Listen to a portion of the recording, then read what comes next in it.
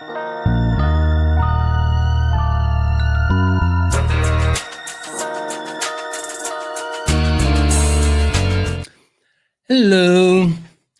Hello, hello, hello. How's everyone doing? How is everyone doing today? I hope everyone's having a happy Friday. Hope you all have good plans for the weekend. Hope everyone is doing well. Guys, we are here for some debates. We are here for some midday debates. What that means is we are looking for Trump supporters. We are absolutely looking for Trump supporters. So if you are someone that supports Donald Jimothy Trump, please, please, please, please, please, please get in the box. We are only looking for Trump supporters. With that being said, if you're not a Trump supporter, do all the wonderful things. Tap the screen, share the live. Let's go ahead and get the likes up to 8,000 likes. Let's get the likes up to 8,000 likes. And we're going to go ahead and get it cranked up. You stepped in the box. Now you're in the ring. Ain't no hugs here. You better take your best swing. Mike Hot, who wanna step in the flame? This ain't a debate, this a mind game. Facts like lies get left in chain. One wrong word, get slapped out your name. This ain't TikTok T, this a war zone talk. No script, no filter, no safe walk. Bring stats and get scrambled like a glitch. I got fire in my mouth like I came from the pit. Hey, Step in if you dare. Truth hit hard like a punch in the air. Ain't no rules, no plan, no script. one wrong move, get cooked real quick. No cap, no shield. Better know your stuff or you get revealed. Step in, don't you wanna? Sparring with Santana. I don't care what you claim or your background. Facts only, if not, get clapped down. Whether you're left or right or you don't even vote. If your logic is weak, I'll sink your boat. You talk slick, but you ain't got source. Just vibes, that ain't power, that's force. I'm the test, the trap, the trip, the call. You slip once, I'm snatching it all. Yeah. Step in if you dare. You dare. Hit hard like a punch in the air. Punch in the air. Ain't no rules, no plan, no script. Yeah. One wrong move, get cooked real quick. No cap, no shield. No. Better know your stuff or you get revealed. Step in, don't you wanna? Sparring with Santana.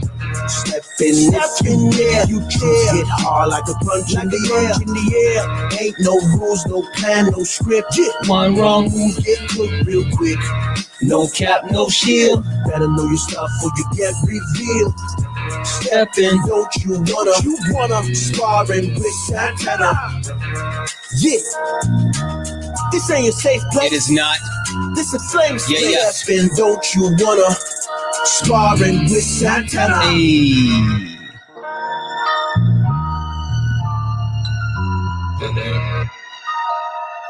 Boom, boom, boom, boom. Guys, welcome in, welcome in, welcome in. This is Sparring with Santana, one-on-one debates with Trump supporters. If you're a Trump supporter, get in the box. If you are someone that supports Donald Jimothy Trump, get in the box. We are only looking for some debates. MAGA, MAGA, MAGA. I just want to know, are you still on the Trump train? MAGA, are you guys still riding the Trump train? And I know it may be a pretty obvious answer, but I still have the question right because there's a lot of things happening right now. Of course, there's the e-files with the emails. There is a loss of healthcare across the country. There was a blue wave that actually smashed directly into you, and there's more coming. And also, the economy is tanking. All of these things would make me think that you guys would want to jump off the Trump train, but maybe I'm wrong. Maybe you guys have the ability to prove me wrong. So if you are a Trump supporter and you would like to prove me wrong, get in the box. We're only looking for some debates. And guys, you Trump supporters, you get the floor. You get the floor. All 21, are you a Trump supporter? Yes. Okay, perfect, perfect. Quick question for you before we get started, friend. Do you know who I am?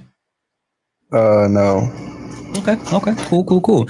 Would you mind if I give you a quick introduction to not only who I am, but what this is? Yeah, I don't mind. Okay, perfect. Thank you. 1 second. Ladies and gentlemen, welcome to the main event.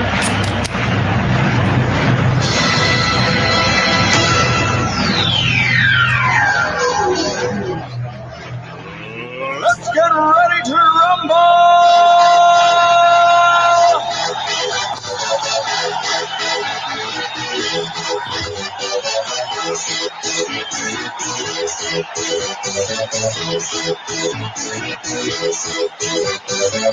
Y'all ready for this? Guys, welcome in. This is Sparring with Santana, one-on-one debates with Trump supporters. If you are a Trump supporter, get in the box. If you're someone that supports Donald Jimothy Trump, get in the box. We're only looking for some debates, but if you are not a Trump supporter, do not request help. We're not looking to talk to friendlies. We are only looking for some debates. If you're a friendly, tap the screen, share the live. I'm going to keep resetting the daily gift goal to these little 1-cent gift goals. If we can knock those out a couple of times, that'll help push us out to the FYP. Right now, they're the little pink heart puffs. If we can knock those out, that would be super helpful. Also, send your daily heart me. It's only one coin. That'll help boost the live as well. With that being said, all 21.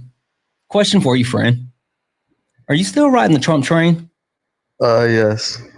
Really? That's shocking. Not even gonna hold you. I could have sworn that like you guys were all jumping ship. So help me figure this out, because there seems like there's a lot of damning evidence and a lot of things happening that, you know, Trump is kind of sinking the ship. Why are you still riding the Trump train? Because of the things he does for America. Okay, that's a fair statement. What does he do for America? The Hearing Aid Act and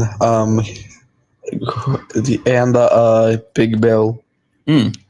Yeah, Hearing Aid Act, big beautiful bill. So I heard you talking to Parker about this one. So I know you know about the Hearing Aid Act. I'm not going to repeat that, and we know for a fact that actual whole talking point has been debunked. So I don't want to talk about the Hearing Aid Act, or the fact that you said that I did talk to your mother and your mother and your grandpa, something like that.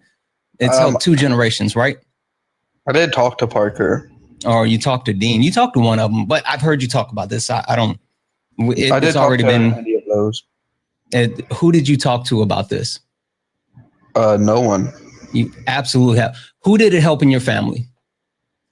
My dad and my mother. Okay, so your dad and your mother. I knew it was like other people. Yeah, I've heard you talk about this. I don't want to talk about that. Let's talk about the BBB. What specifically about the BBB are you actually, thinking that it's doing something good for the people? Okay, so it was, I forgot what it was. Was the big beautiful bill the crypto thing? No, the Genius Act was the crypto thing. So are you saying that you actually support the Genius Act and not the big beautiful bill? Which one? I support the big beautiful bill. Okay, why so? Because the tax and the policy. Yeah, you're okay. What policy? I forgot what it was called. Shit. Oh, do you know about the tax cuts and stuff? Yep, I know all about the TCJA, the extensions that occur within the BBB, and how that actually impacts people. I mean, I think that's a simple one to kind of dissect and break down. But before we get to that, I would just like to know, what policies are you referring to? 1 second. I have the policies on my journal. No worries. Joe Star, it's messy. It's messy all day. It's messy. It's not even close. Guys, keep tapping the screen, share the live. Let's go ahead and get the likes up. Let's get the likes up to 25,000 likes. Also, if you would like to support the live, you can do so. Cash App, PayPal, Venmo, all the pay links in the link tree in the bio. Santana Speaks for You. Santana Speaks for You is the best way to support the live. Everything's accepted, anything's appreciated. If you are over on the YouTubes and you would like to actually support the live, you can do so with the super chat, and I will read that out. I found the policy. It's the Middle East policy. Okay. What Middle East policy? It's called the Middle East and the Abraham Accords, I think. Abraham Accords. Okay. So the Abraham Accords aren't a part of the BBB. So you're conflating. Yes, no, I'm just talking about the foreign policy. Okay. So you like Donald Trump's foreign policy? Yes, because he made peace with no, he made peace with Israel, I believe it was. Okay. All right. Question for you. You like sports? No. What do you like to do? What's like pastime? Is anything that you like to watch? What's your favorite show on TV? Oh, that's difficult. Supernatural. Oh, son of a bitch. You did not say Supernatural. I did, man. Carry on my wayward son. There'll be peace when you are done. When your weary head to rest, don't you cry no. Okay. Anyway, all right. Question for you. Do you remember the episode of when the darkness was coming? Right. You remember darkness, God's sister, Amara. Cool. Amara. Right. So Amara was coming. And everyone had to actually team up, right? Team up to face Amara. You had the witches, you had the angels, you had Crowley, who joined the demons, and you had Lucifer, right? And then you had God. All these different people that came together to actually fight Amara, right? So my question for you, because normally the demons and the angels, like they don't work on the same side, right? But they found a bigger threat. After they made the decision to team up with God and everyone else, did they need to actually have an agreement that they weren't going to fight each other while they were already on the same team? Yes. But technically not, because right, because they had already made the agreement that they weren't going to fight each other, right? Because they were fighting against this other person. What's this have to do with Donald Trump? I'm walking you to it, but you get what I'm saying, right? So the angels and demons were already on the same team, and they didn't need to be told, "Hey, don't fight each other," because they already knew they weren't going to fight each other, right? Yep, cool. That's the Abraham Accords. Donald Trump didn't actually do anything groundbreaking with the Abraham Accords. He got two countries that already were not at war, that had not had any type of conflict, that were not fighting, and just got them to sign an agreement and say, "Hey, we're not going to fight." That was the Abraham Accords. Yeah, but still, it was pretty good since it like stopped them from like starting a war. It didn't. Again, they weren't fighting. They weren't adversaries. They weren't at war. Nothing. That's why I gave you that analogy. Like the Abraham Accords were something that Donald Trump got them to do as a performative measure. Of curiosity, do you know what the First Step Act is? I do know what the First Step Act is. We can talk about that, but would you like to address what I just said with the Abraham Accords? I mean, come on, now I gave you a fucking killer supernatural reference. You got to at least acknowledge that. Yeah, true, but still, it's like peace. So like they were did you hear about like Israel trying to start a war with America since Trump? I think he bombed I forgot. Israel, that's vehemently wrong. Israel would never start war with the United States of America. And also Israel has bombed over the last 18 months. Israel has bombed 9 different countries in the Middle East, like proactively bombed them. Israel is a terrorist state. Yeah, but still, yeah. Anyway, so Donald Trump, he didn't do anything in the Middle East with the peace accords, but you wanted to pivot to the First Step Act. So let's do it. What do you got with that? The criminal justice system and like how it was reformed, and the sentencing laws. Yeah, the First Step Act didn't reform the criminal justice system. And it also no.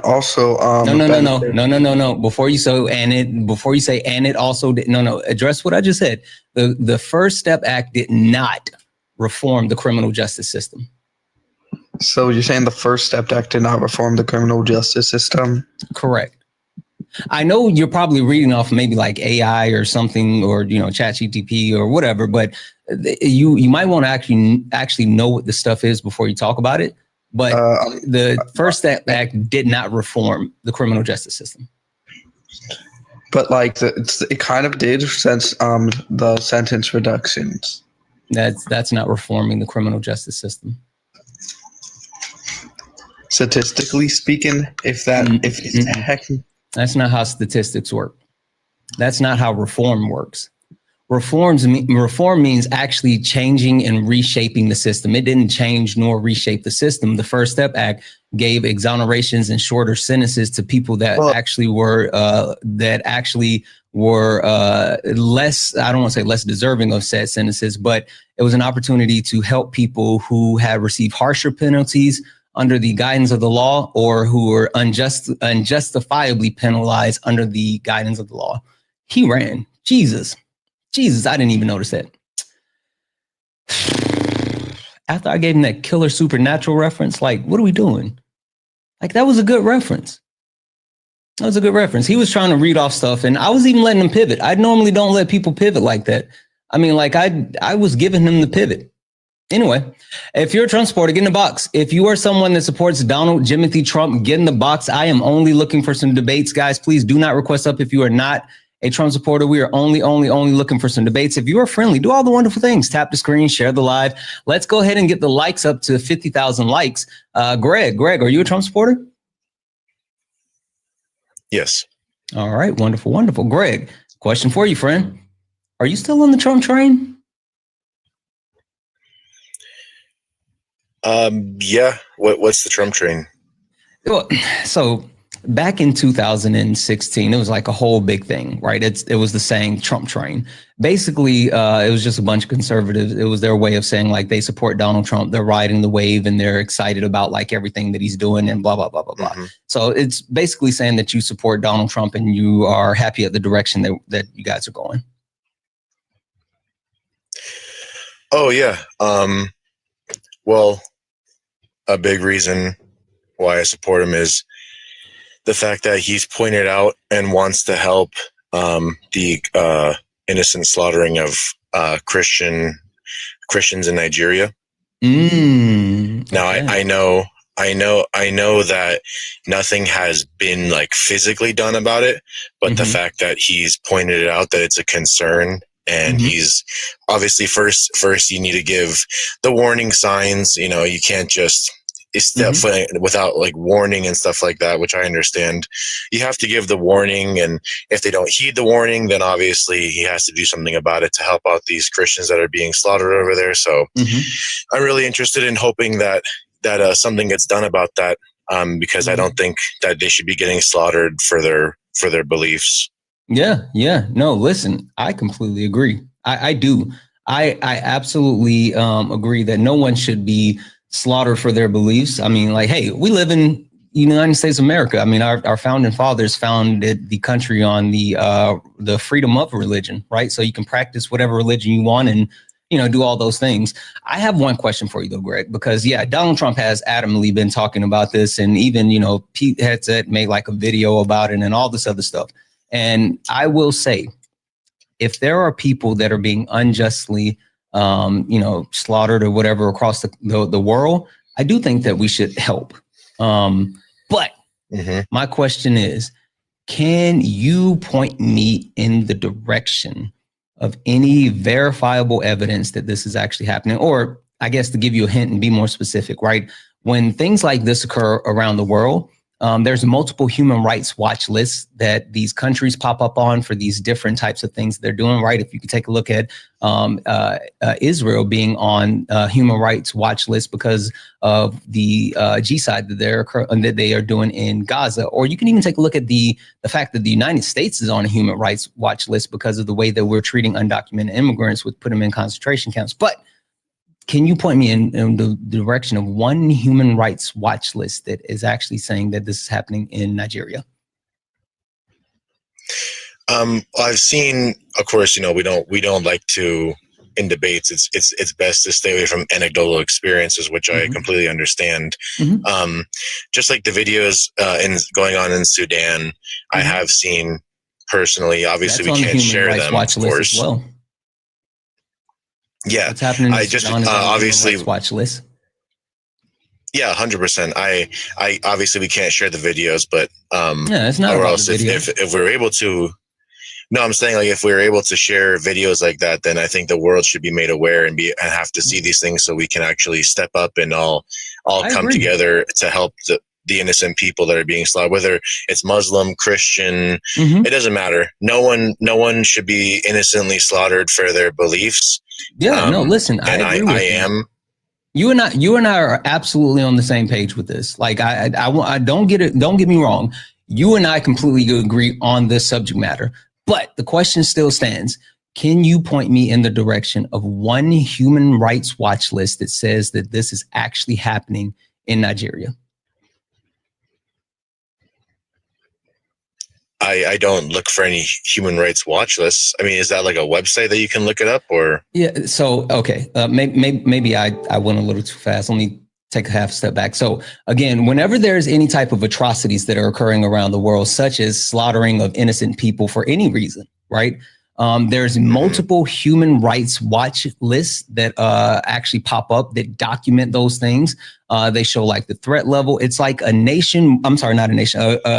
A global, a worldwide infrastructure that continues to let people know, like, hey, this is happening here. This is happening here. This is happening in Sudan. This is happening in Congo. This is happening in Gaza. Like they make sure that everyone knows like what's happening, and that's how we know, right? Outside of seeing stuff on the internet or seeing random things or whatever, like that's how we can actually track what's occurring. And my question is, if these things that we're saying that are happening, right, if they're actually happening, why is it that no Human Rights Watch list, the actual people that do this, that make sure that people know about these atrocities all around the world, how come none of them have added Nigeria to the Human Rights Watch list because of this? Would you agree or maybe think that it's maybe because it's Christians that are being slaughtered? Nope. Because if it was Muslims, Hindus, I'm pretty sure it would be. But when it comes to Christians, sometimes we like to turn a blind eye to it because obviously, everyone feels a certain type of way about Christians and Christianity. So when it comes to Christians and Christianity, let's just sweep it under the rug. But I guarantee that's not how Human if it Rights was Muslims work, though.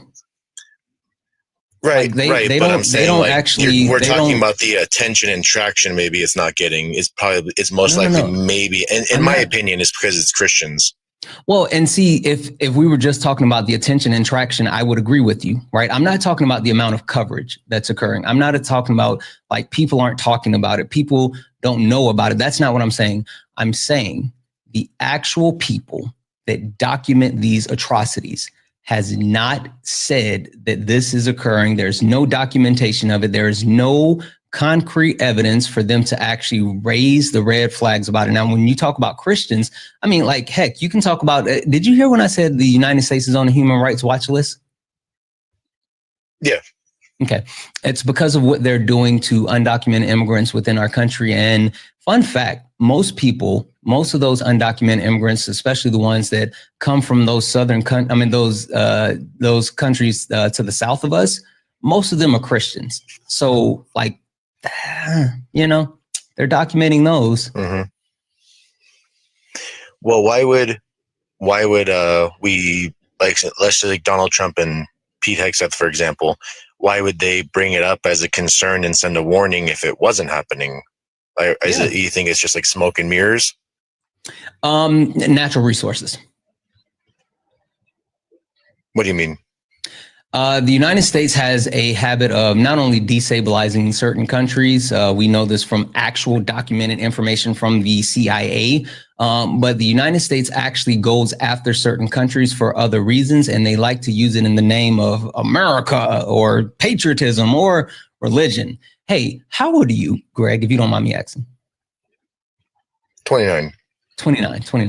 Okay, you may be on the cusp of remembering this or whatever, but maybe not. You remember when George W. Bush sent us into Afghanistan, and he said that they had weapons. I'm sorry, sending us into Iraq, so they had weapons of mass destruction. You remember that?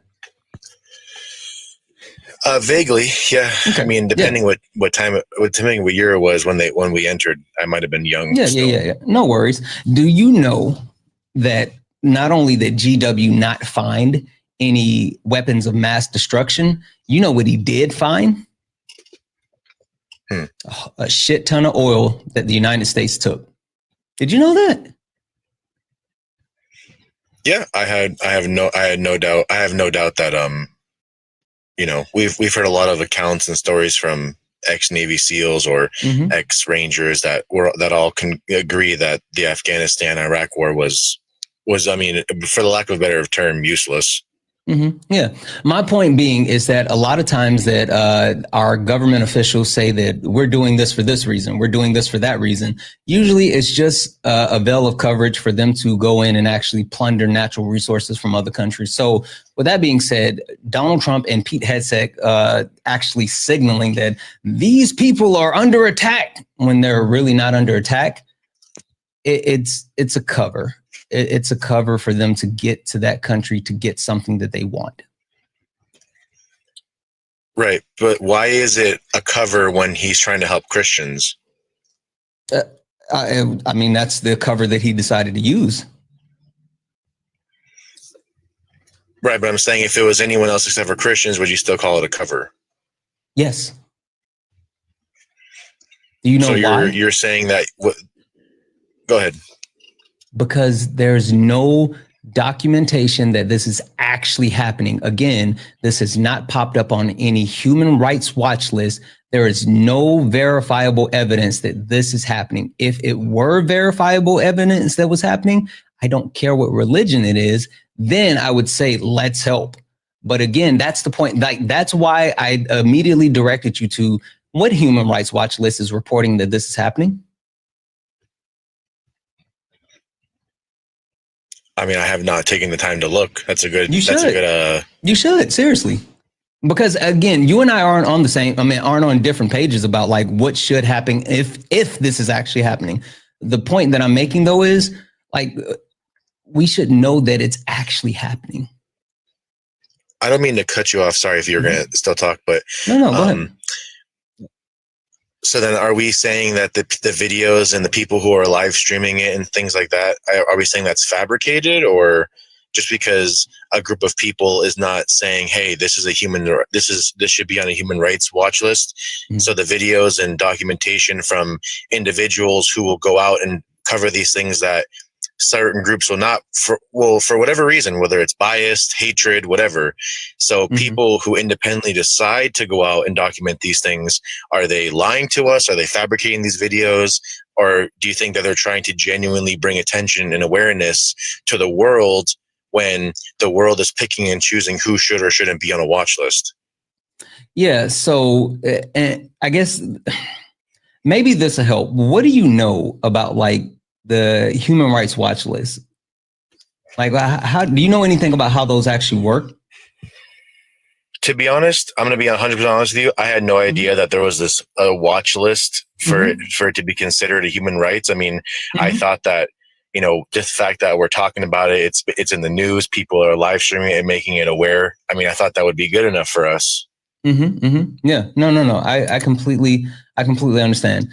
So the point that I wanted to bring up with that is that when you talk about this human rights watch list, the reason why it's not something that's political, right? I mean, like we tend to politicize everything in our country, but it's not something that has nefarious intentions. It's not something that has biases or leanings. It's literally just a record of information. And while we are very hyperbolic here in our country, right, we are divided, right? I mean, like a lot of people say fake news and all this other stuff, but the rest of the world, most of the rest of the world are very interested in being chronological.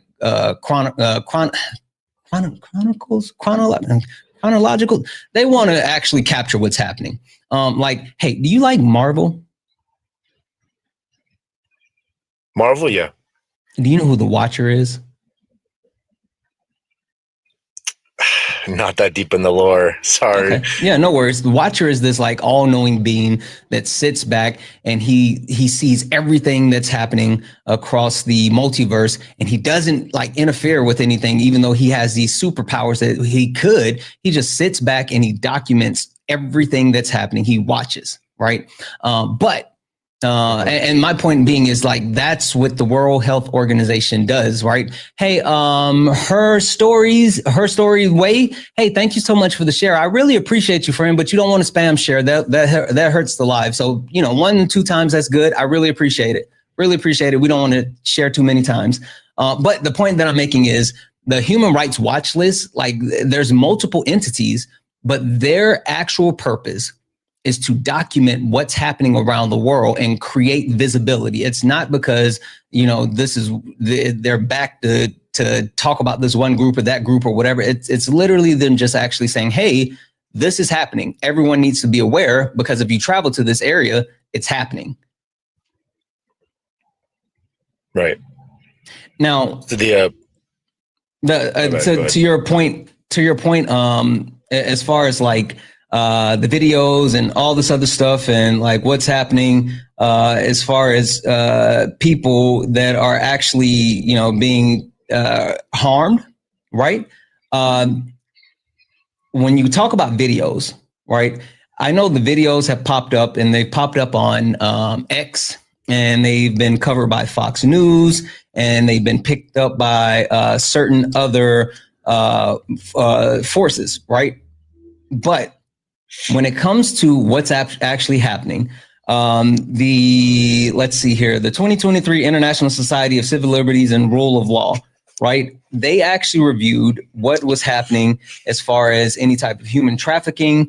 They also monitor abuse across different countries, specifically Nigeria, and actually checking with them and checking in as far as, let's see here, research. They updated the research and they published it for 2025 and said that they have never found that there's 100,000 Christians that have lost their lives in that country. And also noted that there's the whole premise that there's a bunch of Muslims there. The actual documented information is that there's about 60,000 moderate Muslims, meaning that yes, they identify as Muslim, but they're not like hardcore practicing Muslim.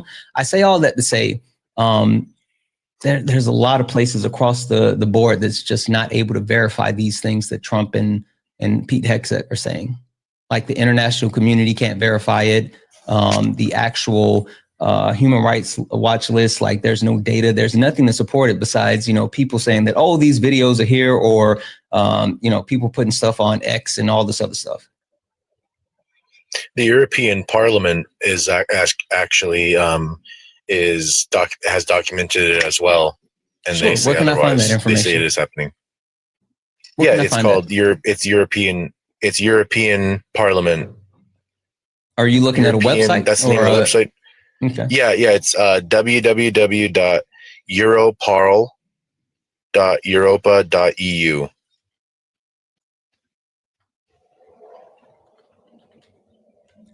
European Parliament. What is it? What are they saying? They're talking about the persecution of Christians in Nigeria. That's the main thing it brings up when you click it, and it goes on to explain the questions and answers for what's going on in Nigeria and how many are being killed as of what date. And right now it's saying it even has between 2019 and up to 2025 as well. Okay, so let's see here.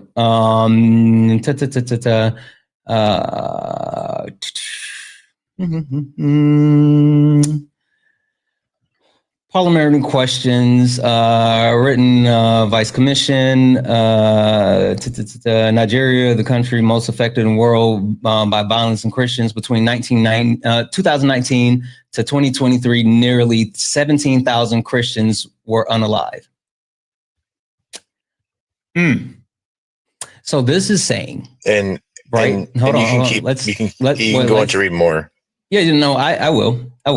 So this is currently saying that from 2019 to 2023, right, 4 years, that 17,000 Christians have lost their lives, right? So one, that's a far cry from the 100,000 that is being reported. Can we agree on that? 17,000 versus 100,000, that's a huge gap, right? Right. That's just that's the first thing I brought up, that I'm just trying to like kind of set the groundwork of what I'm, because you asked for the evidence. I'm just trying to give a little bit of it, but obviously we can obviously deep dive into finding much more. I mean, but that was just like the first thing I brought up with when I saw the European Parliament. And so that's what I've gotten so far, but yeah, so reading the rest, it also talks about 2025 as well. Yeah. No, that's what I was just about to say. But reading the rest here, it says in the first 7 months of 2025, more than 7,000 were reported, with around 7,800 kidnappings. Behind these figures, the destroyed families raised villages and communities forced to flee. Right. So it's saying that in the 7 months, there's been 7,000 people that lost their lives and 7,800 that have been kidnapped, right? But like, then it goes to, in light of the above, number one, what measures are being taken? Number two, how is the EU supporting? Number three, that affected politics and diplomatic dialogue. So I guess the point that I'm making with all of this, right? I don't mean to cut you off, Santana, but you've completely skipped the whole paragraph. Yeah. The Parliament resolution of 8 February 24, so that's February 8, 2024, already condemned the massacre. Violence in the region is fueled by radical militants and groups operating with terrorist methods.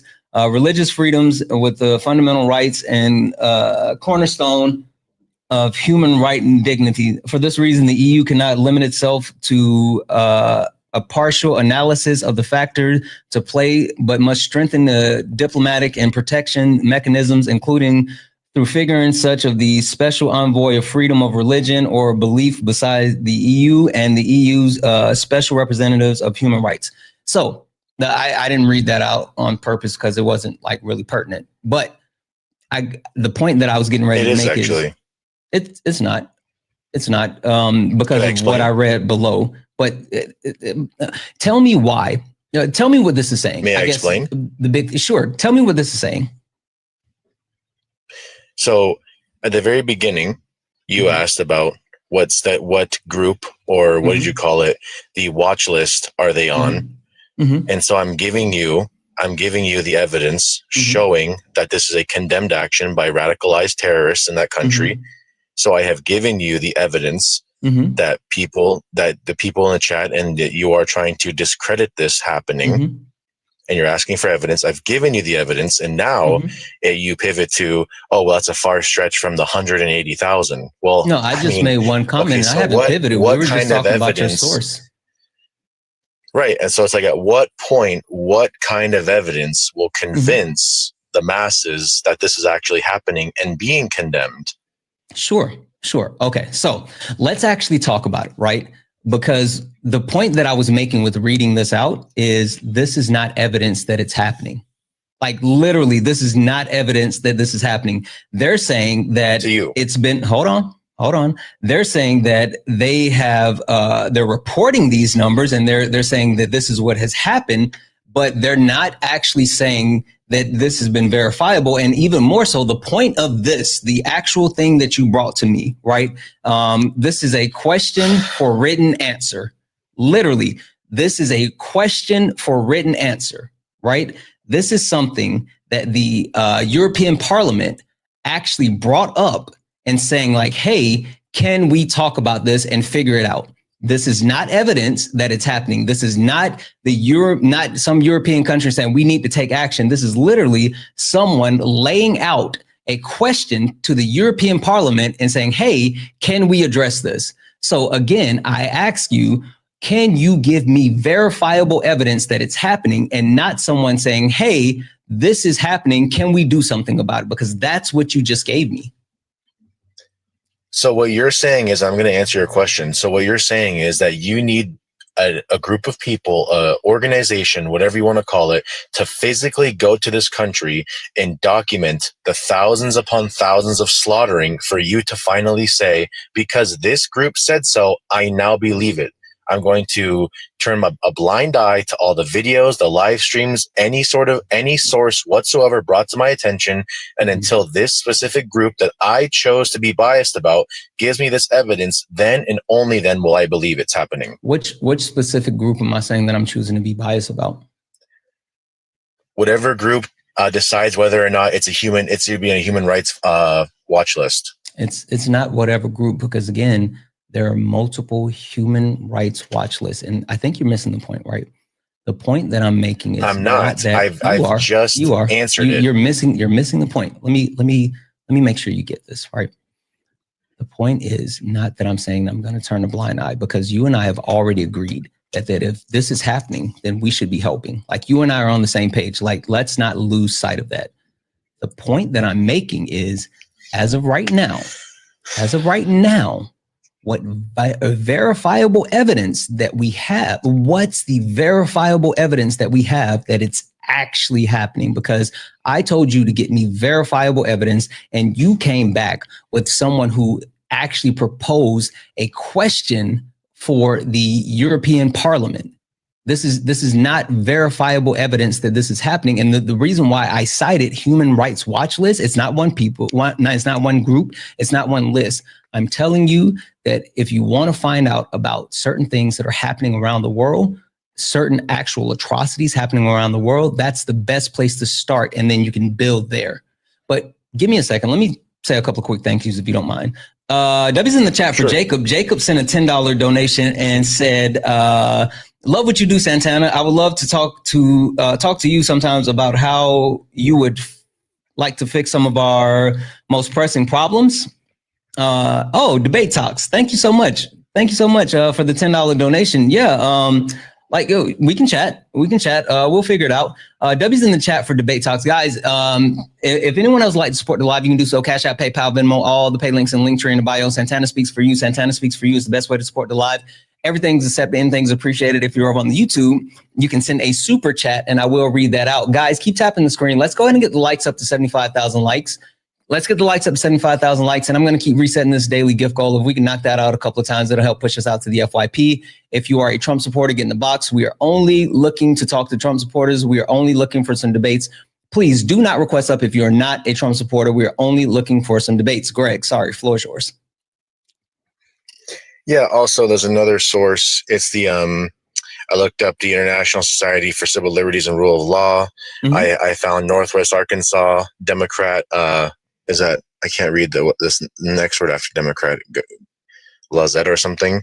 That also talks about the Northwest Arkansas Democrat Gazette. There it is.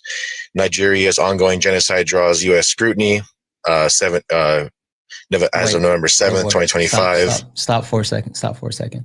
So are you telling me that there's a paper in Arkansas that wrote a story about the government, the United States government, saying that it's happening?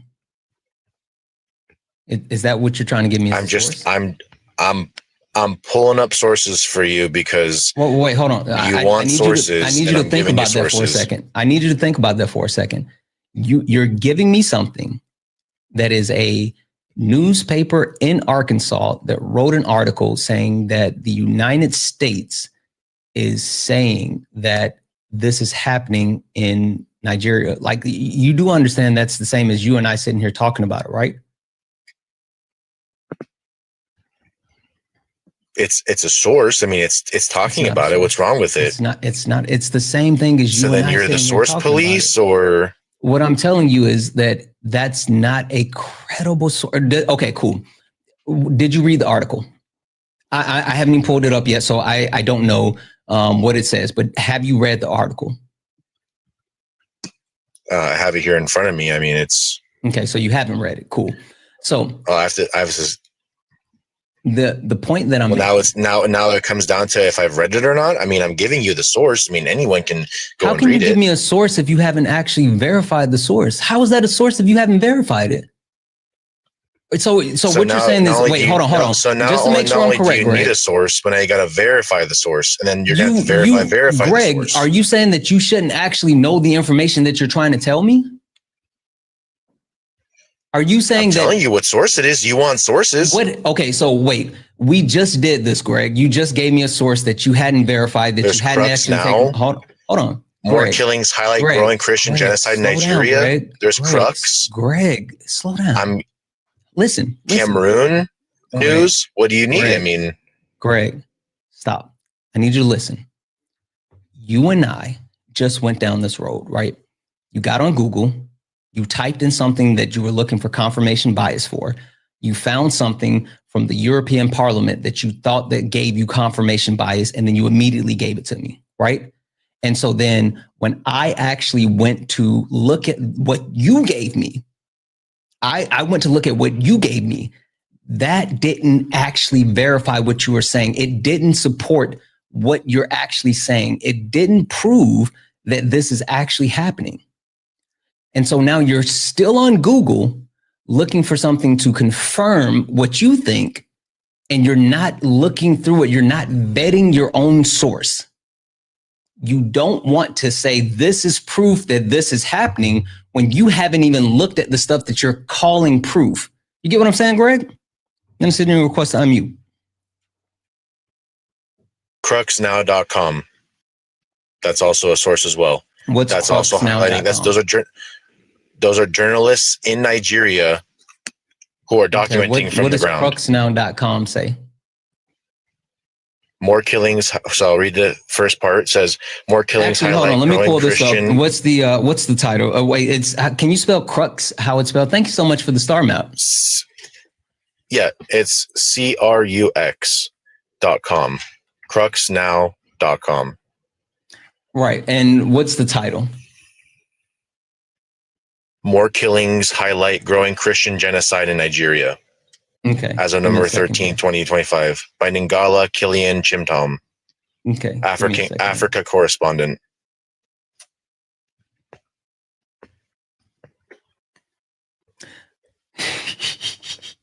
Did you know this is like a religious this is a religious site. Okay, cool. More unalivings. One more time. What was the title? More unalivings. More unalivings. Sorry, my bad for not using TikTok words. Mm-hmm. More unalivings highlight growing Christian genocide in Nigeria by Ngala Killian Chimtom, who was an African correspondent. Okay, give me a second here. All right. And this is from Crux.com,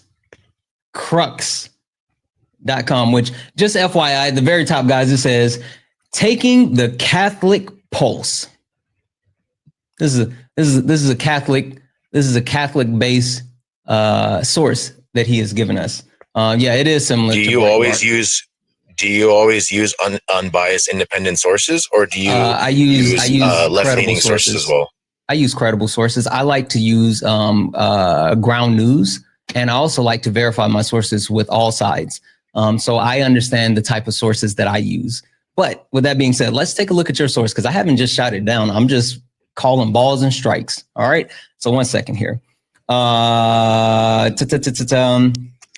At least 20 Christians have been unalive in Nigeria, Tabara State in 24 hours, and what seems to be a worsening specter of Christian persecution in the West African country. Report says Fala, I think that's how you say it, Fala herdsmen stormed homes and placed worshippers in multiple settlements in the Warwick local government area between November the 9th and 11th. Truth Nigerian describes this attack as a coordinated with the attackers firing indiscriminately into houses. And this is a quote. I was prepared to go for the mass earlier that morning around 6 a.m. when I heard sounds of motorcycles. Christina Joseph, a 33-year-old farmer from Amud village, told Truth Nigeria I was in the kitchen. They stormed into our compound, surrounding it, and pew-pewing into the main house. Joseph said they fired about 5 minutes shooting shouting Allah Akbar when gunfire stopped, and it went inside of and found my husband of 14 years, John Joseph, already unalive, she said. Father George Dungo of the Holy Family Cathedral said bodies were still being removed from the rubble, a signal that the unalive toll could mount. Yeah, so again, I can keep reading all this, right? Because it's a lot, but the point being is, come on. I think the point being actually is that if it was a Palestinian giving their account, you'd be in tears, but because it's a Christian dying, you're laughing. That's pretty messed up, bro. No, it's not. Listen, that's have you asked me anything about my faith? Damn. Like you're sitting here making an assumption, and you and I haven't even talked about what faith. I hear is you laughing that Christians are dying. what I'm laughing at is you're so damn gullible, Greg. You're fucking gullible. My point being, listen, there is a constant attack on critical thinking, and I promise you, the attackers are winning. You're sitting here listening to whatever Trump is saying when he's not giving you any type of information. You, for yourself, you have not actually tried to verify any of this information until I made you go verify it. And after making you try to verify it, the best you could do is give me this Catholic website who says that this is happening, but then everything else, every other international source that I can find, because I have found multiple international sources talking about this, has refuted the claim.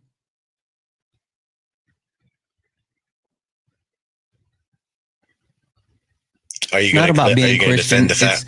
It's not about being Christian. I don't care about the religion. Again, you keep saying this as if I don't like Christians. I don't care about the religion. I care about the people. And if it's happening to people, then we should help. But we need to verify that it's happening to people. I think that's the point that you're missing. You, for some reason, think that it's an attack on Christians because I don't like Christian. It's not personal for me. It's not. It's literally me saying, sure, can we verify that it's happening? And if it is happening, let's help. I've literally just given you a source where it is happening. That's not how sources work, bud. Yes, there's violence in Nigeria. Yes. What is up with you guys in sources? Well, because we don't just trust you, bro. Holy shit. Did you just say what is up with us in sources? You literally are. You're so nitpicky over sources. I'm not nitpicky. What I'm saying is we don't believe you. You need more people. That's what I'm saying. Like literally, I'm not saying that's what I'm saying. I'm just telling you what to read and you read it. Yeah. And what I'm telling you is I'm trying to give you a pro tip, bud. And this isn't just for this conversation, right? Hopefully, do you have kids, Greg? I do. Okay, cool. Approximately what's the age? Are they elementary, middle school, high school, college? She's 5. Okay. Perfect. One thing that you want to teach your 5-year-old, right? And I'm sure you're probably instilling this in them, right? If you are actually going to go and provide anything, right? Whether it be like information or if you're going to actually like try to prove a case or a point or whatever, then you should actually have something that really backs up with what you're saying, right? So if you're going to go to Santana, this, I'm sorry to cut you off. Santana, I'm sorry to cut you off, but okay, look, I'm okay with the dialogue. People in the chat, Santana, no disrespect. I don't need anybody telling me how I should raise my kid, saying God bless my child. She has nothing to do with this. I was not the one who brought her up. It was just, I got it. Don't worry about it. Chat, like, let's not make it personal. It was literally just a point that I was trying to make for reference. So let's not make it personal. The point that I'm making though, and it's me and you up here, Greg. The point that I'm trying to make, right, is that just like you would want to teach your child to, whenever they are trying to convince someone or make a point or actually prove something, that they actually have solid evidence, or just for example, Greg, if someone bursts into your home, if the cops burst into your home and said that they were going to take you to jail, right? Because Greg actually robbed Fort Knox, wouldn't you want them to actually have proof that you robbed Fort Knox? Absolutely. And that's all I'm saying, Greg. That's all I'm saying. Like, I'm not saying that this is something that I don't care about. I'm not saying that this is something we shouldn't be here at helping with. I'm just saying, hey, Greg, we just need proof. We need proof. And if you're telling me this is happening, I'm willing to hear you out, but I just need to know what proof you have that it's actually happening. Okay. Now, I understand that. And I do have a question about that. Mm-hmm. If you say you care, and if people are being innocently unalived, mm-hmm. wouldn't you? Because I know you like to look at sources. I know you like to research. Why mm-hmm. is it that this is something that you can research, but you're choosing not to? Who Why hasn't? specifically this? Who said that I haven't? Because then you would have found evidence that this is going on. What did I say? Like a few minutes ago, I said that every source that I have found has been refuting what's happening. So it's not sitting here saying you're saying that why haven't I found information to affirm what you're telling me? I'm telling you that I went to find information to try to affirm what Donald Timothy Trump said, and everything that I looked up, this is prior to me and you talking, everything that I looked up said nope. And that's what I'm sources saying. Are these independent, unbiased sources that we're talking about? Yes. Okay. Can I have one of your sources? That it's not happening? Sure. That it's not happening. Sure. Let me go back here. Sorry. Because I clicked off of it, but I was actually citing information from the BBC article that actually pulled the information directly from boom. The British Broadcasting Center, is that what it is? BBC, yes. Okay. So the BBC they are left leaning. They're by liberal. what measure? The BBC is left leaning liberal company. Where are you getting that information from? That's just from general knowledge. Okay, from your general knowledge?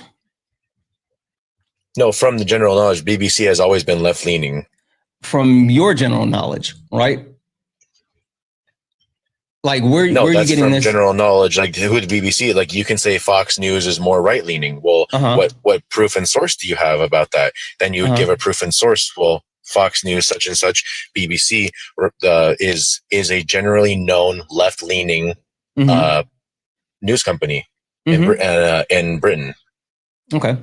So when you start to look at certain biases, right, and you take a look at how this actually works, I'm not telling you that you're looking for something that is completely one way or the other or whatever, right?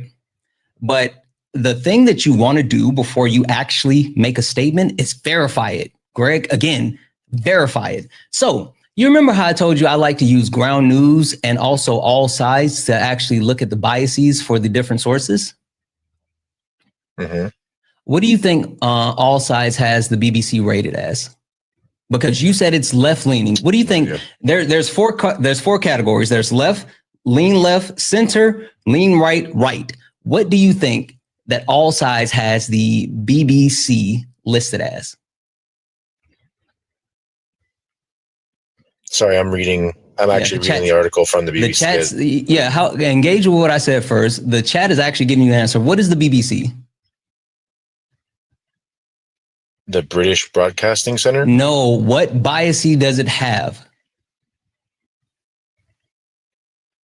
It's a left-leaning company. It's not. Broadcasting Center. It's not. The BBC is ranked as center.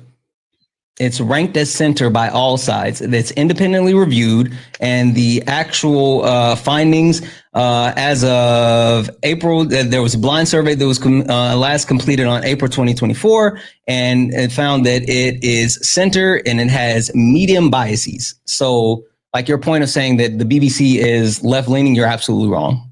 So, can we admit that? Right. And so now, no, but okay, yes, you're right. So if I said they're left leaning, which I did, I should have. Obviously, you're saying they're center. So now in the article of BBC, when it comes to the article in the BBC, are Christians being persecuted in Nigeria as Trump claims? There's no claim in their article saying it's not happening. There's words like misrepresentation of reality, difficult to.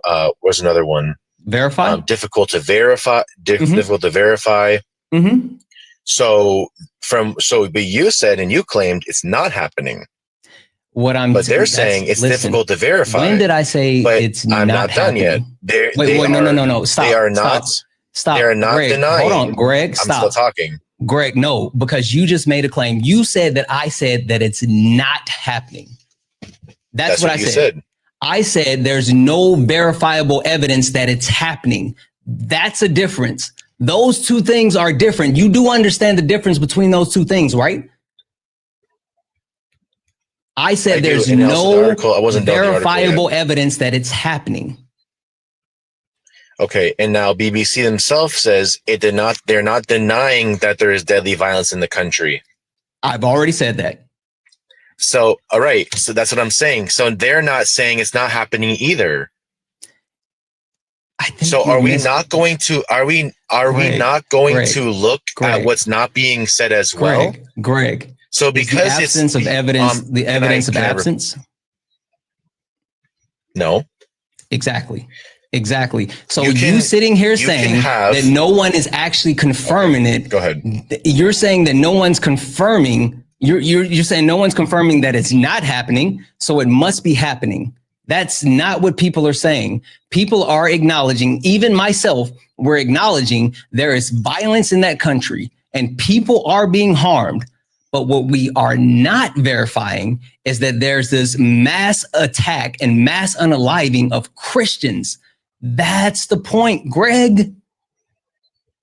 So you're saying you're going off of what one side is saying, and the other side is saying something else. But what you're doing is you're not looking at what the middle is saying. The middle, the BBC is literally the middle. We've already covered that. No, yes, they are. The actual. Greg. Before you prattle off and say some more stuff, go get me something that tells me. Can I speak on this live or no? Go get me something that tells me that the BBC is not the middle, because all sides, which are independent fact checkers, have verified that the BBC is the middle. Now you go get me something that tells me that the BBC is not the middle. And what I'm trying to explain here is that we're talking about the BBC, and then we're saying another side is saying, like, let's just take Crux now. Go get me something now, for instance. Go get me something. So one side is saying something. Greg, you're not going to continue. Can I answer what you're saying? No, I want you to get me something that tells me that the BBC is not the center, because you're trying to make it seem as if this one side or the other, when the BBC is literally rated as center down the middle. It's rated down the middle, meaning that it gives unbiased information. So now if you have something that tells me that it's one side versus the other, I'm willing to accept it and listen to it, but you're making a claim based off of the fifis in your tum-tum. So the BBC, there's an ongoing question if they are left-leaning or center. Now, it's also saying that the BBC. Sure. Where are you getting this information from? What side? I'm just reading. I'm reading it also off of Reuters Institute about the BBC being under scrutiny. So Reuters wrote an article about the BBC being under scrutiny. It's being under scrutiny. Okay. Yes. What does Reuters say about the BBC being under scrutiny? With the Reuters Institute says, with the BBC and other public service media facing increased political and public scrutiny and a number of different challenges, this is a good time to take stock about what research can tell us about the role of the BBC and public service news in the UK.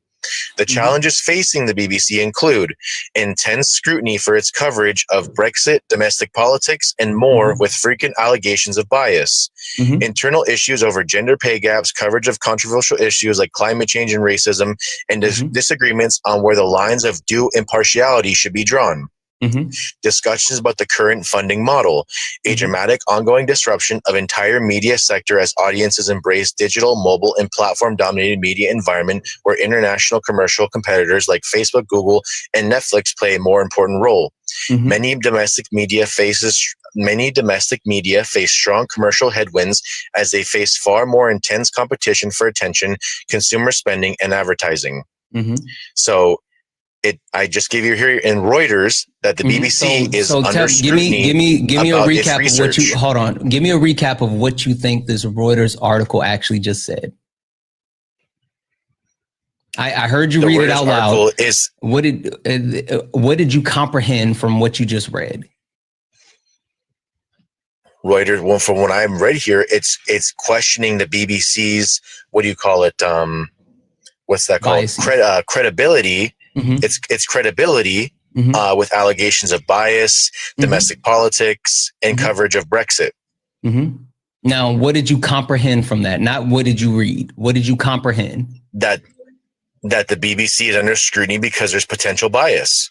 Okay, so perfect. So the article broke down the reasons why they think that BBC needs to be reviewed and why they think that it may have certain biases. They quoted the political pressures, they quoted the coverage of certain things, and they also quoted the finances as far as the BBC. Now, with that being said, does that mean that the BBC is not a center source as far as reporting because someone else is questioning whether they're biased or not? It's not someone else. It's Reuters from Oxford. Reuters is someone else. That's a pretty damn good, credible source. Reuters is an actual news site. I use Reuters. I literally use Reuters. And you want to know what's funny about Reuters, right? You're sitting here quoting Reuters, and I use Reuters as well, but it has a biasy review as well. That's why I like to use All Sides, which is an independent reviewer, right? And I also like to use Ground News, but Reuters is actually the same thing, and they are listed as center, but they're closer to left-leaning than center. They're at a negative 0.85. They're close to being left-leaning, but technically they're still centered, and this is by the actual blind surveys and fact checkers that verify these types of things. The point that I'm trying to make, bud, is that you're telling me the point that I'm trying to make is the point that I'm trying to make is the point that I'm trying to make is the point that I'm trying to make, Greg. The point that I'm trying to make is that you're trying to tell me people of under scrutiny. That's all it is. The point that I'm sitting here telling you is that you're trying to actually say that the BBC is not centered, but the best that you can do is find an article from another quote unquote centered source saying that, hey, we should look at the BBC. What the fuck are we even doing, Greg? I'm even using the source you use. Can you give me a source that says, not a source that says we need to review it, not a source that says they may have some biases. Can you give me a source that says that the BBC is not a centered source? Bro, how many more sources do you want, bro? How many? I just want you to be able to verify anything that you just said you use it. Yeah, I use Reuters. I just verified. Can you tell me? Okay. You use Reuters. I just read it from Reuters. Greg. I'm using the one you use. Greg. Stop for a second. Dude. Did the article, so now you want did the article in Reuters, Greg, did the Santana, Greg, did give the me article, a second, bro. Because you have more power than I do in the live. Listen, exactly, I do. Did the Reuters article that you just read, did it say yes? You want a source for Reuters now. Just stop and listen. I don't want a source for Reuters. I never asked that. With the source that you just gave me, does it say that yes, BBC is left-leaning or right-leaning? Or did it say that we need to take a look at their possible biases? Which one did that article say? It's talking about taking a look at their possible biases. Okay, fine. Perfect. You know what, Santana, I'll concede and say I was wrong for claiming that the BBC is left-leaning. Oh my God, there, the clouds can open now and the Lord can kind of come down finally. But what I'm saying is, hallelujah, praise Jesus. Now that seriously, bro, praise fucking Jesus. Praise now that Jesus. I've given you, seriously, praise Jesus, dog. Honestly. So now that I fucks with Jesus. Now that I've conceded, same, bro. Now that I've conceded to that point, I have now brought up Reuters and the fact that they're scrutinizing BBC for bias. And now you're saying that Reuters, a source that you use, who is more left-leaning, is also under scrutiny for bias. That's not what I said. So then who's scrutinizing them for bias? Yes, you did. Yes, you said that. You did.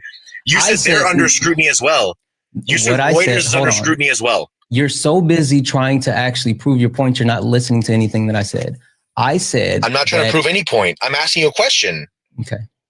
I said that Reuters has a more biasy score, or less, however you want to categorize it, but they are After you said more they're under biased. Scrutiny as well. I did not say that. You keep trying to... Sure. You can go back and rewind it. You can watch it. I am. You're going to stop talking. Don't worry. We're on YouTube. I'm going to rewind it. Don't worry. We got this. This is like my favorite part of like being able to prove shit is like, since I'm live on YouTube, like I just pull it back up and we play it back. So then who's scrutinizing them for bias? You did. You said they're under scrutiny as well. You said Reuters is under scrutiny as well. Let's see. Can you give me a source that says, not a source that says we need to review it, not a source that says they may have some biases. Can you give me a source that says that the BBC is not a centered source? Bro, how many more sources do you want, bro? How many? I just want you to be able to verify anything. Now that, seriously, praise Jesus, dog, honestly. Hold on. I skipped ahead too far. Now that I've conceded. It say that we need to take a look at their possible biases. Which one did that article Hold say? on. BBC is not a centered source. Bro, how many more sources do you want, bro? How many? I just want you to be able to verify anything that you just said you use it. Yeah, I use Reuters. It's verified. You use Reuters. Great, I just read it from Reuters. Great. That was I'm using ahead. the one Can you we go back use. just a little bit more? Saying that, hey, we should look at the BBC. What sitting here telling you is that you're trying to actually say that the BBC is not centered. Verge of Brexit. Now, what did you comprehend from that? Not what did you read? What did you... Media environment where international commercial competitors like Facebook, Google, and Netflix play a more important role. Many domestic media face strong commercial headwinds. Okay, I think this is close enough. Sorry, guys. Competition for attention, consumer spending, and advertising. So, I just give you here in Reuters that the BBC is under scrutiny. Give me a recap of what you... Hold on. Give me a recap of what you think this Reuters article actually just said. I heard you read it out loud. What did you comprehend from what you just read? Reuters, well, from what I'm right here, it's questioning the BBC's, what do you call it? What's that called? Credibility. It's credibility with allegations of bias, domestic politics, and coverage of Brexit. Now, what did you comprehend from that? Not what did you read? What did you comprehend? That the BBC is under scrutiny because there's potential bias. Okay, so perfect. So the article broke down the reasons why they think that BBC needs to be reviewed and why they think that it may have certain biases. They quoted the political pressures, they quoted the coverage of certain things, and they also quoted the finances as far as the BBC.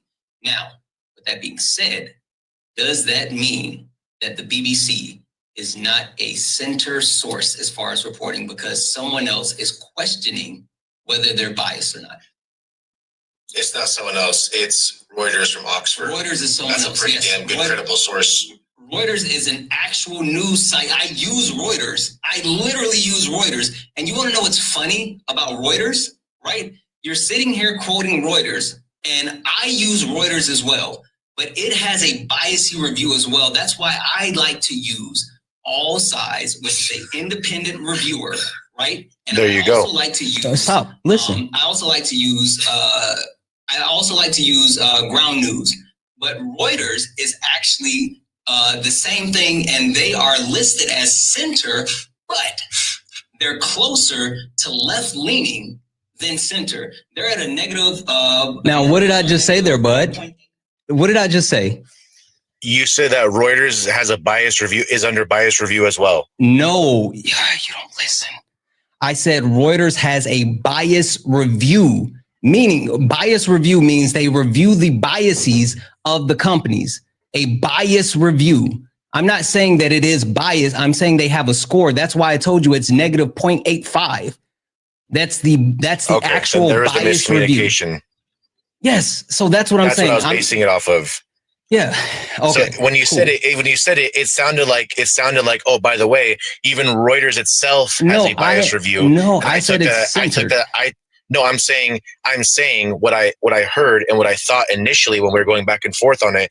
I thought that what you meant was they themselves have a bias review, like someone else is looking into them for bias. That's what I thought you. That's what I thought you meant. You said. Mm-mm. Okay, then anyway, I was miscommunicating. I misheard.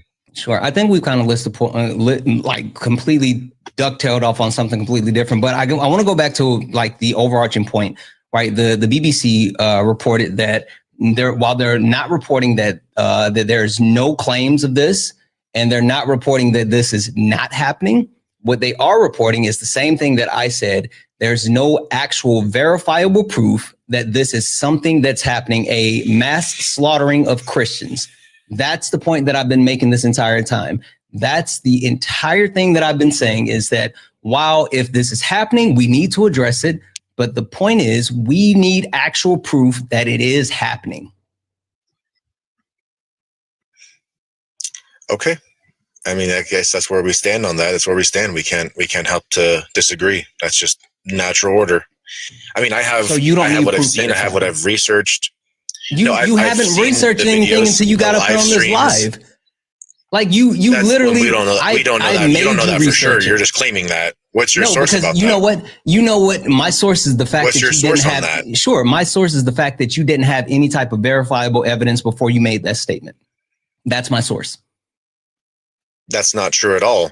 I gave you sources. I was just on my phone willy-nilly looking up things for you to read. Yes, you literally just did that. And I said, oh, have you read this? And you was like, now I have to read it. You wanted it. You said, now I have to read it. Because I had no idea that you yourself would actually deny that's happening. No, it's because you're a headline hoochie. You see things and you think that's not true. You're literally a headline hoochie. You're literally a headline hoochie. We literally just read articles. And what article did we read that verified that it was happening? We read it from Crux Now that it's happening. We read it from the European Parliament. We read all these things. Crux Now that there was violence that was happening. What more do you want? And you gave me the European Parliament, and that was not saying that it was happening. It was literally a question that was listed out. And then Crux Now is a religious website that says that they have reportings that people are being attacked. And while I do not disagree that there is violence in the country, there is an issue with trafficking, there is an issue with any type of actual, things that are happening in the country. What I am telling you is that your premise that there is a attack on Christians is unfounded because you don't have any actual sources to say that people are mass unaliving Christians. That's the point, bud. Okay. That's your opinion. Like, you're wrong. No, it's okay to be wrong. It's literally a fact. I get it. It's literally a fact. You cannot give me one verifiable source that says Christians are being mass unalived in Nigeria. You can't give me one. You have been unable to do that. We just talked about. We're going round and round in a circle. I just gave you sources. We talked about it. You don't know what a source is. You don't know what a source is, Greg. You don't know what to admit it. You don't know what a source is. Can you admit that? Can you admit that? I do know what a source is. You don't. You don't. Because if you knew what a source was, you wouldn't give me the bullshit that you just gave me. And that was bullshit. And I entertained the bullshit. Just because I know that you don't have sources, because you guys don't know things. It's bullshit to you, though. It's bullshit though. because it's bullshit because it's unverifiable. You brought up the BBC, and the BBC itself has not denied it's happening. And they've even admitted that it's hard. They've even said it's hard to verify it. Has the BBC verified it? They've even said it's hard, it's difficult to verify. So yes or no? I'm telling you what they're saying. So no, they haven't. Right? They have not verified. Now, why haven't they verified it? What's Just the say difference? It's not happening. What's the difference between what the BBC? Why haven't they verified it? What's the difference between BBC and what I said? Why, Santana? What's the difference between what BBC and I said? All these people can go find this out, and they're live streaming it, having videos, documenting it. The BBC being one of the largest media news corporations in the world, why can't they verify it? But yet some random person can. Hey, okay, exactly. Okay, listen, stop. Because of bias. Shushies, okay, think about this. I need you to lock in. Chat, lock in. Because it's bias. It's bias. Listen. Bias, Santana. You're crashing, bud. They are biased. You're crashing. I'm talking to the chat. I'm not even talking to you right now. Stop. Chat. Because they're biased. Chat. Listen. Stop crashing. They are biased. Stop crashing. Greg, why are you crashing? Bias. I'm not crashing. You're not hearing what I'm saying. Crashing. I'm they're not biased. I heard you. They're biased. I'm asking you. Okay. I'm asking you. Stop it. I heard you. You're biased. Now I'm speaking. Why can other news companies? You've already said because they're biased, Greg. That's what you said. Exactly. BBC can't. Greg, because you said they're biased. But you keep saying the same shit. Streamers. You keep saying the same thing over and over. I've already answered what you said. I've already answered what you said. What other source then? I've already answered what you said. Besides the BBC, Greg, what other source cannot? Have I not already? Now you're asking another question. I want you to stop talking for a second. What other source can't verify it? Stop it. You're crashing. And now this is becoming unproductive because you're crashing. This is becoming unproductive because you're crashing. Stop it. Chat. I want you guys to think about this.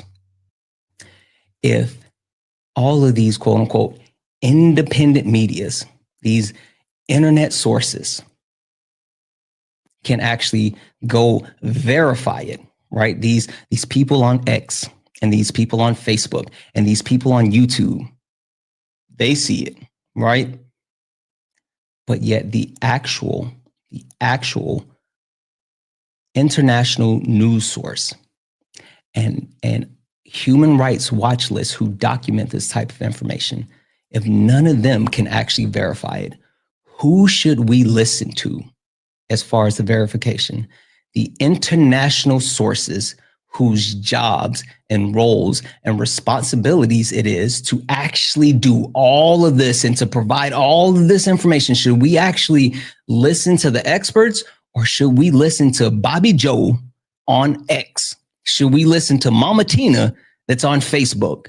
Which one do you guys think we should actually look with? The credible people that have international access, or the random person on the internet saying that it's happening? Chat, which one do you think? Put a 1 in the chat if we need to listen to the credible sources. Put a 2 if we need to listen to crazy Uncle Joe on X. 1 if it's the sources, 2 if it's the randos on the internet. 1, 2. Which one do we need to listen? Oh, that's a lot of ones. That's chat. That's why you guys are the smartest chat on here. You guys are the best chat on here. Literally, you guys are the best because you understand verifying sources. W's in the chat for just ordinary people for the $5 super chat. Just ordinary people. I appreciate that. Thank you so much for the 5. Guys, if anyone else would like to support the live, you can do so. Cash App, PayPal, Venmo, all the pay links in the link tree in the bio. Santana Speaks for You. Santana Speaks for You is the best way to support the live. Anything is accepted. Everything's appreciated. If you're over on YouTube, you can send a super chat and I will read that out. Make sure if you're over on YouTube as well, you're hitting that like button. Make sure you hit that like button. Last but not least, if you're a Trump supporter, get in the box. If you're someone that supports Donald Jimothy Trump, get in the box. We are only looking for some debates. Only request up if you're a Trump supporter. We are only looking for some debates, guys. Please do not request up if you are not a Trump supporter. We are not looking to talk to friendlies. Bro, you can go ahead and let me down, gang. No, I'm a friendly. You can go ahead and let me down. My bad. Got you. Greg, with that being said, I have some beachfront property in Idaho that I would like to sell you. Are you interested? I'm good. But did the BBC talk about the Palestine situation going on? Mm-hmm. Did you ever? So why cover the Palestine situation but not Nigeria? Wouldn't you say it's a little bias? Mm-mm. No? Okay, that's all I need to know. I appreciate you, though, man. Because the situation in Nigeria is unverifiable. Because one's Christian, one's Muslims. It's not. You want to be a victim so bad, Greg. It's wild. You're sitting here, oh, it's an attack on Christians. It's not. It's not. It's not an attack on Christians. You want to be a victim so fucking. It is. You want to be oppressed. It is because you hate Christians. It's really not. It is because you hate Christians. No. People hate people like you, Greg, but not Christians. You've never said here. You haven't given me shit. You haven't given me shit. And then even more so, you haven't even tried to verify what my faith is. So for you to sit here and say you hate Christians, that's wild. I don't give a shit about your faith. The point that I'm making, Greg, is that the reason why people hate people like you, the reason why people hate people like you is one, because you're gullible or stupid, one of the two. I don't know if you're gullible. Maybe it's a combination, right? You might be gullible and stupid. But the point is, you are sitting up here trying to actually verify something when you haven't looked up any sources. You haven't actually looked into this. I made you look into the actual information and try to give me sources to verify the things that are being done. And even when you pulled it up, the best that you could do was bullshit. The best that you could do was a European Parliament question and a Catholic website. That's the best that you could do, bud. Fuck out of here. So why are your sources better than mine? Because my sources are verifiable. I can actually verify the information that I am speaking to. That's why. You don't have credible sources. W's in the chat for Jocelyn. Jocelyn sent $1 donation and said, I'm 5 minutes behind on the live. Not sure if Greg is still on, but I don't think he understands that you're opening his eyes to not blindly believing what the administration says about Nigeria. Otherwise, another repeat of Bush in Iraq, and verify with multiple credible sources. That's all I was trying to do. That's all I was trying to do. But Greg isn't interested in that. Greg wants to stay in his cubby hole. This is why we have people that lean into Pizzagate. This is why we have people that believe in QAnon. This is why I have tinfoil hats. It's because people are willing to lean into the things that they can't actually verify, and that's a problem. Got to verify stuff. Anywho, if you are a Trump supporter, get in the box. We are only looking for some debates. If you're a Trump supporter, get in the box. We are only looking for some debates. And, oh, that's cool. Thank you. MAGA, I just need to know, are you still on the Trump train? Like, that's it. Like, seriously, I just want to know, are you still there? Red, are you a Trump supporter? Yes, I am. Okay, Red, question. Are you still on the Trump train? Of course. Okay, that's wild, but tell me why. Because he's willing to do things that our government should be addressing, and they haven't been. That's a good point. Immigration, for one. Good point. Okay. When both sides have held the majority. So you can't really put that on the sitting president. You have to put that on the Congress. Yeah, no, listen. You and I are on the same page. We're on the same page. I do not disagree with you. Hey, can you tell me what Donald Jimothy Trump is actually doing to address immigration? He's trying to stem the flow of immigration and get rid of people that have lied on their applications, who falsified things. But at the end of the day, they're all subject to the jurisdiction of the United States. Yeah, they are, because that's what the Constitution says, right? It does. Exactly. So they get rights to they get access to due process, right? Limited due process. Yes. Now, the Constitution doesn't say limited at all. When you just literally took a bar from the Constitution, as far as being under the jurisdiction of the United States, and then you switch it to say limited, that's not true. Anywho, what is Donald Trump actually doing, right? Because you said that he's high level these things. Can you tell me what is he actually doing to help with immigration coming into the U.S.? Going after major criminals and other people get caught up in it. What major criminals has he went after? I'm sure I'd have to look it up, but I'm sure they've got a hold of some of them. You think so? I know so.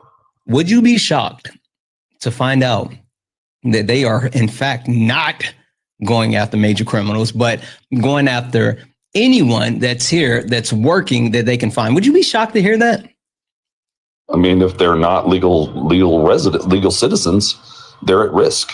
All of them. No, I agree. But your premise is that they're going after criminals. My premise is they're not. They're literally trying to go after low hanging fruit for people that they can find. But a bigger question that I have, Red. Bigger question I have: if Donald Trump is doing such a bang up job, right? If he's doing such a great job, why is it that Donald Trump is deporting at a lower rate than both Joe Biden and Barack Obama? Pushback from federal courts. Oh, because he's violating the law. Because he's using the same powers as Biden and Obama. Because that's the problem. That's the problem. See, how is it a problem? Address that for me. Yeah, it's because it's not that there. If he was doing the same thing as Barack Obama and Biden, then there wouldn't be any pushbacks from the courts, right? But the issue is not at the border; it's inside of our country. So he's not doing the same thing as Barack Obama and Biden. I'm sure both did the same thing.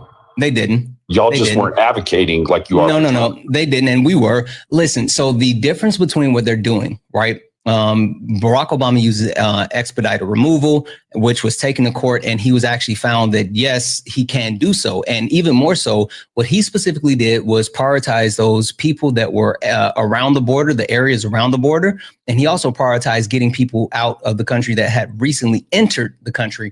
Barack Obama actually had a negative immigration rate, right? Meaning he deported more people than he actually brought into the country. Also, one key caveat to deportation is, in order to deport someone, you have to actually send them back to the country which they came from, right? So that's a key caveat of deportation. Donald Trump is not only not following those guidelines that was set forth by Barack Obama and Joe Biden, he is specifically targeting blue cities, blue states, right, in the middle of the country. So he's not prioritizing anything that's happened around the border, and he's not prioritizing quote unquote criminals. He's working with different departments like the IRS, right? And to verify like, oh, these people are working because they pay taxes. Let's go to these areas where they're working and get them. Let's go to these people showing up for their court hearings because they have amnesty. Let's get them. Let's go to schools and churches, places like that, and let's get them. That's what they've been doing. But this is the kicker. This is the one that's going to kick you in the teeth. When they do get these people, right, they don't send them back to the country that they came from. They're literally putting them in concentration camps in the U.S. or sending them to other countries, not the countries they came from, other countries for free slave labor. But what Obama and Biden failed to do was address the problem inside of our countries. That's fine. And would you like to address anything that I just said about Donald Trump and the fact that he's not actually deporting people because he's violating their rights? Above immigration law. Sure. Would you like to address the fact that Donald Trump is violating people's rights by intentionally going after people like who have amnesty, and then once they capture these people, they're not sending them back to the country they came from. They're literally sending them to other countries or keeping them in the U.S. for free slave labor. Did I hear a question in there? Yeah. Would you like to address that? I think that Trump is doing awesome with the deportations. They're all at risk, whether we agree with it or not. It needs to happen. Do you understand that a part of deportation is sending them back to the country that they came from? Do you understand that? I mean, I would hope he would do it that way. He's not. I literally just said that. But did you not hear me say that? It needs to be addressed. So that's what I'm saying. But we can't excuse these sanctuary cities doing what they're doing. You're literally not listening to what Donald Timothy Trump is using undocumented immigrants for free slave labor. How? Donald Timothy Trump. How? By sending them to places like Alligator Alcatraz or CCOT, or wanting to reopen Rikers, or deporting them to countries that they did not come from, just so they can be put in prisons in other countries. It's free slave labor, bud. How is that free slave labor? Because you're not sending them home and releasing them. You're putting them into these prisons where they have to work. Well, we have to hold them somewhere until they're deported. Trump is not sending them home. He's keeping them there so they can work for free. It's like you don't hear what I'm saying. Well, either way, I support what Donald Trump's doing. You support Donald Trump violating people's rights. He's not violating anybody's rights. Under the Constitution, he absolutely is, because he's not giving them due process. Yes, he is. They are getting their due process. No, even the Supreme Court said that Donald Trump isn't giving them due process. It's not about the way that I think. It's the way that the Supreme Court said. Hey, how many Supreme Court justices do we have in the U.S.? I want to say 9. Correct. Of the 9 Supreme Court justices, how many of them are conservative? Doesn't matter. It does. Answer the question. How does it matter? Just answer the question. You'll see. Why does it matter which side they're on? Because I'm building a cake, bud. Just actually answer the question. Well, I don't want to build a cake.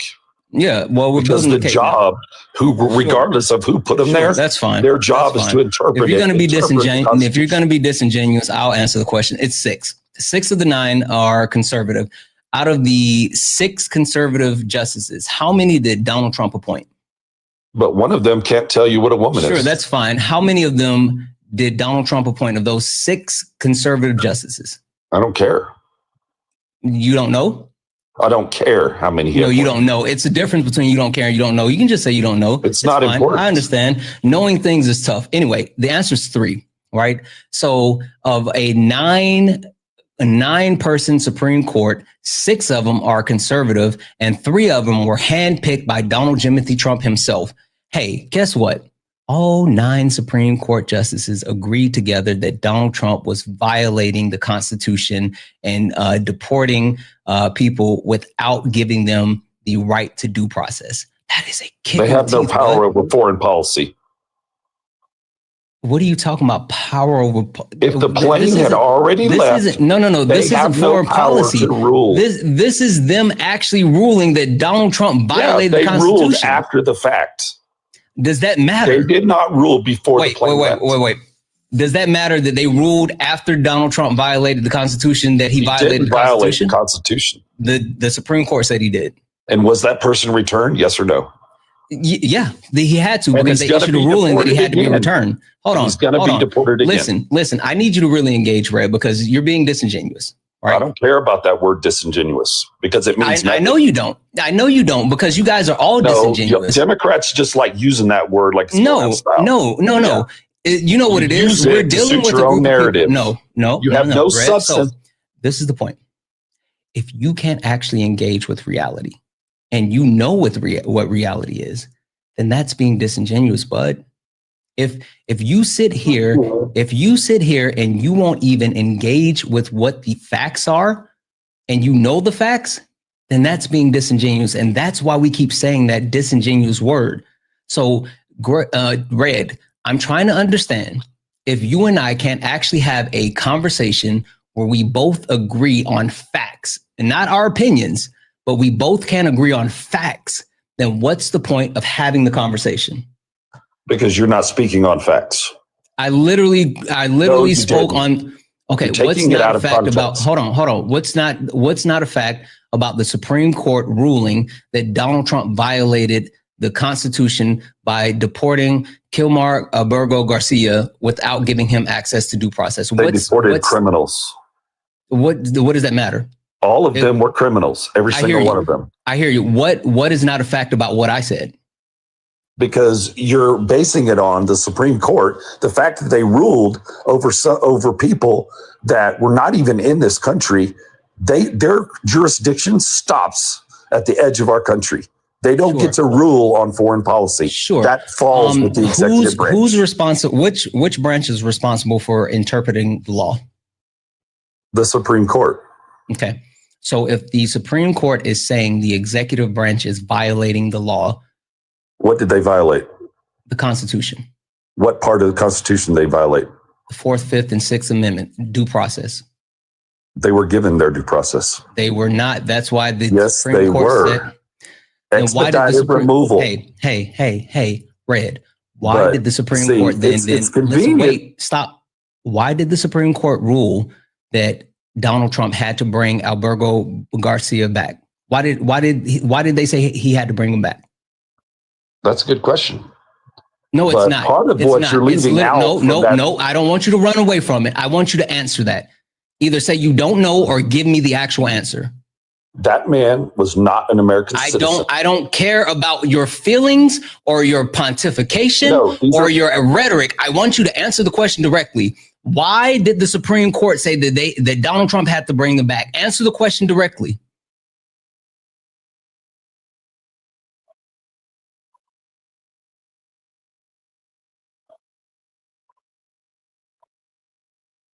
And that's why I call you disingenuous. Well, fuck your you're sitting here. Why is it that you can't engage with facts, Red? Like, because serious question. You don't want to engage. No, that's you, bud. You disagree with people that don't follow your narrative. I don't care about a narrative. We're not talking about a narrative. We're talking about a ruling of the Supreme Court. That's what we're talking about. That ruling was followed. At the end of the day, exactly. Why? Why was it followed? Why? He was returned. Why was he returned? He shouldn't have been. I don't care what you think he should not. Why was he returned? But we need to address. No, Red. Why was he returned?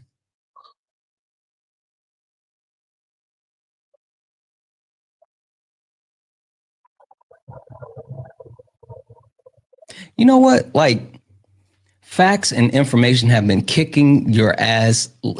When I tell you, MAGA, facts and information has been whipping your asses for so long. It's been the bane of your existence ever since people have been saying that you can't just speak from the fifis in your tum-tum. You guys are losing your shit. You guys can't even be normal anymore because you live in an alternate reality. I'm not talking to you right now, Red. Talking to my chat. Not talking to you. You guys live in an alternate reality. And the fact that you guys live in an alternate reality and you can't engage with actual facts, it is whipping your ass. Like, that is wild. Anyway, give me a second. W's in the chat for, let's see. Caitlin sent a $20 donation saying they want to be victims so bad. Keep holding their feet to the fire, keep exposing corruption, and keep combating their lies with truth. Hashtag facts over feelings all day. You absolutely know it. W's in the chat. Thank you so much for that $20 donation. W's in the chat for Jocelyn, who sent another $1 donation saying it seems to think that when you say it's not happening, then you're denying what's happening to Christians. Yeah, he was weird. That was a whole weird thing. W's in the chat for John for the $10 donation saying Greg and Red make quite the pair. They do. And it's wild that I got them back to back. One can't read, the other one can't listen. Peace and love. Now, hey, thank you so much, John. I love you as well. Thank you for the 10. W's in the chat for Jeff for the $10 donation saying, I appreciate your knowledge and devotion. Have some pizza on me. You know what? I think I will have pizza today. I think I will treat myself and absolutely have pizza. Thank you. W's in the chat for Patty for the $5 Canadian. And Patty didn't send anything, just send some love. Thank you, Patty. And W's in the chat for Radstorm, who sent a $5 super chat saying, caller's logic is the same as the Congress Republicans who claim that furries use litter boxes in the classroom. When asked for a source, none of them found it. Exactly. They don't have sources. They don't have information. They don't have anything but the fifis in their tum-tum. Guys, if anyone else like support the live, you can do so. Cash App, PayPal, Venmo, all the pay links and link tree in the bio. Santana Speaks for You. Santana Speaks for You is the best way to support the live. Everything's accepted, anything's appreciated. If you're over on YouTube's, you can send a super chat and I will read that out. Red, coming back to you. So You want to deport people without due process, but even more so, you don't want to engage in reality. Cool. Can you tell me why Donald Trump is unsuccessful as far as being able to address the actual border? Why hasn't he done anything at the border, like pass legislation to fix the border? He hasn't. I know. I said, why hasn't he? That's the unknown question. No, it's not unknown. Because neither Donald side Trump has. Yeah, wait. Not there was since a Clinton. bipartisan. Yeah, there was a bipartisan. Count that bill. It didn't pass. You can't count it. Can I finish my sentence? I know what you're talking about. You don't know what I was going to say, though. You were going to talk about the Langford bill. And what was I going to say? You can't count it. What was I going to say? Passed. And what was I going to say? That it was a bipartisan bill. And, Trump convinced the Republicans not to vote for it, which I think is ridiculous. And we can't use that because it never passed. So neither side. Okay. And so what was I actually going to say? Because you still don't know what I was going to say. That's what you're talking about. Yeah, but you don't know what I was going to say. Okay, cool. How about I finish my sentence and you listen and then you respond? Go ahead, but I have a feeling that's what's going to be. So there was a bipartisan border bill that was actually put forth, the Langford bill, and the bill didn't pass because Donald Trump actually had his minions squash the bill. And the premise behind, Donald Trump even said it himself, that they don't need the Langford bill. Once the Republicans get into power, these are Donald Trump's words, once the Republicans get into power, they are going to be able to pass a better bill that will directly address what's happening at the border. That's what Donald Trump said. So Donald Trump made that, still speaking, Donald Trump made that promise before being elected and said that this was something that was going to be done. And that's why they did not need the Langford bill. Why has Donald Trump or his minions, why have none of them actually put up any type of bill to address what's happening at the border? That's a good question. I don't have an answer for that. I really don't. Yeah. It's because he doesn't care. Well, neither does the Democrats. No, the Democrats did. Hey, no, when do you think they started working on When's the last time they passed immigration reform? When did they start working on the Langford bill? It didn't pass. So sure, but when did they start working on it? I don't understand why Democrats keep referencing that. Because there's a point. When did they start working on the Langford bill? Okay, that would not address all levels of immigration. Cool, sure. Give me a second. So Joseph Robinette Biden was sworn into office in January 20th, 2021.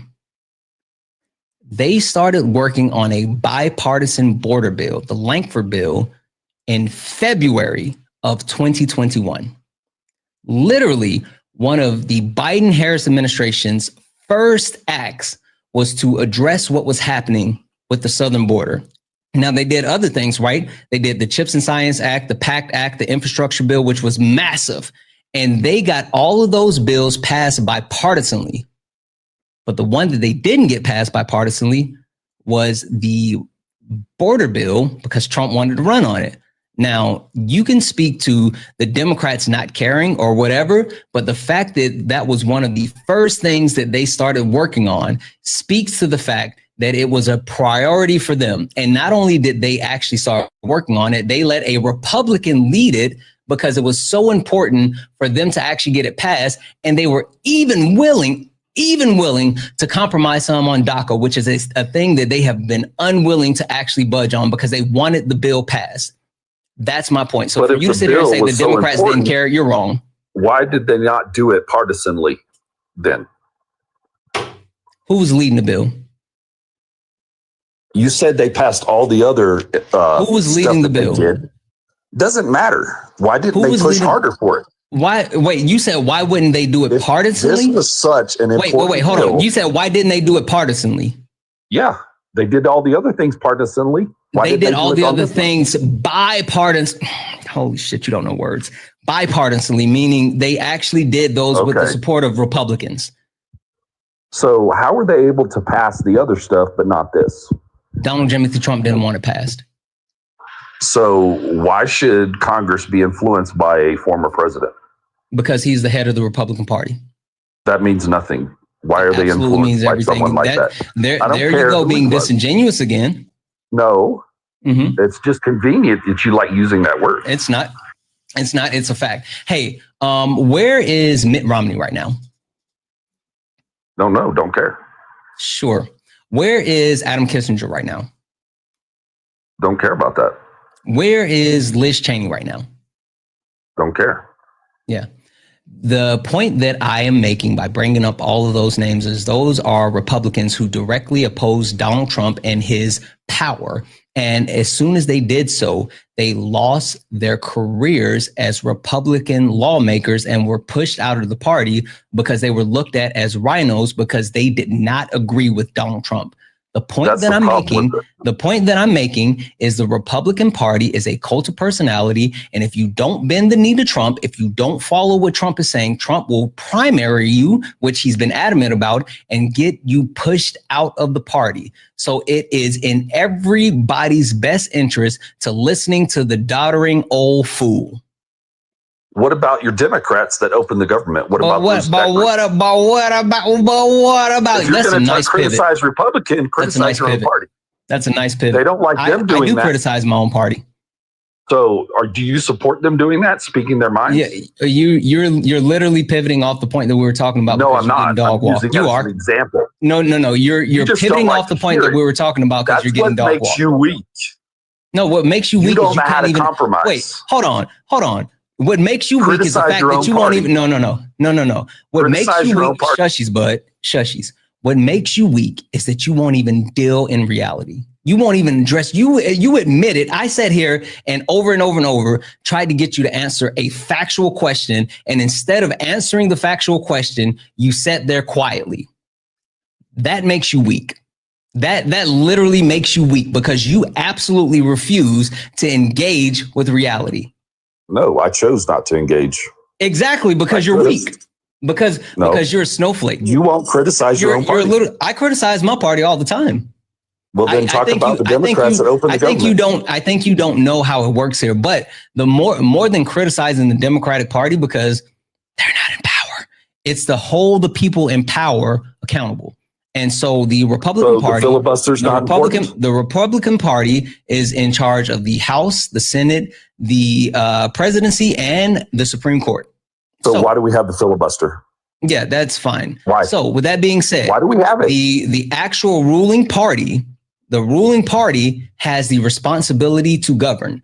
We cannot sit here and say, hey, we need to criticize the party that doesn't have any power. No, that's partisan. That's ridiculous. No. Yes, it is. No. You don't understand how things work.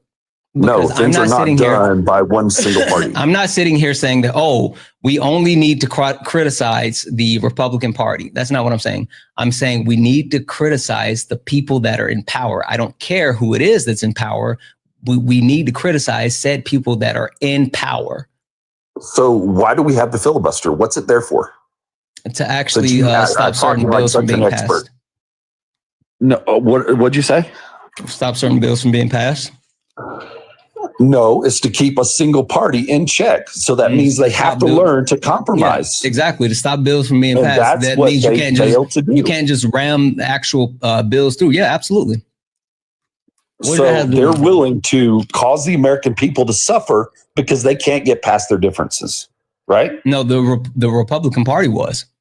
But the Republican Party didn't add anything that they wanted. Only the Democrats did. Mm-hmm. No, they didn't add anything. So they just wanted an extension. They wanted an extension on the subsidies for the ACA. But they could have done this a long time ago. They chose not to. The last time they tried to do it, the Republicans were in power, and the Republicans said that next time that the CR comes up for extension, we'll address it. And guess what? Next time came up, and they didn't do it.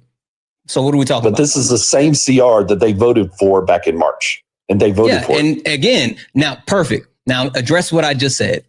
You just brought up that it's the same CR that they voted for in March. And I agree. Now, what else did I say about that CR? What did the Republican Party, who was in charge in March, say about the next time that the CR came up? What did they say? I don't know. Tell me. I literally just said it, bud. Tell me again. Either you're not listening or you're being disingenuous again. Which one? No, tell me again. Yeah. The Republicans. See, both sides are being ridiculous. You told me to say it again, but then you started talking as soon as I started talking. That's weird. Well, you didn't say anything. That's weird. I was literally talking. Anyway, no, you weren't. Republican Party, literally talking. The Republican Party actually told the Democrats that we do not need to negotiate extending the subsidies on the ACA because we will actually negotiate them the next time the CR comes up. They said, agree to the CR, which they did in March. And the next time the CR comes up for extension, which it just did, we will negotiate on them. And then it came up and the Republicans said, actually, we don't want to negotiate on them. So the Democrats doing what they did is strictly political, and they don't care about the American people, correct? No. Well, that's what they did. No. For over 40 days. What happens when the subsidies for the ACA expire? I mean, if they really were caring about this issue, they would have pushed harder for it. That's fine. What happens when subsidies for the ACA expire? I don't know. I'm not on that insurance, so it doesn't affect me. What happens when it definitely is. See, that's the problem. You don't understand how things work, bud. It does. It does. Doesn't affect me. Do you have health care? No, it doesn't. You have health care? Yeah, but not through them. It does affect you. Then it does. So let me explain. It does. Let me explain. How? So I'm trying to explain, but you won't stop yapping, bud. So what actually happens when the subsidies for the ACA expires is that about 7 million people are going to lose access to their health care, right? Now, at the same time as those 7 million people lose access to the health care, the costs for the other healthcare plans are going to skyrocket because people are not used to paying those additional costs. Some packages on the silver plan for the ACA will go from being about $420 a month to about $4,700 something a month. So there'll be an increase of a monthly payment for 13 plans under the silver plan of about $4,300. Now, that's just for those people that are on the ACA. What private insurers are doing, because they know that subsidies are being removed and the costs for people on the ACA are going up, private insurers have increased their premiums for 2026. Meaning, even if you don't have the ACA, private insurers have increased their premium amounts, so everybody's paying more. Now, this is to offset the coverage for people who will actually not have health insurance, because just because you don't have health insurance does not mean that you won't get access to care. So literally, the fact that people won't have access to health care is raising the prices on everyone else. So why do we need the federal government to step in to deal with this? Why don't they go after these insurance companies? The federal government so they can make it affordable for everyone. I agree. The federal government should. Are you advocating for universal health care? Because I agree with you. You're base. It is never good. Red, you just advocated for universal health care. Fucking base. Get some W's in the chat for Red, who just get some W's. Get some W's in the chat for Red, guys. Red just advocated for universal health care. He said the government needs to go after those healthcare insurers to make sure that those prices don't go up. Greg is based as hell. W's in the chat for Greg for advocating for universal health care. Good job, bud. That is not universal health care. You literally said the government should go after those actual health insurance. How is that universal health care? Do you know how it works in other countries with universal health care and how they negotiate those prices? I'm talking about our country, not other countries. They have nothing to do with us. Sure, it does. It has something to do with what I'm saying, but based off of the thing that you said. But do you know how that works as far as negotiating those prices? No, I don't. I'll tell you exactly. The government actually negotiates those prices with those private companies, and they put a cap on and say, hey, you can't charge our citizens more than X amount. So literally, that's how it works with a public option. They actually put it in place and saying, hey, for anyone that wants access, we have this public option, and this public option has been negotiated by the government to be this price. Now, you can have private healthcare if you want, and you can have your own, and it's going to cost more, but you're guaranteed to have this price for this public option. Greg, you said, why aren't the government going after those actual healthcare? Listen, you and I are on the same page. We're here. We're locked in, bud. We agree. They should be going after those private healthcare, private insurers, so we can get universal healthcare. W's in the chat for Red.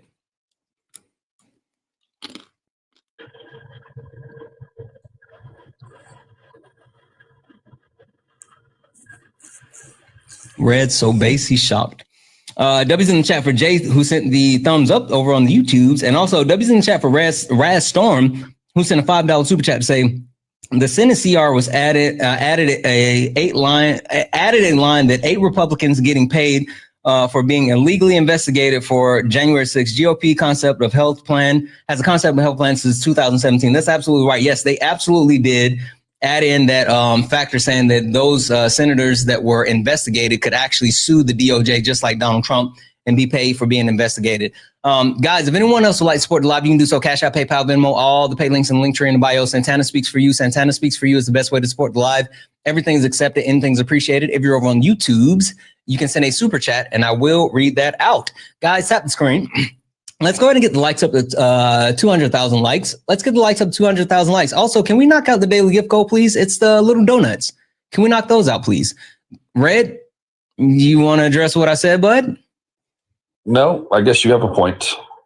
Thank you. Got anything else? Because at the end of the day, it never addresses my medication that I get. So, but it wasn't until I got on my wife's insurance that I actually got it cheaper. Mm-hmm. W's in the chat for the wife being a breadwinner. W's in the chat for the wife. Good for you. Good for you, Red. Actually, I'm the breadwinner. I'm glad you got yourself a high value woman.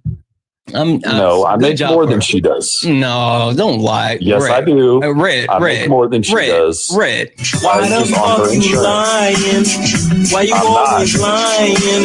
Really? Oh my God.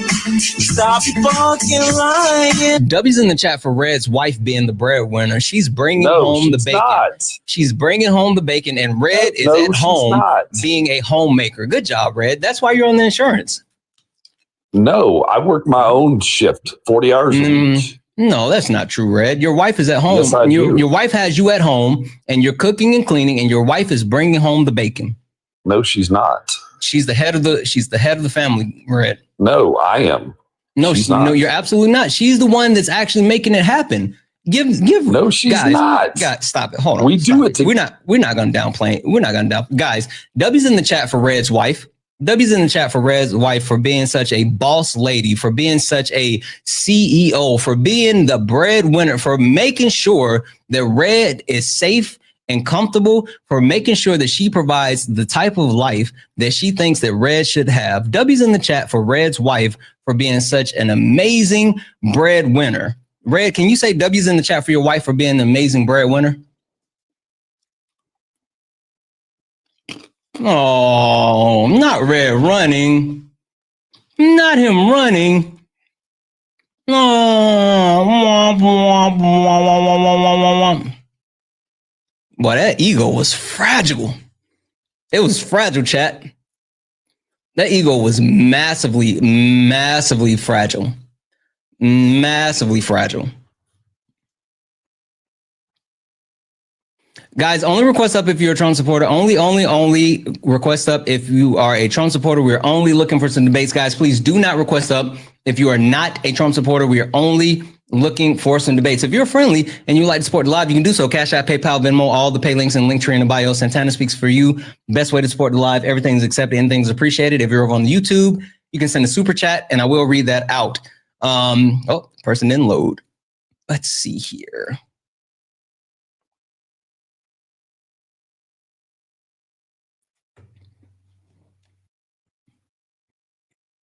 Mm-hmm. 45, 47.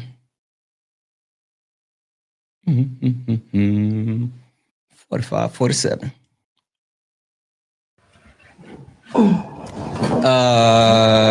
Is it Jamena? How do I say your name?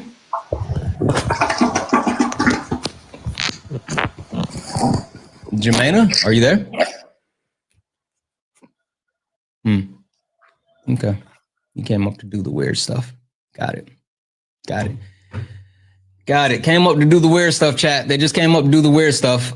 Sean, how are you? I'm doing good. How about yourself? Wonderful. Sean, are you a Trump supporter? I am. Okay, wonderful. Hey, why are you still on the Trump train? I just said I'm a Trump supporter. Yes. Okay. What Trump train? train? Are you a troll? No. What do you mean? Why would I be the troll for? I don't know. Someone in the chat just said that you're a troll.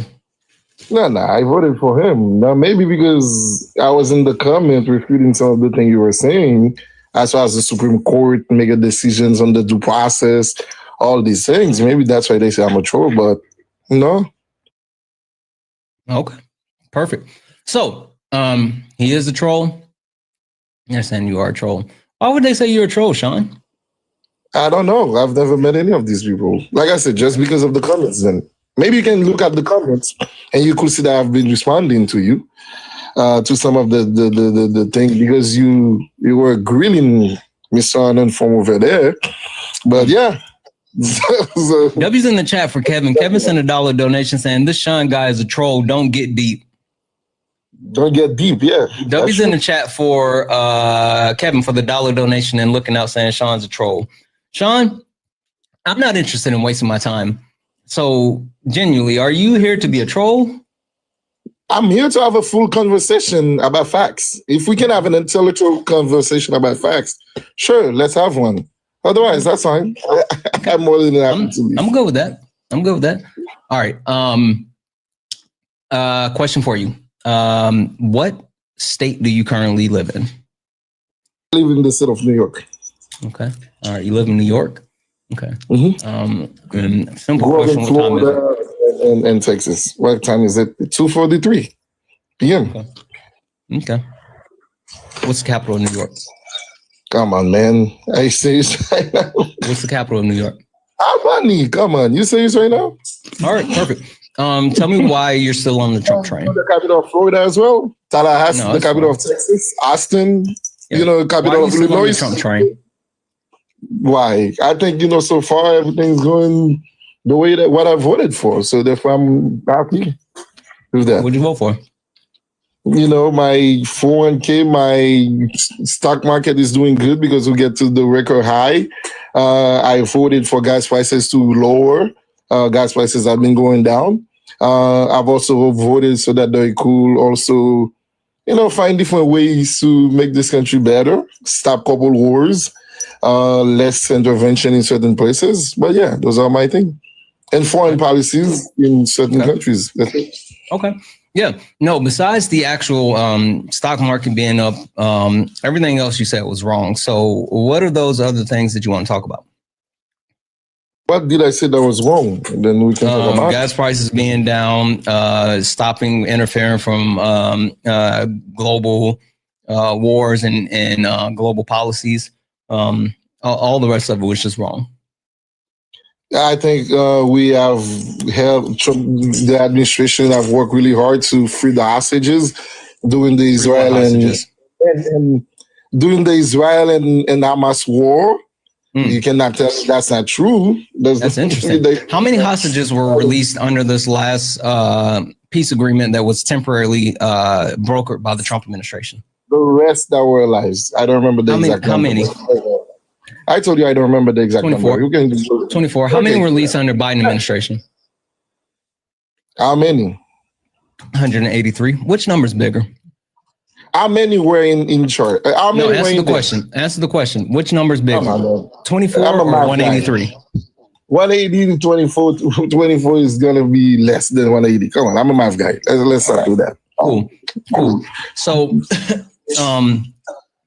but we got what happened with the peace agreement? We got a ceasefire right now. Now, those trucks coming into Gaza to feed the people. No, they're not. No, they're not. Okay. Like that's literally not happened. Israel has continued to actually unalive Palestinians. Hamas has continued to unalive Palestinians. They cut off the Red Cross from being able to enter into Gaza. And more, they've bombed each other. It basically was a short reprieve for political purposes, and then they went right back to it. So no, it's still going on. Nothing has stopped. Israelis that do that. If you say Hamas is killing his own Palestinian, that's a different thing. But that's not what the ceasefire deal was about. Yeah, both of them are doing it. The ceasefire deal was about bombing the innocent Palestinians. It was not about Hamas doing the whole thing. And you say the gas price is up. I'm just telling you that Donald Trump didn't stop anything. No, no. And you said the gas prices is up because I've talked about economy, and then you said everything I said about the economy is wrong. You say gas prices. No, I said I said your point about the stock market was right. The stock market has reached its highest. The border not the highest, but it is up. But as far as gas prices, the gas prices, year over year, the average, and we're not talking about like the state level or your area level. Year over year, average. The EIA data, because the EIA is the one that the EIA. Do you know what the EIA is? No, what is the EIA? Oh, come on, Google, look it up. What is the EIA?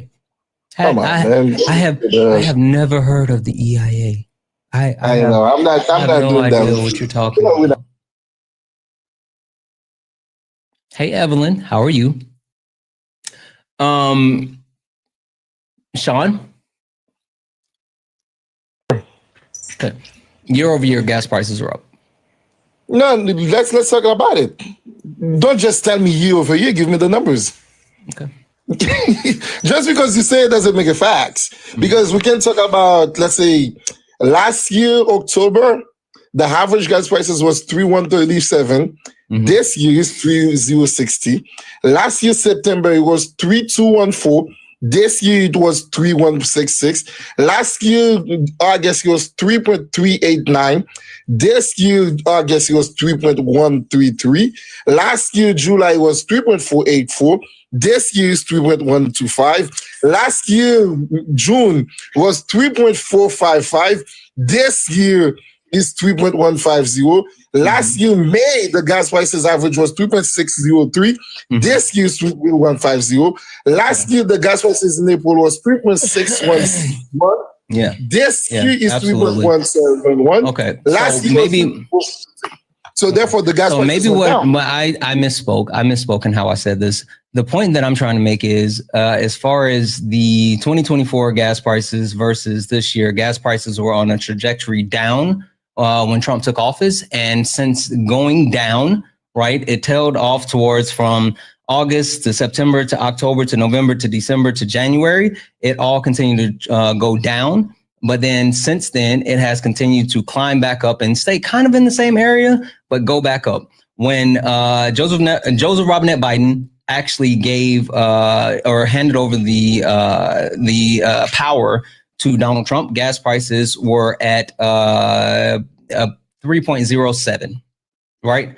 And today is 6. So what are we talking about? Yeah, right now. I was just about to say that. I was literally just about to say that. October is the first month since Donald Trump has been in charge that gas prices have actually went down below where they were when Trump took office. Do you understand how gas prices go? Do you understand the reason why gas prices go up during certain times and go lower during the certain time exactly. period? That's why it's going down, because of the time period, bud. You're literally about to make my point. No, you're absolutely right. And when it gets colder, when it gets colder and you get away from the summer, people stop driving as much. So gas prices go down because of that. So that's mean doing what? The summertime it go up? Yeah, because more people drive because it's summertime. Yeah. Cool. Then therefore, if it's going down right now, because we haven't fully get into the cold season yet, right? It's already at 3.06 lower than when Biden gave it. So it's the first month, and that's because of the actual weather. It's not because my point is the first month is getting lower. Sean, and when Biden gave it, he was listen to me for a second, Sean. Listen to me of the cold season. Listen to me for a second. You said that you voted for Donald Trump to lower gas prices. And the point that I'm making is that Donald Trump has not lowered gas prices. Donald Trump, at best, has kept it around where it was. And even more so than that, we understand that there are other mitigating factors outside of the government control that's affecting the gas prices to go down now. The point that I'm making is Donald Trump didn't do anything to lower your gas prices. Let me tell you something. If you tell me unemployment went up, I will agree with you. But if you are arguing with me that gas prices are not going down, what did he do to lower gas prices? Generous. What did he do to lower gas prices? You're being disingenuous. The Sure, list is Sean, answer the question. What did he do to lower gas as far as prices? drilling is concerned, we started drilling more. Sean, no. We drill more under Joseph Robinette Biden than we are under. We drill more under the last 2 quarters of Joseph Robinette Biden. We still drill more under Biden than under Joseph Robinette Biden. The United States drilled the most that they have ever drilled in the history of the world. And then while Donald Trump was coming out saying, hold on, and then while Donald Trump was coming out saying we're going to drill, baby, drill, the global oil experts said that there's no way that the United States could drill more than they're currently drilling. Like they all came out and said that Donald Trump saying that they're going to quote unquote drill, baby, drill. There's no way that they could actually drill more than they've already been drilling. You know why Joe Biden had to go back in drilling? Because he stopped drilling for a while. You know why he had to go back? Because after you go back and ask and beg everybody, including then why isn't he drilling at a higher level than Biden? Because the reason why is he not drilling at a higher level than Biden?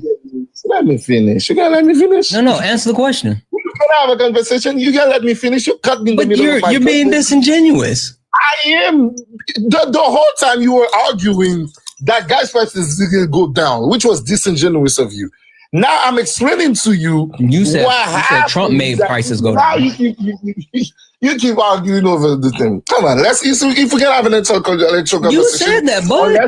Unless you come up with facts, it's not feelings. Unless you come with facts. Exactly, you said that. Let's have a conversation. So far, the reason why Joe Biden for the first 2-3 years, couple reasons. The reason why Joe Biden used our reserve during the first 2-3 years, Joe Biden used our reserve. Why? Okay, he used our reserve because he said he was not gonna drill no more because that was his promise. That's not it. That's not it. You're no. Hold on, Sean. This is one of my favorite stories to tell. This is absolutely. Hold on. No. Sean. Let me finish. Maybe you might hear what you wanted to hear. Because I'm gonna give you 3 factors that make shushies. So. 3 factors. The reason why Joseph Robinette Biden had to use the reserves that we had is because Donald Jimothy Trump made a deal with OPEC in order to actually cut production of oil, which raised prices due to the pandemic. And then, we closed down, blah, blah, blah, blah, blah. Anyway, OPEC realized that the American citizens would pay higher prices for oil. So once they got those prices up, they didn't bring the prices back down.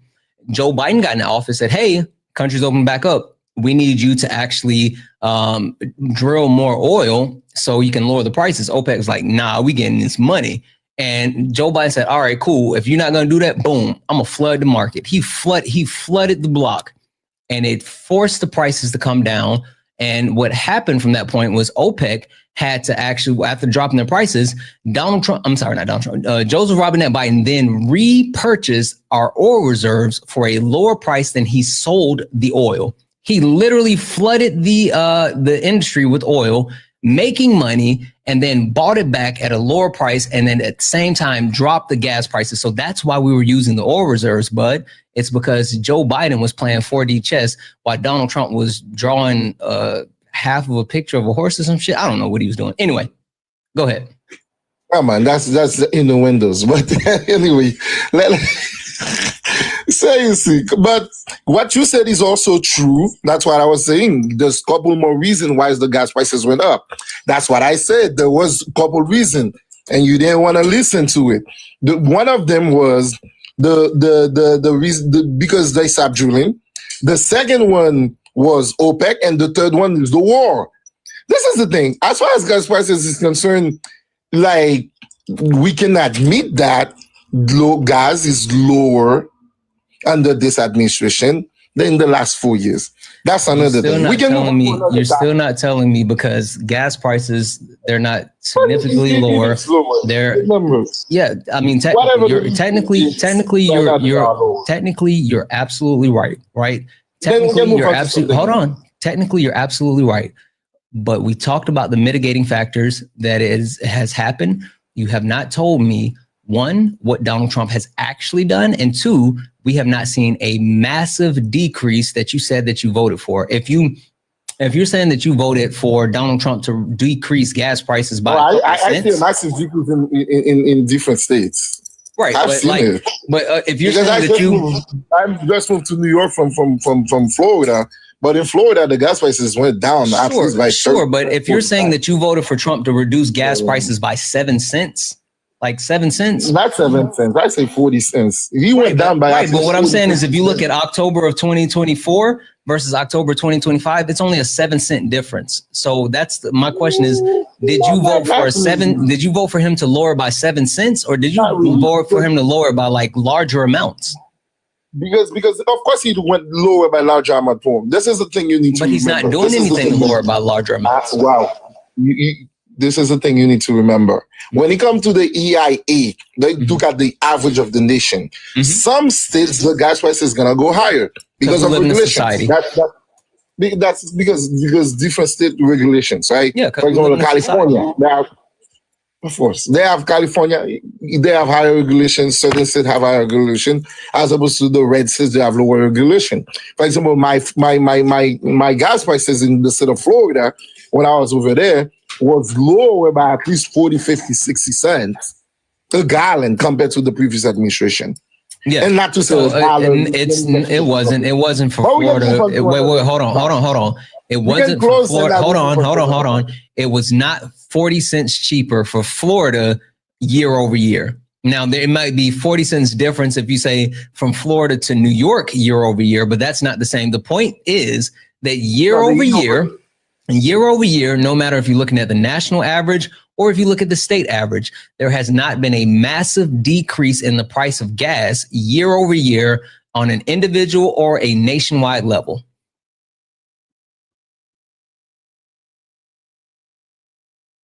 Guys, tap the screen, share the live. Let's go ahead and get the likes. So we should be at 200,000 likes by now. We should definitely be at 200,000 likes. Also, guys, if anyone would like to support the live, you can do so. Cash App, PayPal, Venmo, all the pay links and links are in the bio. Santana Speaks for You is the best way to support the live. Everything's accepted, anything's appreciated. If you're over on the YouTubes, you can send a super chat and I will read that out.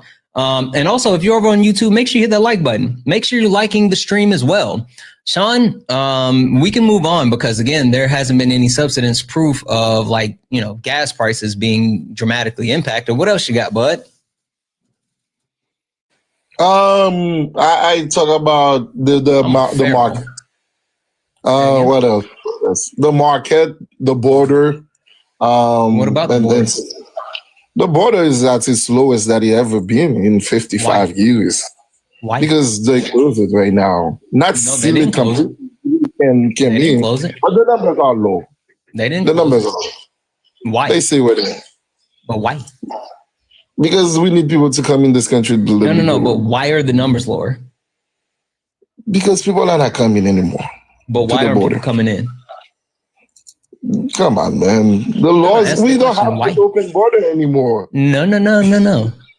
The reason why is because the United States is officially on a human rights watch list. Really? Yeah. And you think people will stop coming to the United States because the United States is on a human rights list? Yes. Because not only is the United States on human rights watch list, governments are telling their people don't travel into the country. And that's why tourism is down. Did you know that Vegas so far has lost about $20 billion because of it's either 20 or 40. I would have to look up the sources at the low 20, at the high 40. Anyway, Vegas has lost billions of dollars because people aren't coming into the country. The people aren't coming into the country for what is it? Dang it, not travel, tourism. Tourism as a whole is down because of Donald Trump domestic policies, and we're on a human rights watch list. That's not the reason why illegal immigration is down. Undocumented immigrants are not coming because they're throwing them in concentration camps and then shipping them out of the country for free prison labor. That's literally why it's down. Let's people with JWES relation over here.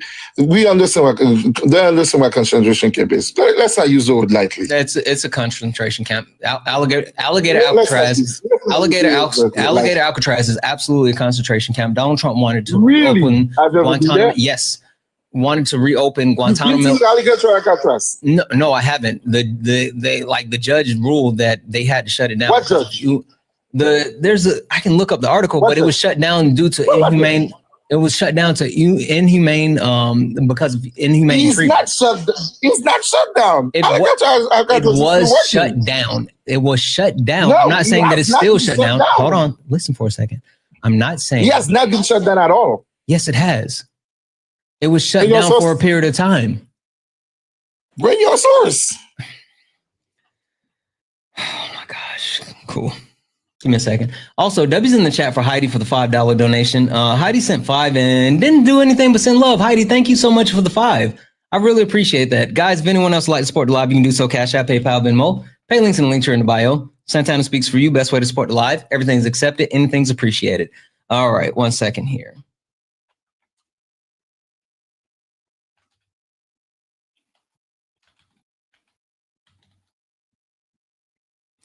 There was a judge in August of 2025 that ordered it shut down. The Federal Court of Appeal ruled to change it. They never shut it down. Yeah, they never. It was.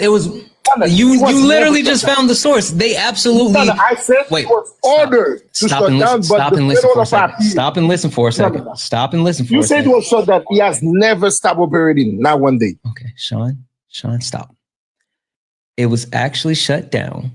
They ruled that it should be shut down due to a failure of conducting environmental assessments as required by the NEPA, right?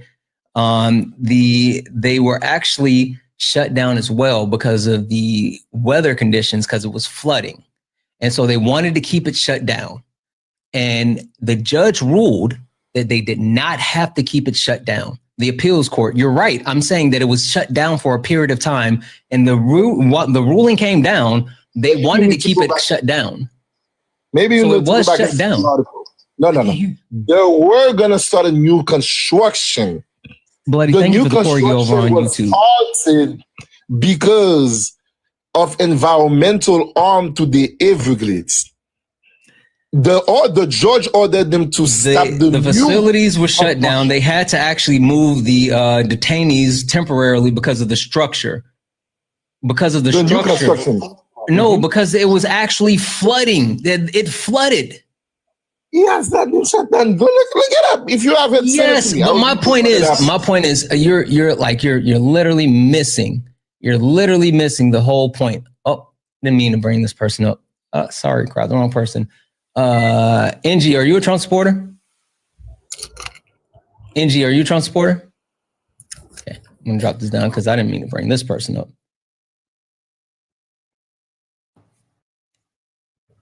There we go. Hey, Hector. What's going on? Hey, can you hold it down just for a few minutes for me? Yeah, no problem. Sean, so the report that you just found was after the fact, but yes, Alligator Alcatraz, I'm tired.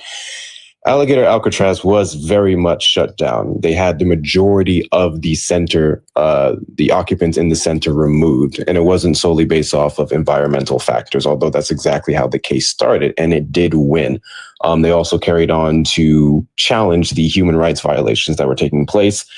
Inmates were not able to speak to their attorneys and people who were legally supposed to be representing them for weeks at a time. It was hard to get a hold of them. So there were several issues with Alligator Alcatraz. And the reason... completely? That's crazy. Wasn't done. So it was very much shut down. And then they removed some of those people and then moved on to start building Deportation Depot in the north side of Florida. Hector, I don't speak very much. What's very much mean? It was totally shut down? Was it partially shut down? What? Fully shut down? What does that mean? I just want to. I want just. Alligator Alcatraz was shut down. The order came through to have it shut down. It's for the environmental reasons, and then the civil rights violations. Although that one didn't hold up because the civil rights violation didn't hold up. And then, later on, it was appealed, and then it was stayed. And then, to my knowledge, Alligator Alcatraz is currently up, but it's not up and running the way it used to be. But Santana was corrected, was shut down. This is the thing. They did not shut this country. It hasn't been shut down, okay? But they halted the construction because of some environmental issues. And they moved. The halt on the construction was a couple weeks into it, and that was because of the environmental reasons. The shutdown took place afterwards. The halt was when the judge passed a temporary order to do so. And then inevitably, the next judge actually had it shut down, yes. You want to tell me they remove all the detainees from Alligator Alcatraz, shut it down, send everybody home, bring the detainees to another. Send anyone home. No. The workers, but they took all the detainees to another facility. Is that what you told me? The detainees were removed. The workers most likely were laid off temporarily or moved over to deportation depot. No, the Alligator Alcatraz has not been shut down. Actually, I'm going to need. Okay, so you keep saying that. You keep saying that. So I'm going to need you to explain to me. I'm reading it right now from the ACLU website. And what is the date? I'm looking at it from the ACLU website. What is the date? Was my question. The date for that one is August 2025. Correct. August 2025 is when it came back up. The shutdown was before then. It was in July. I want to say early to mid-July. August 2025. They said. Cool. Can you address what I just said? The article that you're reading is after the fact. It very much was shut down. What day did yours happen? I literally just told you. If you stop listening to respond, you listen to comprehend, you would get what I'm saying. So the article that you're reading is afterwards when the appeal went through. It was shut down. That's not true. The appeal happened in September. And the further construction was stayed a month prior. Joe, what's up? Hector. This is the thing. Hector. The appeal happened in September. What are you talking about? No, there were several appeals that took place before September. You're a little late. You're a little late. Maybe you need to go back and look at it again. You are very late. Like I said, maybe you need to look at it. When was the date that the shutdown was supposed to go through? The shutdown was actually they ordered to shut down by the end of September.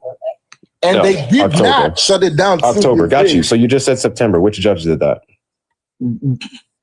Because of environmental issues. That's not what I asked you. Which judge did it? If you don't know the name of the judge, that's fine. I don't know the name of the judge. What judge was it, sir? I can find it. So the one you're referencing, or I guess the one that would be important to this conversation, is the judge that ordered it to be shut down by the end of October. And then this took place in August. The appeals court staying the new construction as they were doing the environmental reviews and then the civil rights violations, which that one, again, did not hold up. That took place long before August. That was in July where that was stayed. But the official application, the official order to shut it down, that took place in August. Yes. And that was scheduled for October that it was supposed to be shut down. And then what happened? And then it did not go through. Why? The appeal was paused. Okay. When was it shut down then? Did I not just... How many times do I have to go over this with you? You just think you keep telling go back to August. When was it shut down? Give me a date. It was shut down when from what time to what time? It was shut down when the court ordered it to be shut down. And detainees had to be evacuated. And the that's not happened. I told you no, that's not happened. Hector has already answered that question. You keep going in a circle. I've been listening this entire time. Like you literally keep going in circles. Hold it for a second. Hold it. Hold it for a second, Sean. Which was not true. What's up, Santana? Stop. Not true. No. Stop, Sean. Joey, floor is yours. Bro, I'm just listening, man. I mean, I can't add anything to what else Hector is saying. I don't know what this guy is on, bro. You made a great point. That's why I brought you up. And you were talking about what The reason he's arguing this isn't a concentration camp, that was the original point. But you said something that was super important, Joey, in the chat, and that's when I pulled you up. Tell Sean what you said. Yeah, so Sean, I don't know if you've seen the report, but there was thousands of people that were held in that detention center that have completely gone missing. Their records are completely wiped. We don't know where they're at. We don't know where thousands of people are at, Sean. We don't know. That was my point when you brought up, I forgot what you brought up. I'm sorry, what was that? So you want to tell me there's thousands of detainees right now missing? Yes, that's exactly what I want to tell you, Sean. Where did you get that information from, sir?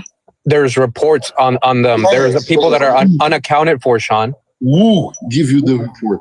The ACLU? Alligator Alcatraz. Alligator Alcatraz gave you that report? Oh my gosh. The society for the alligators, they tell you, hey, we were looking for 1,000 people. Check this. So, Sean, what do you consider? Find them to eat? No, I'm sorry. My bad. Go ahead. Sean, what do you consider a concentration camp? Let's just establish something. No. Let's go back to your life first. Then when at that time I can go back. Where did the 1,000 people go?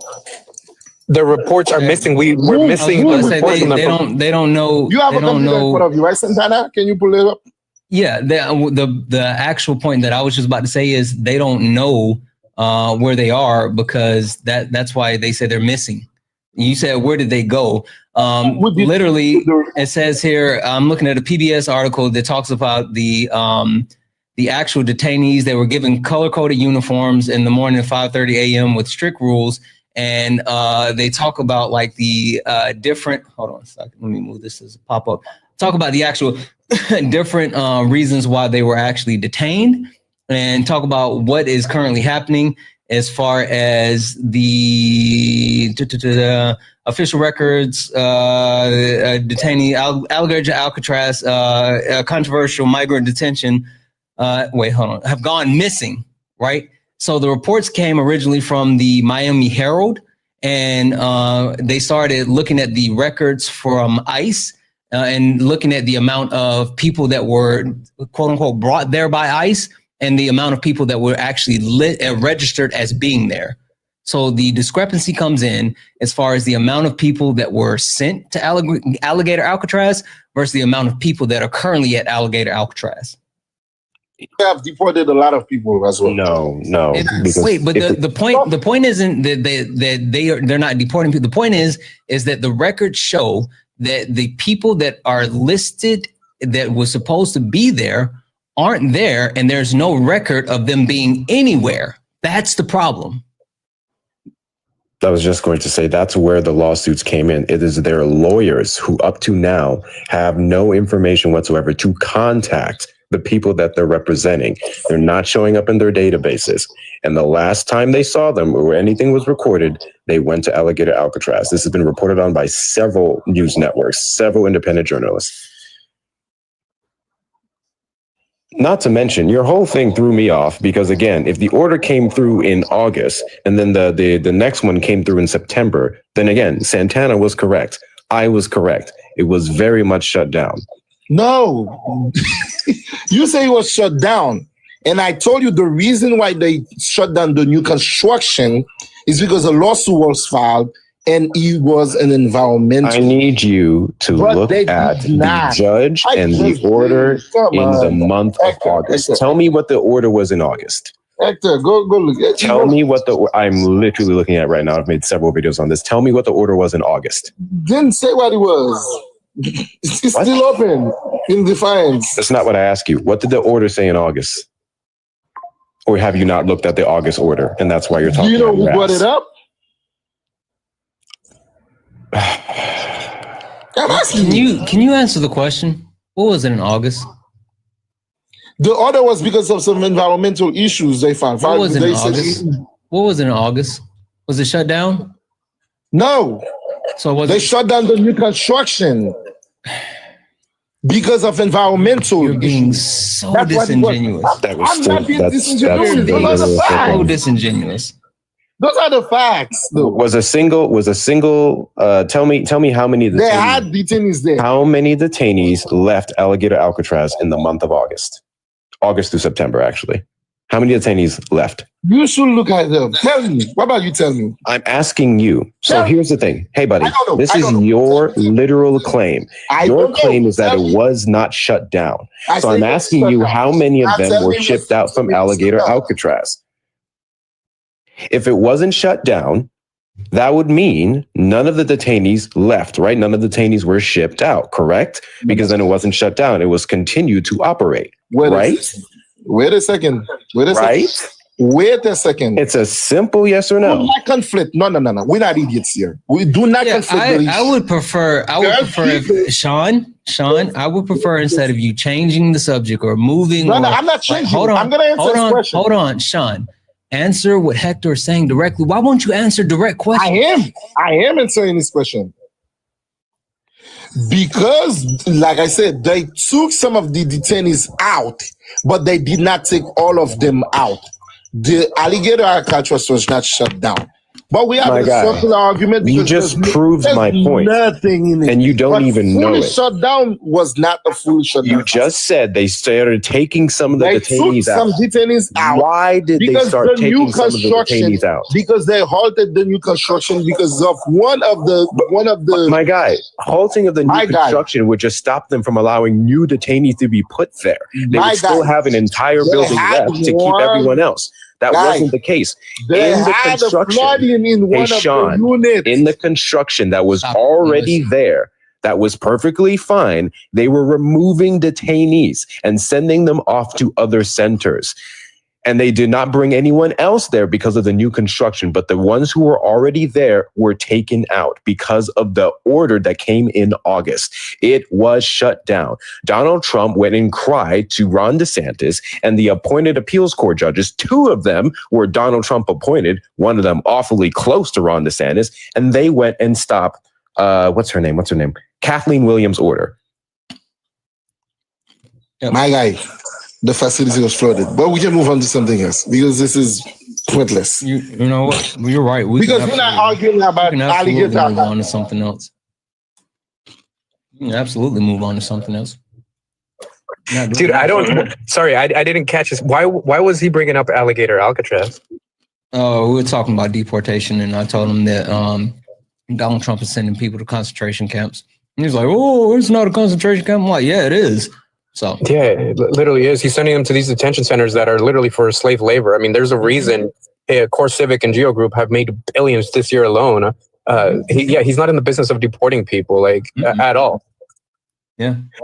But thank you. I'll step down. I thought that conversation was going to go elsewhere. I was expecting it too, but just so guys, what happened is that Florida was winning. Democracy was winning. Donald Trump got his appeals court judges, and then bam, they stopped the order from Kathleen Williams. We saw it pick back up in September and October. The 1,800 held theirs. Hundreds started to disappear, and we have no records of them up to now. And then past that point, I don't know, personally, to me, it looks like Florida just kind of gave up on it. But yes, currently Alligator Alcatraz is running up and well. The appeals are still going through, but it's not moving anywhere. So it did win. And they were removed from Alligator Alcatraz, a large portion of them. And then once that order was stopped, bam, it just went on as if nothing ever happened. So as far as I'm concerned, they actually dropped the ball on this because we still need to keep investigating it alongside Deportation Depot, which nobody seems to be talking about. But yeah, don't argue with me about orders and you can't even name any of them. You just have dates in the most recent article that you said. Absolutely. Anyway, Hector, I appreciate you coming up for me. You came through in the clutch. Absolutely, man. Take it easy. Right. Have a good one. Let's see here. We got some people, guys. Only request up if you are a Trump supporter. Only request up if you are a Trump supporter. We are only looking for some debates. With that being said, let's see here.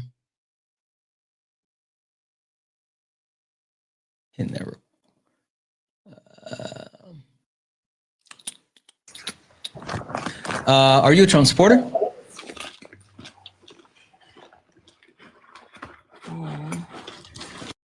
Okay, same person. All right, this is what we're gonna do. Because it looks like MAGA MAGA. It looks like they are currently on the run. Currently on the run. We're going to hit a quick restart. We're going to hit a quick restart because they're not here. They are scared. They are terrified. Terrified. So we're going to hit a quick restart, see if we can get more people in here. So this is what I'm going to do. I'm going to actually go ahead and do this right now, right? I'm going to change the gift goal and we're going to hit a restart. And once we get in, I need everybody like locked in, doing all the things, right? Knocking out the daily gift goal. I'm going to change that. We're going to restart YouTube's. I'm going to find Miss Gina. For one, we have to continue to use TikTok friendly language, okay? 2. I made a mistake. Okay, I apologize. What I'm saying, though, there's Gina, 1 second, Miss Gina. 1 second. Calm down. Calm down. Yes, please do. We understand that you love the white man. We understand that you love Trump. We know that. We see that. But I need for you to maybe I should replay this live. I need to start replaying this live for a lot of Trump supporters. For y'all can see black Trump supporters. So y'all can see how y'all sound. We are very arrogant and we have self-esteem. We think we can do anything. That's why I came out here and I'm doing my thing. See, we not lowly. We don't sit up here and hold out hoping for some food stamps and for the government.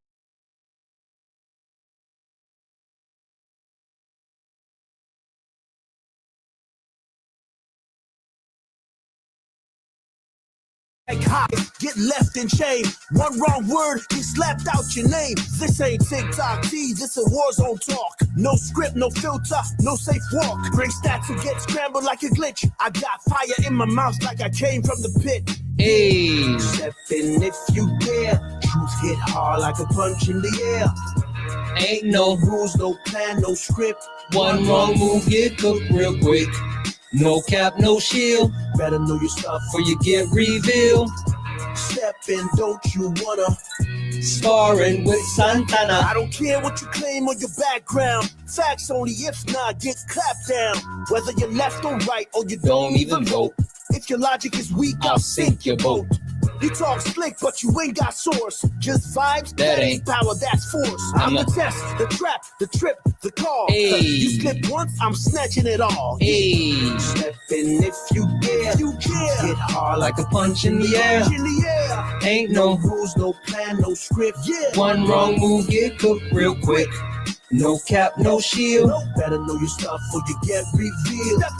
Step in, don't you wanna? Sparring with Santana. Step in if you dare. You care. Hit hard like a punch in the air. Ain't no rules, no plan, no script. Yeah. One wrong move, get cooked real quick. No cap, no shield. Better know your stuff or you get revealed. Step in, don't you wanna? This is flame space. Step in, don't you wanna? Sparring with Santana. Hey. Donna. Bang, bang, bang, bang. Guys, welcome back in. Welcome back in. This is Sparring with Santana, one-on-one debates with Trump supporters. If you are a Trump supporter, get in the box. If you are someone that supports Donald Timothy Trump, get in the box. We are only looking for some debates, guys. If you are friendly, do all the wonderful things. Tap the screen, share the live. Let's go ahead and get the likes up. Let's get the likes up to 10,000 likes. Also, I'm going to keep resetting the daily gift goal to these little 1-cent gift goals. If we can knock those out a couple of times, it'll help push us out to the FYP. With that being said, MAGA, are you still on the Trump train? Because I feel like you guys should all be off it by now. Like it should be done, right? There's no way that you guys are still actually on the Trump train. And the reason why I say that is because, you know, the e-files and the emails, those are damning, right? Absolutely damning. The loss of healthcare that's occurring in the country, the blue wave that just completely smacked you in the face. And don't forget about the fact that Donald Trump is tanking the economy. Holy shit, he's tanking the economy. With that being said, if you're a Trump supporter, get up here. I would love to hear from you. I would love to hear from you because it's not good. It's not good. But maybe I have a different position than you. Maybe MAGA, maybe you know something that I don't know. Maybe you guys actually know. Maybe there's some type of madness to the plan, right? Maybe he has some type of idea, some type of information. Maybe you guys have insight that we don't have. But I tell you what, for the people that have come up so far, for the you said you're still with Trump, cool. I'm going to go ahead and send your request to come up, and I'm going to mute you because I don't care if you are saying you're still with Trump in the chat. No one cares about that in the chat. Get up here in the box. No one cares about your support from the chat. Get up here in the box. Boom. Like I said, you know, the one thing that these Trump supporters have not wanted to talk about. You said Choo Choo still on the train. Cool. I'm gonna go ahead and mute you because you're in the chat instead of in the request. So unless you actually come up, I don't care. I don't. You guys think we care what you have to say from the comments? Come on now. He said proves that Trump was innocent. Oh, okay, hold on. The EP file. Oh, yeah, you're right. I almost got you. Trump's love. Yeah, cool. The one thing that MAGA has not come up here to try to defend yet, them Epstein files. Them Epstein files are hella damning. The actual emails that they've released, hella damning. And you know what's funny about this being so damning? It's not that Donald Trump was touching kids or spending time with kids. You know what the files actually say as well? It says that Donald Trump and Epstein didn't actually end their friendship when Trump said that he ended their friendship. Apparently, Trump and Epstein were still friends. They were still hanging out. Not hanging out, sorry. That was a bad word. Epstein had insider knowledge of what was happening in the Trump White House. Epstein was still in connection with Trump after Trump said that they ended their friendship. And apparently Epstein helped Trump get elected. Apparently the files are saying that Epstein used his power and leverage to help Trump get elected.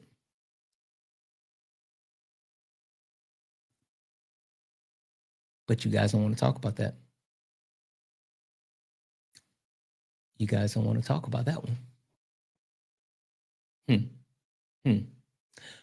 Only request up if you're a Trump supporter. Only request up if you're a Trump supporter. We are only looking for some debates. Only request up if you're a Trump supporter. Sorry. No, but I just had a question. Okay. Are you a Trump supporter? No, but I have a question. And your background noise is super loud. Sorry, friend. Super loud. Sorry. Debbie's in the chat for Feisty for the $20 donation and sent some heart. Feisty, thank you so much for that 20. You fucking awesome. Also, Debbie's in the chat for Kat for the hi. Thank you so much over on the YouTubes. Thank you so much, guys. If anyone else would like to support the live, you can do so. Cash App, PayPal, Venmo, all the pay links and link tree in the bio. Santana Speaks For You. Santana Speaks For You is the best way to support the live. Everything's accepted. Anything's appreciated. If you're over on the YouTubes, you can send a super chat and I will read that out. Again, guys, only request up if you're a Trump supporter. Only request up if you're a Trump supporter. We're only looking for some debates. Jerry, did you come up here to talk about the Epstein files with me?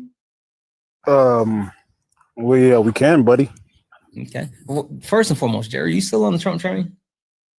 Well, sir, I never disclose who I voted for, but I support Trump. I support whoever's the president. I don't care if it's Kamala or Trump. So I support Trump. Yes. Sure. I guess to make it kind of simple, Jerry.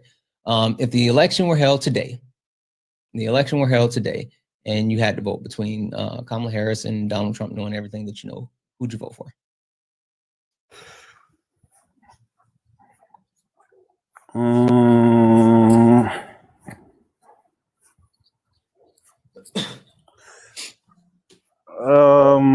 If Kamala would have ran to begin with instead of putting in last minute, that you know, knowing everything that you know today, and I can't disclose that. I can't disclose that publicly. Can we talk about Epstein? No, I just need you to answer the question. I never disclose who I vote for ever. It's like a private matter. It's like asking me, do I watch porn? Like it's like. Guys, only request up if you're a Trump supporter. Only request up if you are a Trump supporter. We are only looking for some debates. We are only looking for people that still are on the Trump train. I want to talk to people that for some reason still support Donald Jimothy Trump. I don't get it. I don't get it. I don't get it. I don't get it. How in the world could you still support Donald Trump after what we know are in those files? Now Trump is trying to call it a hoax. That's the cope now. He's calling it a hoax.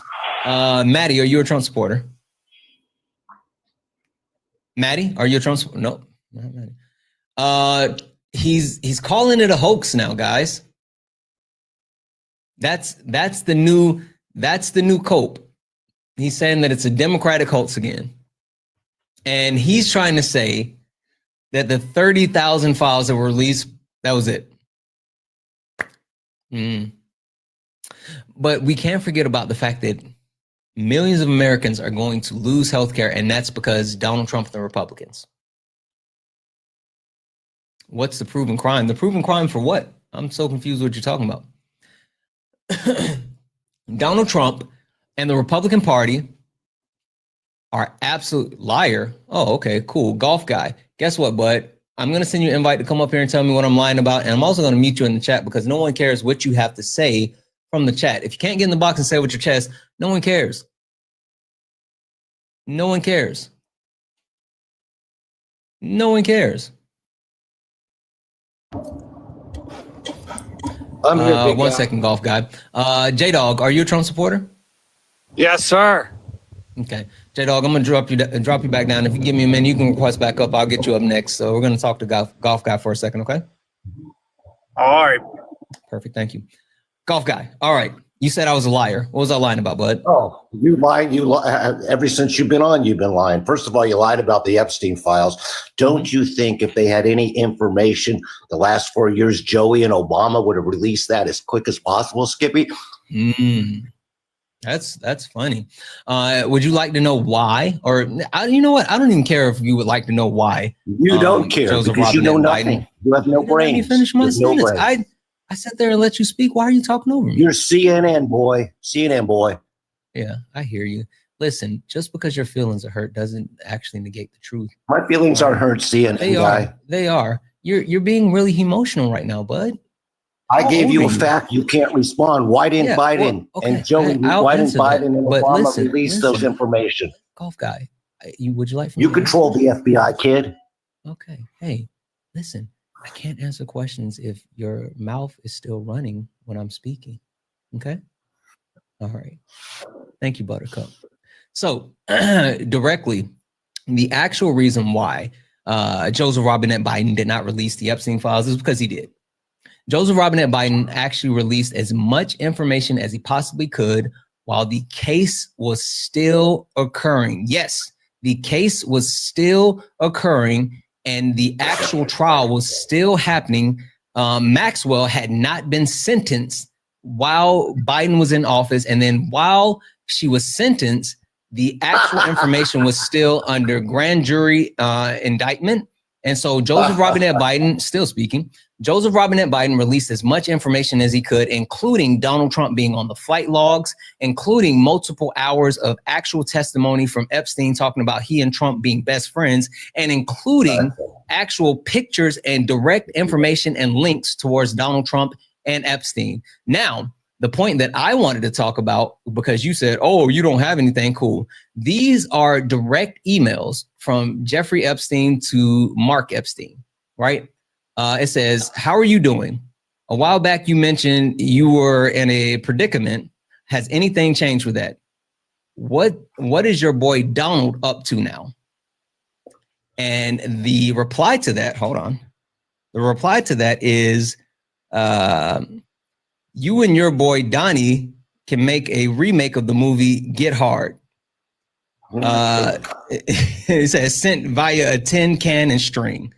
Oh, I'm sorry. Hold on. I missed the part. He said, sorry, I'm trying to read from the bottom up like email. Yeah, hold on. And he said, you mean Donnie T? And then he said, yes. And he said, I would rather be in his shoes. So literally, they're talking about the actual connection that goes in between. Hold on. I'm asking. Oh, here it is. I'm asking if Putin was in the photo of Trump blowing Bubba. You ramble.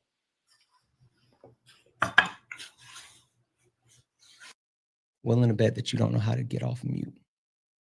Willing to bet that you don't. All right. Sorry. I was trying to read from the bottom up. Here it is. All good. Baron with me. And then ask him if he has the photo of Trump blowing Bubba.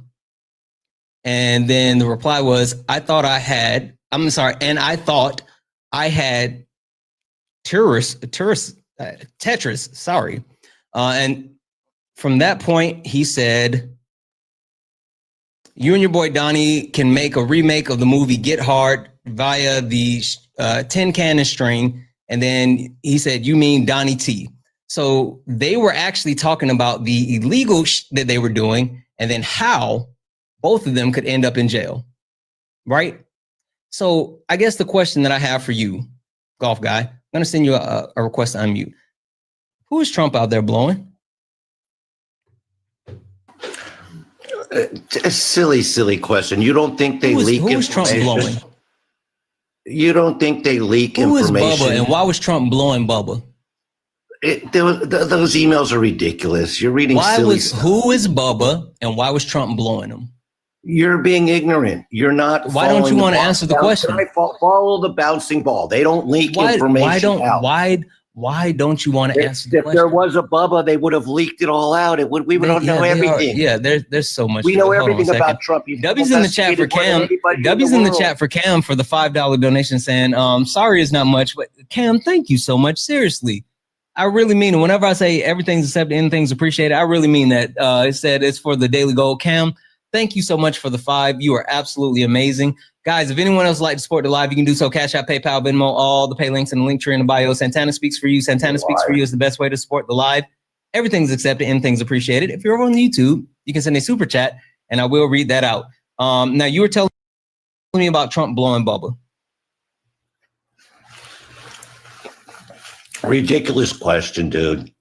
You can't even be serious. No, it's a serious question. You don't think they would have leaked this information if they knew who Bubba was? They had this. They would have leaked it. We would have had pictures. It would have been all over late night TV, CNN, New York Channel, everywhere. They have no info. They would have had it during Obama and Biden's term. It would have been leaked. It would have been leaked. Yeah, so this is an email. This is the email between Landon Thomas, and Jeffrey Epstein. The actual portion says, now that everything's coming to me thinking I have juicy info on you and Trump. This is again Landon emailing back and forth with Epstein because of this. And then in parentheses it says, I've known Jeff for 15 years. Terrific guy. Trump. Hold on. Trump booms. Trump grooms from the. Is that booms or booms from the speakerphone? He has a lot of. I can't see his blurry. He has a lot of fun. He's a lot of fun to be with, and even with that said, he likes beautiful women, much like I do. Many of them on the younger side. Doesn't know about it. Jeffrey enjoys the social life. He said this story will never die.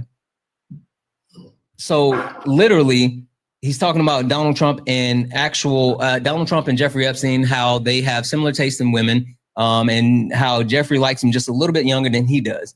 And then another portion came here. He said, Jeffrey Epstein asks, would you like the photo of Donald and girls in bikinis in my kitchen?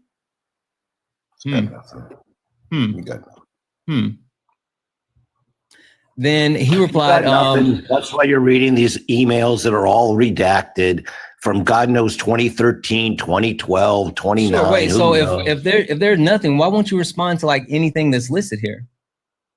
Because nobody knows. All you got to know is if they had information, follow the bouncing ball kid. If they had information, it would have been released during the presidential run. It would have all come out. What did I say about it being released? With a brain.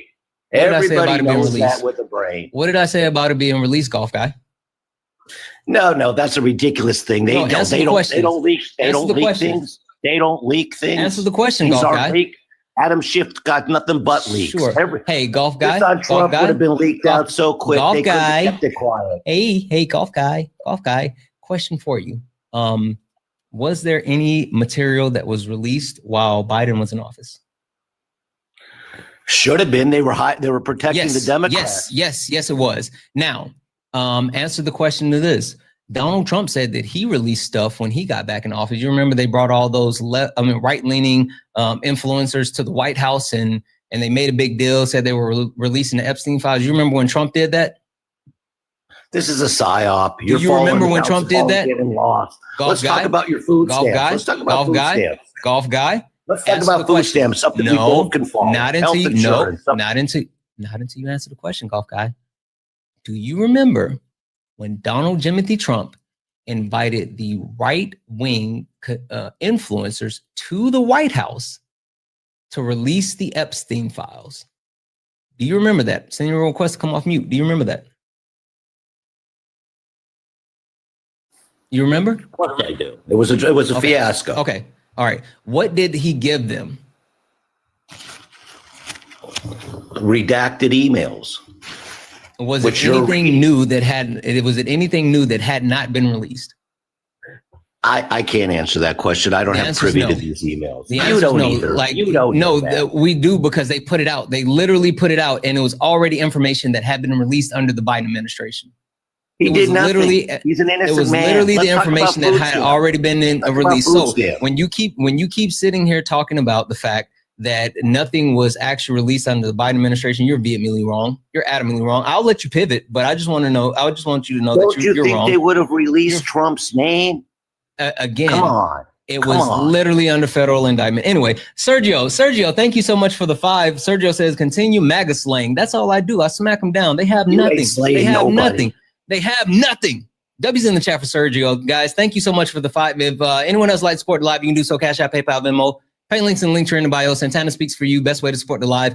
Everything's accepted. Anything's appreciated. If you're over on YouTube, you can send a super chat. I will read that out. All right. You wanted to talk about SNAP benefits. Let's talk about that. Sure. What about it? Well, 42 million people get free food. That's why your food is so expensive at the market. That's not true either. Did you know while SNAP benefits were I'm in the market yesterday, they're buying salmon. I'm getting hamburger. Well, maybe you need to make better choices. Anyway, did you know that while SNAP benefits were being held from the American public, that grocery stores actually raised prices? Did you know that? It's so high anyway, who could tell? Sure, that's fine. But did you know that while SNAP benefits were being held, the actual grocery stores, they actually raised prices knowing that people needed food? Oh, please. Those SNAP benefit people are all fat like pigs. Yeah, I hear you. They won't starve. Sure. They won't starve. Sure.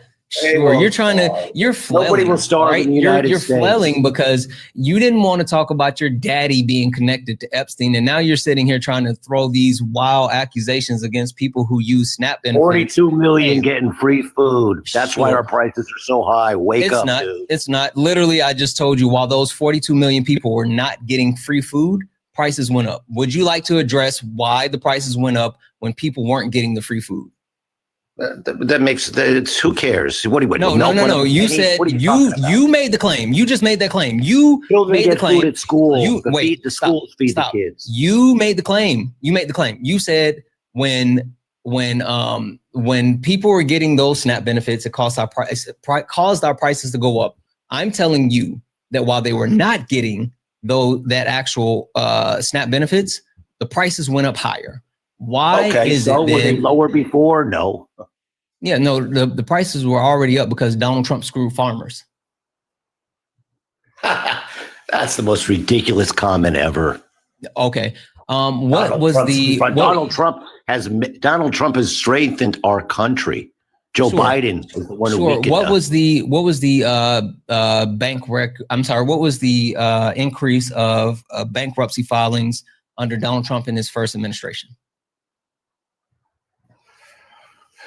Oh, like I have that information right on the top of my finger. It spiked by 24%. 24% of farmers. That's your CNN. I do. I use the Farm Bureau statistics. Anyway. Oh, so you don't think 42 million people getting free food is causing your prices to be higher? No. I'm sitting here telling you that it was Donald Trump and him screwing farmers. And all the people who get free health care doesn't cause our prices to be higher. Why are you trying to pivot, golf guy? Well, why can't we finish a point before golf guy? Why can't we finish a point before you try to move to something else? Fine. Perfect. So Donald Trump caused a spike in farmers claiming bankruptcy in his first term by 24%. And a bunch of those legacy farms could no longer stay in business and they had to sell their farms. Golf guy, who do you think they sold their farms to? Giant corporations. Exactly. And so since giant corporations were now dealing with the grocery stores instead of the local farmers dealing with the grocery stores, what do you think happened to those prices? Dude, this has been happening for 20 years. What do you think happened to those prices, golf guy? The small farmer has been selling to corporations. Sure, that's fine. Years. But when the actual small farmers couldn't sell to the grocery stores anymore, and the big corporations actually had the control, what do you think they did to the prices? Look, anytime a corporation has control, they're going to raise. Just answer the question directly, golf guy. Like, why can't you just answer the question directly? What's your point? I don't get your point. If you don't know the answer, okay. If you don't know the answer, okay. So yes, they sold the actual stuff to the grocery store at a higher price, which then they passed on that higher price to us. So Donald Trump screwing. That's been going on for 20 years. Yeah, it was a massive spike under Trump. That's the point that I just made. No, it's Biden's inflation which caused that massive spike. Remember the prices of eggs? I said Donald Trump's first administration. I didn't. That was before been there for Biden. 297 But what days. about Biden? Yeah, we're talking about his first administration. You're trying to actually obfuscate. The economy was booming. The economy was booming. Yeah, listen, let me tell you this. I don't really care about your trigger words and all this other stupid shit that you're doing right now. What happened was Donald Trump spiked the cost of groceries by screwing over farmers in his first administration. Now, that was his first administration. Now, the Biden-Harris administration had to come in and put in subsidies to help the farmers stay afloat during after Donald Trump's trade war with China. Donald Trump came back into power and immediately removed those subsidies to those farmers, right? Immediately removed them. And so now they were hurting already. And then Donald Trump started another trade war with China, which caused China to no longer buy soybeans from the U.S. farmer, which is the biggest thing that they actually import from the U.S., but they import all kind of other products. And then on top of that, Donald Trump gave $40 billion to Argentina, and Argentina then turned around and made a deal to sell soybeans to China. And then Donald Trump made a deal with Argentina to buy beef instead of actually buying beef from U.S. farmers. So I say all that to say Donald Trump has screwed over farmers multiple times and has screwed us over multiple times to increase the prices that we pay in the grocery store. Now, golf guy, answer that. Respond to that. Donald Trump is screwing us at the grocery store. I totally disagree with every single thing. Okay, tell me why. Said. Tell me why. Well, first of all, if any business needs a subsidy, if anything needs a subsidy, then it should just fail, especially if it's a government subsidy.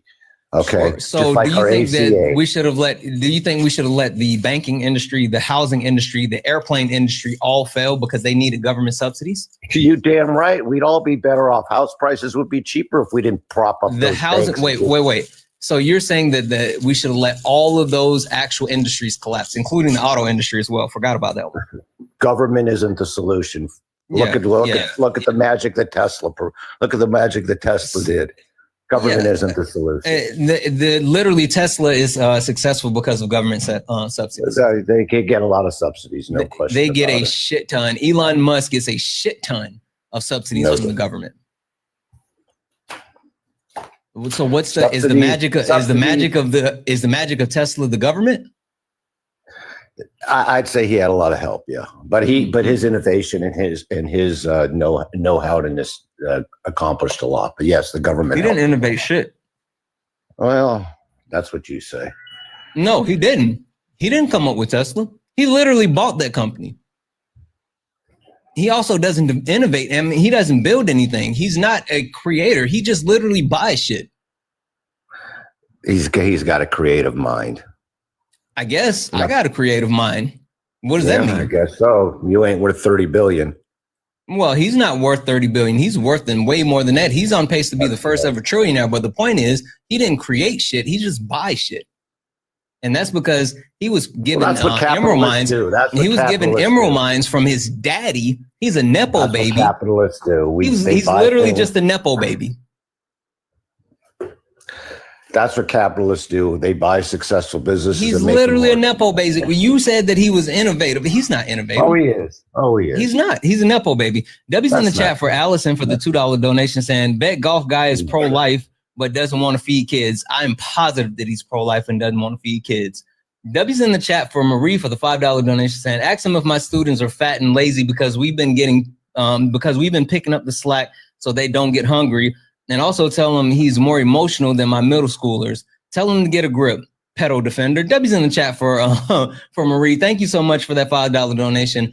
Guys, if anyone else like to support the live, do so. Cash App, PayPal, Venmo, all the pay links in the link tree in the bio. Santana Speaks for You. Santana Speaks for You is the best way to support the live. Everything's accepted, anything's appreciated. Over on YouTube, you can send a super chat. I will read that out. Golf guy, would you like to reply to either one of those? Well, I would say I feel sorry for any student that has to be educated by that woman because they probably don't know anything. And they know more than you. Well, I think we've proven in this conversation that's not true. I know everything about all these subjects you're talking about, and you're 100% wrong. Well, tell me what I don't know. You didn't know about the actual bankruptcy. You didn't know about the bankruptcy spike of those 42 You didn't know about the bankruptcy spike of farmers under Donald Trump's first term. You didn't know about the actual cost of the growth. You didn't know about the grocery prices. Farmers have been going bankrupt for sure. You didn't know about the spike. We're not talking about it. We're not talking. You told me to tell you what you don't know, but you keep talking. Hey, a year from you literally said tell you what you don't know, and then as I'm trying to answer, you continue to talk. It doesn't work like that. One at a time, bud. Also, W's in the chat for Ace Ventura for the $5 super chat to say, my friend is a veteran with PTSD. He doesn't deserve SNAP benefits. What did he ever do for the USA? Exactly. Perfect. Boom. W's in the chat as well for the other disgusted veteran for the $2 donation saying, PSYOP. This guy's called Taylor Swift the PSYOP. Yeah, he did. He did. W's in the chat for the super chats. The thing that I said that you don't know is you didn't know the spike in farmer bankruptcies under Donald Trump's first term, or the fact that all of those small farmers had to sell. And you also didn't know the increase in prices since SNAP benefits were being held. So you don't know a lot of stuff. You know everything, smart man. I know more than you. No, that's not true. No, that's not true. You're a progressive Democrat, probably likes Mamdani in New York. You know nothing. I'm a leftist. Yeah. Well, leftists are fools. Leftists are fools. Leftists are fools. So you know nothing. I literally, I'm proving I know more than you. You're getting dog walked. No, you're not. You haven't. You're literally getting dog walked. You're throwing crazy little facts about farmers going bankrupt. You know, knowing facts isn't knowing more than you. Name one fact. Name one fact that you've named. 42 million people getting free food. Subsidies don't work if the government has to. If the government has to subsidize it, it ain't working. Question: of those 42 million, you need to understand, Lefty. Of those 42 million people getting free food, what percent of them have kids? What percent of them aren't working? No, answer the question. I don't know. You don't either. Yeah, I do. 62%. 62% of those 42 million people have kids. So are you saying? So many kids. Oh wait, so you are okay. W's in the chat for you. So you're pro-abortion. W's in the chat for Golf Guy. Golf Guy is definitely pro-abortion. Don't have 6 of them. Okay, you're right. We should give women access to abortion. I agree. Golf Guy, a rare W for Golf Guy. Good on you for being pro-abortion. But the fact of the matter is, those actual 42 million Americans, 62% of them have kids. So are you saying the kids shouldn't be able to eat? You don't want kids to eat, Golf Guy?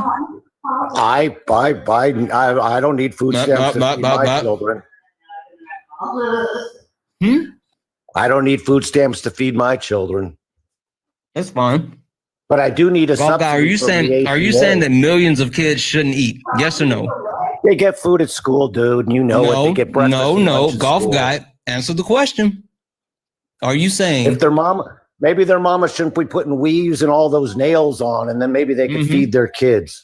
I hear you. That's racist, right? It's not. You know why? Fact. It's not. You know why? What percent of SNAP? Yeah, sure. What percentage of SNAP beneficiaries are white?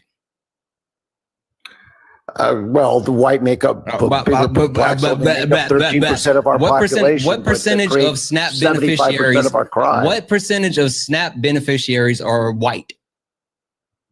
More than blacks. 62.7% of SNAP beneficiaries are white. So while you're talking about weaves and nails, you're literally talking about white women, bud. White women overwhelmingly benefit from SNAP benefits. White women. Exactly. All of them don't exactly. So before you try to get your racist talking points off, maybe you should know your bullshit before you say it.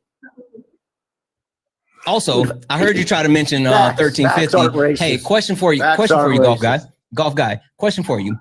What category, what demographic leads all violent crime within the United States? All of it.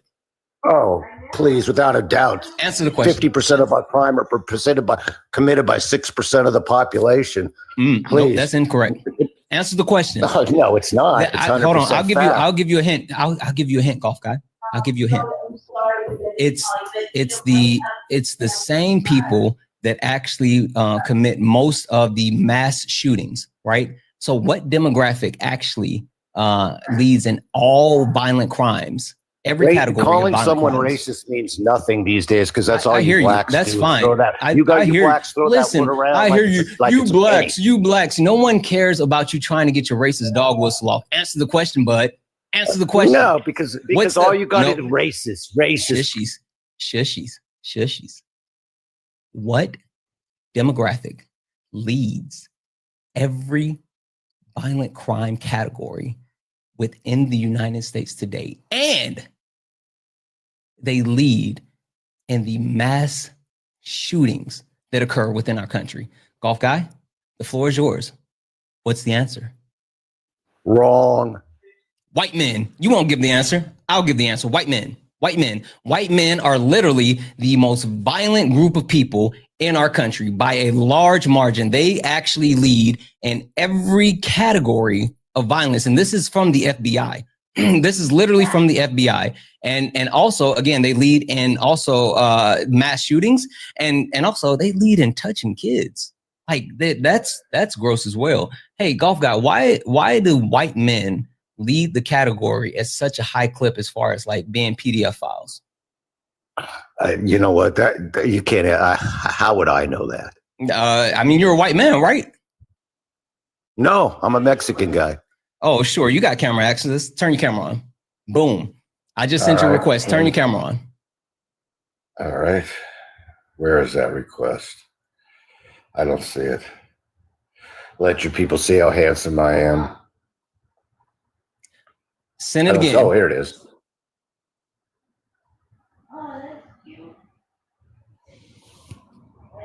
Turn it on. You got to hit save. It is. You got to hit save. There's a place in the mall that's like, I forgot the name of it. It's like a French little thing. You're a whole ass white man. You're a whole ass white man. You are a whole ass white man. Oh, you're a racist then, calling me white. You're white. You're fucking white, bud. What are you talking about? I am not. You are absolutely white. I am not. You're absolutely white. Mama. You don't know my mama. Hey, what's the difference between race and nationality?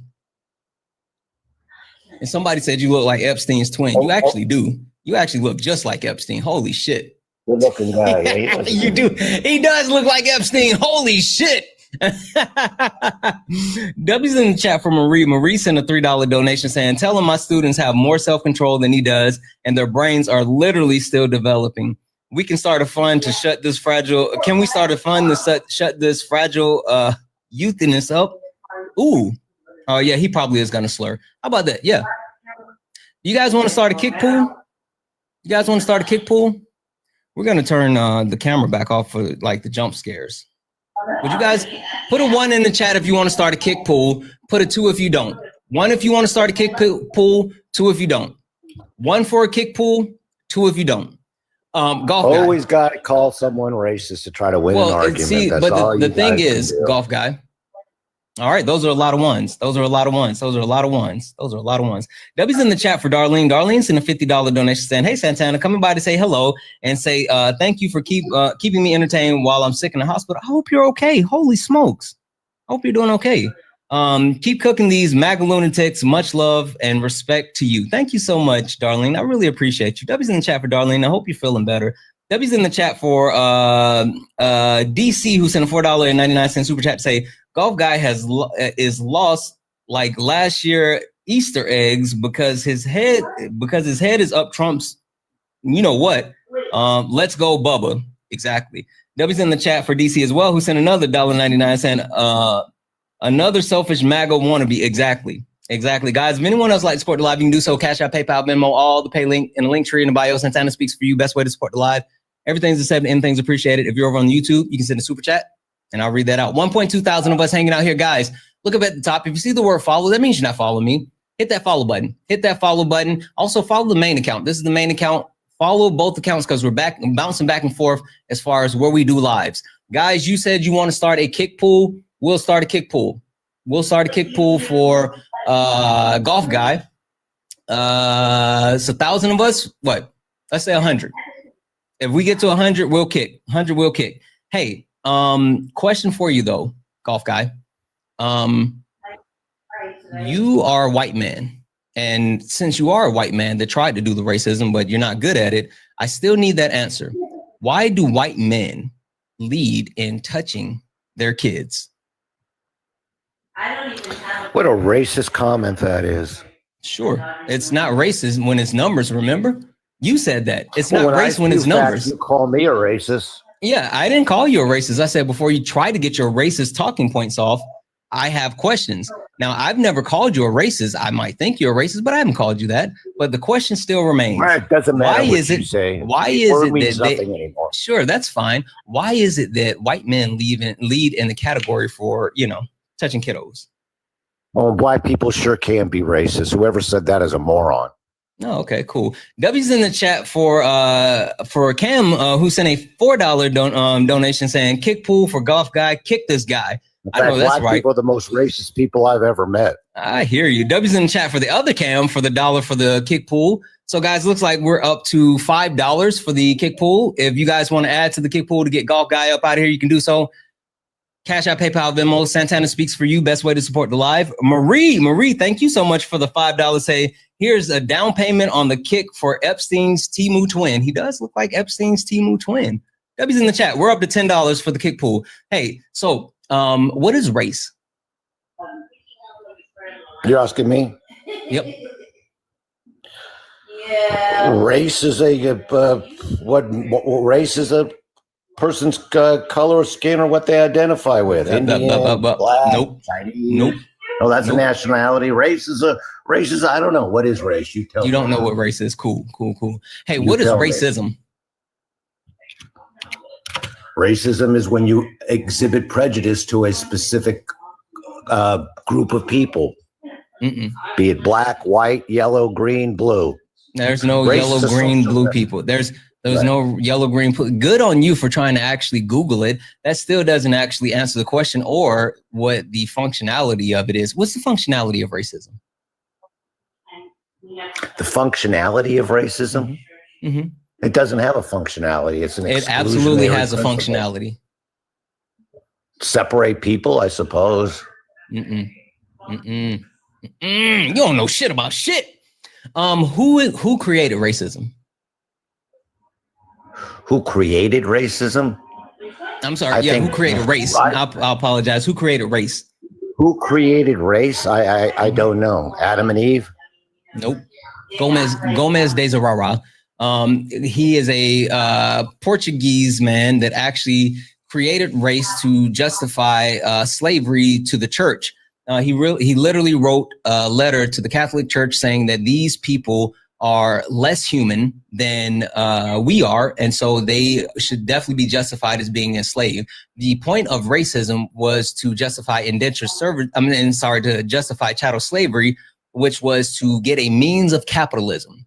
And so racism is a process that continues to hold up different systems that continue to oppress Black people. Whether we talk about education, whether we talk about the banking industry, whether we talk about the healthcare industry, it's literally a system that has been used to oppress non-white people and to continue to increase the wealth of white people.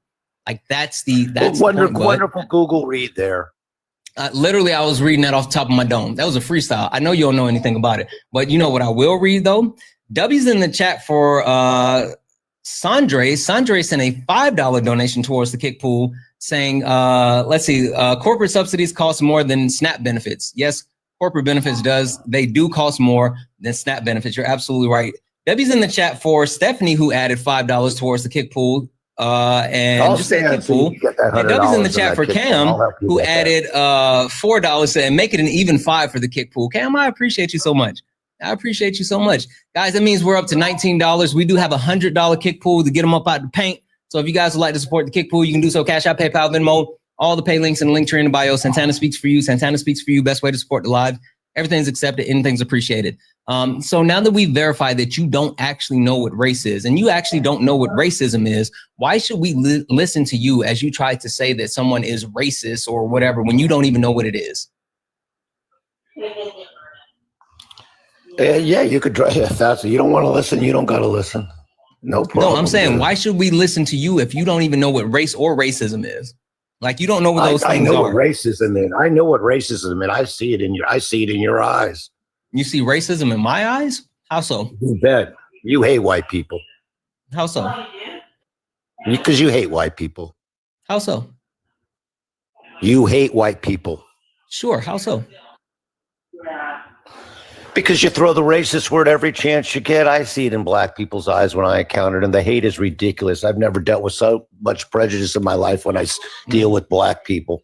Unbelievable, the hate in their eyes. Racist. Cool. So you said that the hate in my eyes make me racist, and you said I hate. Racist. You said you know that Wait, hold on. You said that you know that I hate white people because of the look in my eyes. Because all you could do is call one racist to try to win an argument.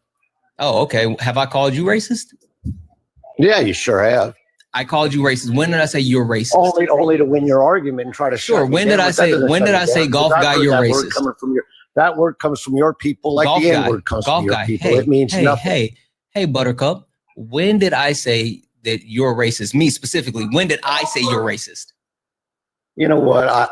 What difference does it make? I felt you. You said that I called you racist. You said I did. Yeah, you sure did. When? If we go back, tell me when I called you racist. We could see that you did. When did I call you racist? Or did I say? Does it make? Did I say that you're trying to get off your racist talking points? That's what I said.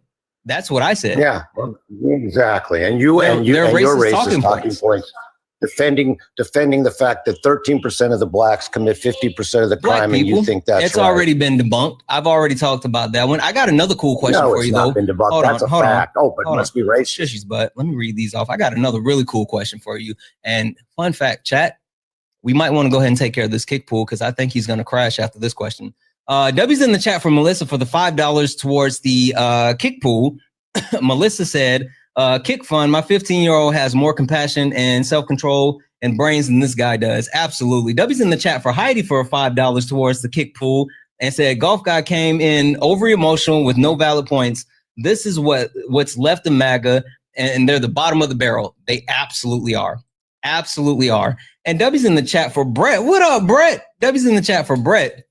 Brett's my white friend. W's in the chat for Brett for the $20 said, fuck this racist, signed a white guy.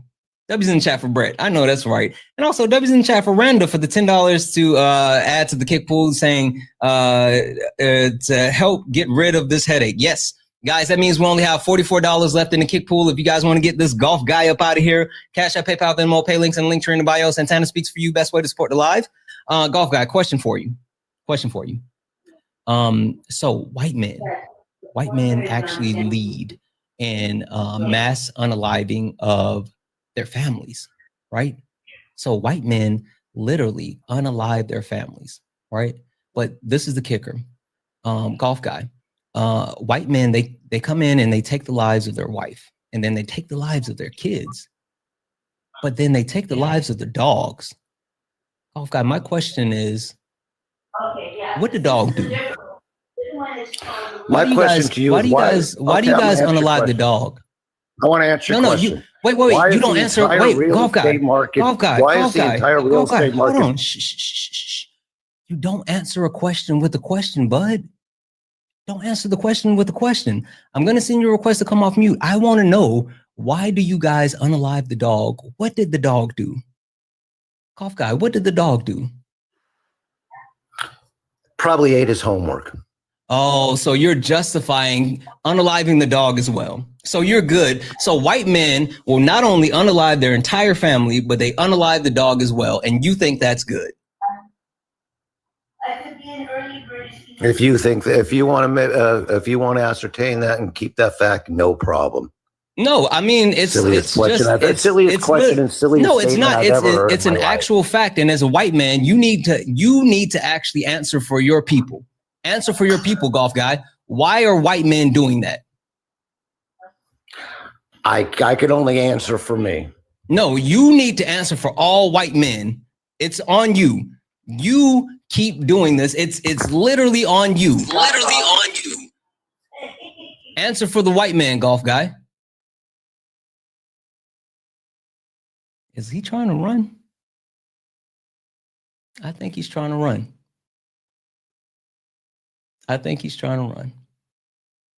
Golf guy, you have to come back in the app. If you can't see me, I can't hear you. You're off app right now. Even if you have it shrunk, you have to come back in order for me to hear you. Right now, if you're trying to talk, can't hear you.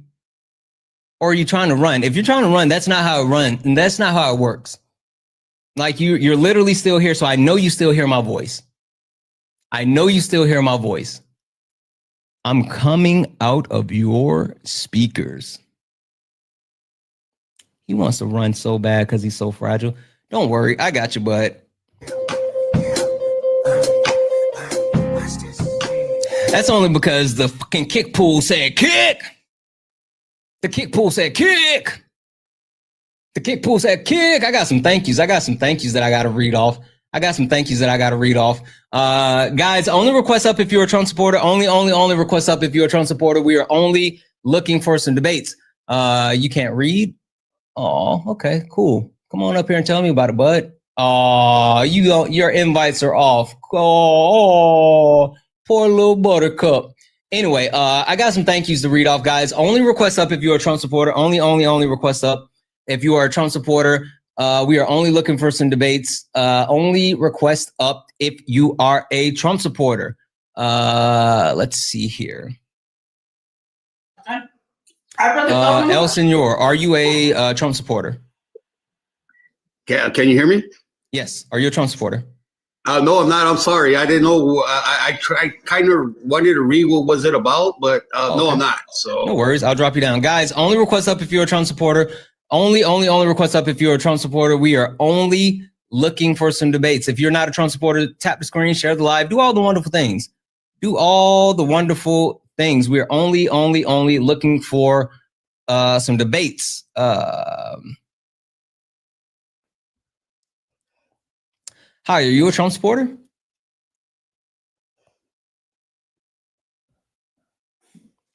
Deanna John, are you a Trump supporter?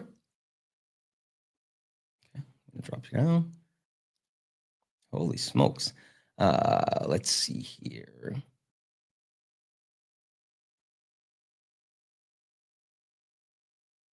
Johnny, no one cares what you have to say in the comments. I'm going to mute you and I'm going to send you a request to come up because no one cares what you have to say if you don't put your big boy pants on.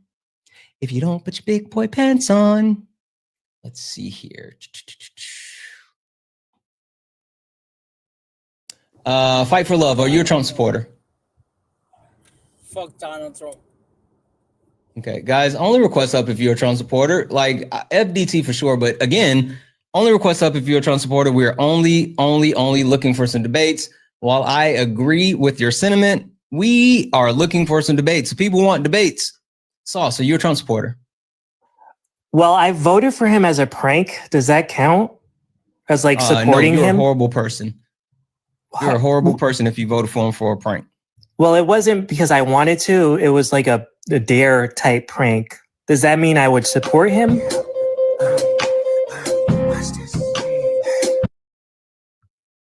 Fuck out of here. Let's see. Are you a something CNN, whatever? What can I call you? You can just call me Qued. Qued. Are you a Trump supporter? I am. Okay. Would you mind if I just read off a couple of quick thank yous? Yeah, go for it, man. Perfect. Thank you. W's in the chat for Marie for the 2 towards the kick goal. W's in the chat for Diamond for the 2 for the kick goal. He said, I don't know what's going on, but kick this guy. W's in the chat for Angie for the 5 for the kick goal. W's in the chat for Marie said, let him know a white woman was insulting him. You were on his head. W's in the chat for Sheila for the $10 to kick the racist moron. W's in the chat for, I think it's pronounced X-Main. $44. Obama was the 44th president, always wins. Exactly. W's in the chat for Laura for the $2 towards the kick goal. Golf guy is in his fifis and I can't say the last part. He was. W's in the chat for Brenda for the $20 to kick the stupid white man. And W's in the chat for Roxy for the $1 donation saying from Golf guy. Guys, thank you so much. If anyone else like to support the live, you can do so. Cash App, PayPal, Venmo, pay links and links are in the bio. Santana speaks for you. Best way to support the live. Everything's accepted and things appreciated. If you're over on YouTube, you want to support live, you can do so with a super chat. All right. You said you still support Trump. How are you still on the Trump train? I'm confused. I mean, I'm on the Trump train. I think he's given us the best shot to, I guess, be above and beyond the rest of the world. You know, I think we're on top. I think he's going to save America. He's going to bring us back and do exactly what he promised to make America great again. Okay. Listen. I like that. I like that premise. Question for you. Can you name one positive category, I should say, one positive category that the United States leads in that has nothing to do with our money/military? Go. Ooh, I'm in the military. So that was one of my talking points. But if you're going to say without the money and the military, yep. I would say we give the best opportunities. Oh, go ahead. Sorry. No, I was about to say like our GDP is, it is what it is. And our military, like literally we could cut our military budget in half and we would still spend the most on the military. So like those two are kind of hand in hand and given. And if we didn't subsidize Europe, we would be able to, give everybody free healthcare. But that's a different conversation. Or Argentina with 40 billion or, Israel. So. Yes, I agree. I'm definitely not pro-Israel, but I know Trump's been pretty pro-Israel, but so has every other president, minus JFK. So I wouldn't say that's a negative. Anyways, I would say that we are the land of opportunity. That's what I would say. I know with the whole jobs aren't necessarily going up right now. And I think that has a lot to do with never gone up under Trump. Right. The promises are for jobs to go up. He has led to, like if you look and you see, I think it is Subaru has built another car plant in America, which is going to bring jobs eventually. It's they're under construction, so that's going to bring jobs in. The tariffs have forced companies to invest and build new factories, and that is in turn going to bring in jobs. Sure. Can you tell me one company that has left another country due to tariffs and now is either building or has a location in the U.S.? Go. I don't think they necessarily have left another country, but they have expanded out and built plants. For example, Hyundai has built a plant earlier this year, or began to build a plant earlier this year. Where? In Georgia. And then what happened? I believe they're currently still under construction. It's an electric car plant, the Hyundai electric. Sure, but what happened? What happened that made South Korea so pissed off? Well, I mean, you're right. They did go under martial law, which wasn't the greatest. No, not the country. Not the country. They did here in the U.S. You're speaking of the South Korean government? What happened in South Korea earlier this year? They actually what did South Korea do? I mean, what did Donald Trump, this administration, do after South Korea decided to invest in the U.S.? I'm unfamiliar with that, I think. There was an ICE raid. And they actually detained and locked up 400-something odd South Korean workers that had been on loan from South Korea to help with the construction and training and everything of the Hyundai factory in Georgia. Okay. They literally sent an ICE raid to arrest those people that had invested into the country after making an agreement with Donald Trump. Is the factory is still functioning though? So it's quote unquote functioning, but it's not functioning without the experts from South Korea. Right. And South Korea has said that they're not sending their people back because Donald Trump and ICE actually did that. Correct. I know this isn't what I'm about to say is not the most humanitarian approach or ethical approach and is lacking of morals. However, if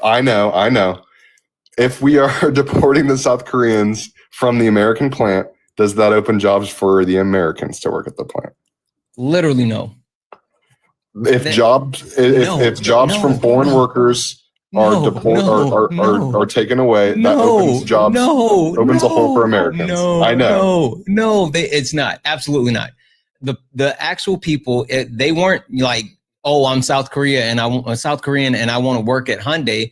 They were literally on loan from South Korea to help with the building and the opening. Exactly. Well, okay. And here's another thing. So if they were here to help train and they did their part and they got that started and they started the training and then we deport them, that way we're not paying them and we have other people who are going to continue. And I understand that maybe the training didn't get fully done and maybe that's not the best idea. But long term, that's more jobs for Americans. Are you saying that your point is that we detained and deported them prior to paying them, and that's what's good? Exactly. I'm saying that's not ethical, or it is lacking morals, and it's not humanitarian. But it is getting rid of foreign workers and opening a hole, which short term is a bad idea. But long term, that hole is going to be filled by American workers. My man said, I'm stealing this one from DJT. Hire people and then fire them before you got to pay them. God damn, that is a wild statement. That's his art of the deal, and it's not ethical. It's not moral. That is wild. I know. But I mean, the world is cutthroat, and that's a fact. Holy shit. Give me a second. W's in chat for Feisty for the $10 super chat to say this white girl loves not racist Santana, and he knows he loves her too. I do. I love you, Feisty. Thank you so much for the $10 super chat. W's in the chat for Guy for the $2 super chat to say, why did the orange blow Bill saxophone? Ooh, it's Bill Bubba. It's Bubba Bill. Holy smokes. The W's in the chat for Marie for the $4.99 super chat to say, I never knew there was something worse than a vibe voter, a prank voter. Yeah, that was wild. I can't believe he did that. W's in the chat for Eugene, who sent a 75 Uruguay to say, Santana, I've missed you. Shushies from Uruguay. Love you. I love you more. And I missed you. Thank you for being here. Also sent another to say, P.S. Yes, I mispronouncing my name. It's kicking my. At some point, you got to come over here on TikTok and teach me how to say it. It's literally kicking my butt. At some point, W's in the chat for Ace Ventura for the $5 super chat to say, ask the caller if he would have done better in the army without training. Ooh, that's a good question. Would you have done better in the army without training? Absolutely not. But You're right. Eventually, with the military, I'm gonna be honest with you. A lot of things we're missing training. I mean, we haven't. Like, I saw a comment just now that said, "How would you feel if you didn't get paid?" You realize the government. I just went through the longest government shutdown, didn't get paid. So that's kind of that's well. They claim they blame it on the Democrats, but let's be honest. The fact that we have a two-party system that likes to play sides and not like pass things. Like, why is it the fact that it's split like 99% of Democrats and Republicans vote one way or the other? That's stupid. I'm sorry. You should not be voting based on your party. You should be voting based on the policy. And it's crazy that it's split like that. I agree, but someone else made a really good point. You're gonna get paid though, right? Yes, we are getting paid. Okay. We are going to But you're advocating for people not to get paid. That's wild. I do not think, like I said, that's not ethical or moral. I agree, 100%. It's wrong. He's in the chat for Gucci for the $5 donation saying, why would anyone ever want to do business with us again if they don't get paid? Exactly. Again, Donald Trump can't run this country like our business because he bankrupts our businesses. I mean, his businesses. You're right. But so here's the thing about South Korea. They are reliant on us, and that is a fact militarily. And I know you said not to bring up the military, but whenever you say that, like, they're not going to trust us to do business or anything, we have a huge military presence in South Korea. They are very, very reliant on us. And with the possibility of China invading Taiwan, they're in the direct line of fire, and they are a forward operating area for us. And so, and with North Korea's nuclear threat, they are extremely, extremely reliant on us specifically. And they know. And again, I didn't say, like, just to clarify, I'm not saying that, I didn't say, like, don't bring up the military. I was just saying when you were naming that we're leading some, I mean, we can talk about the military as a whole, but I guess, I mean, the point that I'm trying to make, more than anything, right, is the way that Donald Trump does business, whether it's his business or business of the people, it's bad business as a whole. I agree. It is I wouldn't say bad business, but it is unethical and immoral business. Cutthroat, immoral, unethical, and he's going to be, I mean, I'm a believer in God, so I believe he's going to be punished for it. But yeah, I mean, I agree with that. What if I could prove that Donald Trump is bad for business, especially American business? How so? Are you talking long term? Long term, short term. Because in the short term, I would agree with you 100%. And in the medium term, I would agree with you. But I think long term, what do you consider long term? I can 20 plus years. Oh, come on now. That's an unfair statement. That's an economic standpoint. 20 plus years is considered a long-term investment. Come on now. Okay, 10 years. That's fair. I'll go with you on that. Cool. All right. I'd call 5 medium anyways. So okay. Donald Trump long term has been horrible for grocery prices. That's my argument. I agree. I've seen the grocery prices; they've gone up, and I mean, I've recently, like, you know, I've seen it with my own eyes. I definitely think that is a negative thing that's come out of this, and I also have to say I don't think that start 2000 probably January of this year. Like the grocery prices, like jumping up, like the egg prices skyrocketed. Yeah, we're not just talking about eggs. Like, for some reason, you guys like to lock in completely on eggs. We're talking about everything. Right. My claim is Donald Trump is bad for grocery prices as a whole. And it goes all the way back to his first administration. I just kind of spoke to this a little bit, but farm bankruptcies skyrocket by 24% under Donald Trump first administration because of his tariff war, right? And with his tariff war, the smaller farms had to sell to the big farms. The big farms bought them and then started selling to the grocery store at higher prices. The grocery store passed on those prices to us, right? Right. But when you speak of the tariffs, though, you have to at least acknowledge that it boosted our industry on steel and aluminum. Whenever we put those tariffs off, our economic growth in the steel and aluminum trades went up dramatically. And I mean, if we're talking about first administration, yeah. Like, so this is the thing: tariffs aren't bad, right? No. Tariffs aren't good. Tariffs are a tool. And it depends on how you're wielding the tool. And Donald Trump has been has been willing set tool this this administration to the tune of like hurting everyone. Yes, it was more targeted in his first administration, but specifically his trade war with China was really bad, right? And that's short term, yes. Yeah, well, no, long term again. So what happened as well after those actual farms sold to those big companies? Well, Donald Trump mismanaged the pandemic, right? And mismanaged it in multiple ways, which then caused the coverage for companies like Kroger to actually increase prices under the veil of inflation, right? They increased prices and they admitted to increasing prices while at the same time going through shrinkflation, right? So greedflation and shrinkflation. Right. So Donald Trump caused those farmers to go bankrupt and higher prices there. And then he also caused, with the mismanaging of the pandemic, additional costs there. But then this administration, he re-engaged the trade war with China, right? And then causing China to stop purchasing soybeans from the US. And so instead of China buying soybeans from the US, China went to Argentina and cut a deal to buy soybeans from Argentina. At the same time, Donald Trump gave them $40 billion to actually help support the country and cut a deal with Argentina for beef. So again, screwing the American farmers, hurting the economy with the tariff war and the farming industry. So overall, over a 10-year span, Donald Trump has been harmful to the grocery prices, short-term, medium-term, and long-term.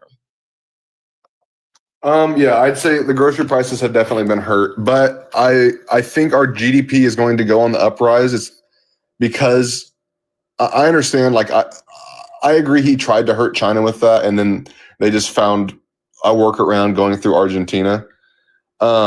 I think it's good that he's hard on China, though. Like, if you look at like his policy, whenever you look at the Panama Canal, like that was one of his main issues, was the fact that China was in charge and running the Panama Canal. And he was like, we had thousands of Americans die building that thing. And it is important that we regain control of that. The people of Panama built that as well. And right, of course, yes. Had, thousands but we did fund it as so well. Bad. It was literally the weather, and not the weather, but like the environment. Exactly. Like you couldn't have like exactly like that was just a casualty we were willing to take with that. Yeah. But the point being is, right, I mean, him talking about, taking over the Panama Canal and like all this other stuff. The reason why they said that China was in charge of the Panama Canal, which wasn't true, but it's literally just because they had signage for Chinese speaking people that were going through the country. Did you know that? Did you know, like, the reason why they said it took over was because they had put up additional signage so people could actually navigate the waterways and the areas when they were going through? Right, but it is a fact that the Chinese government was directly involved in running the Panama Canal. That's not true. That is like, there's government documentation of that, unless that is forged by the DJT.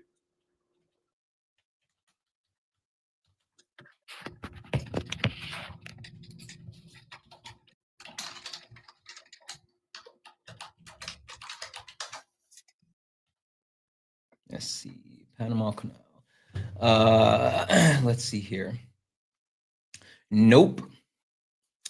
The canal has been fully owned and administered by the Republic of Panama through the Panama Canal Authority, the ACP, and since the United States transferred control in December 31st, 1999.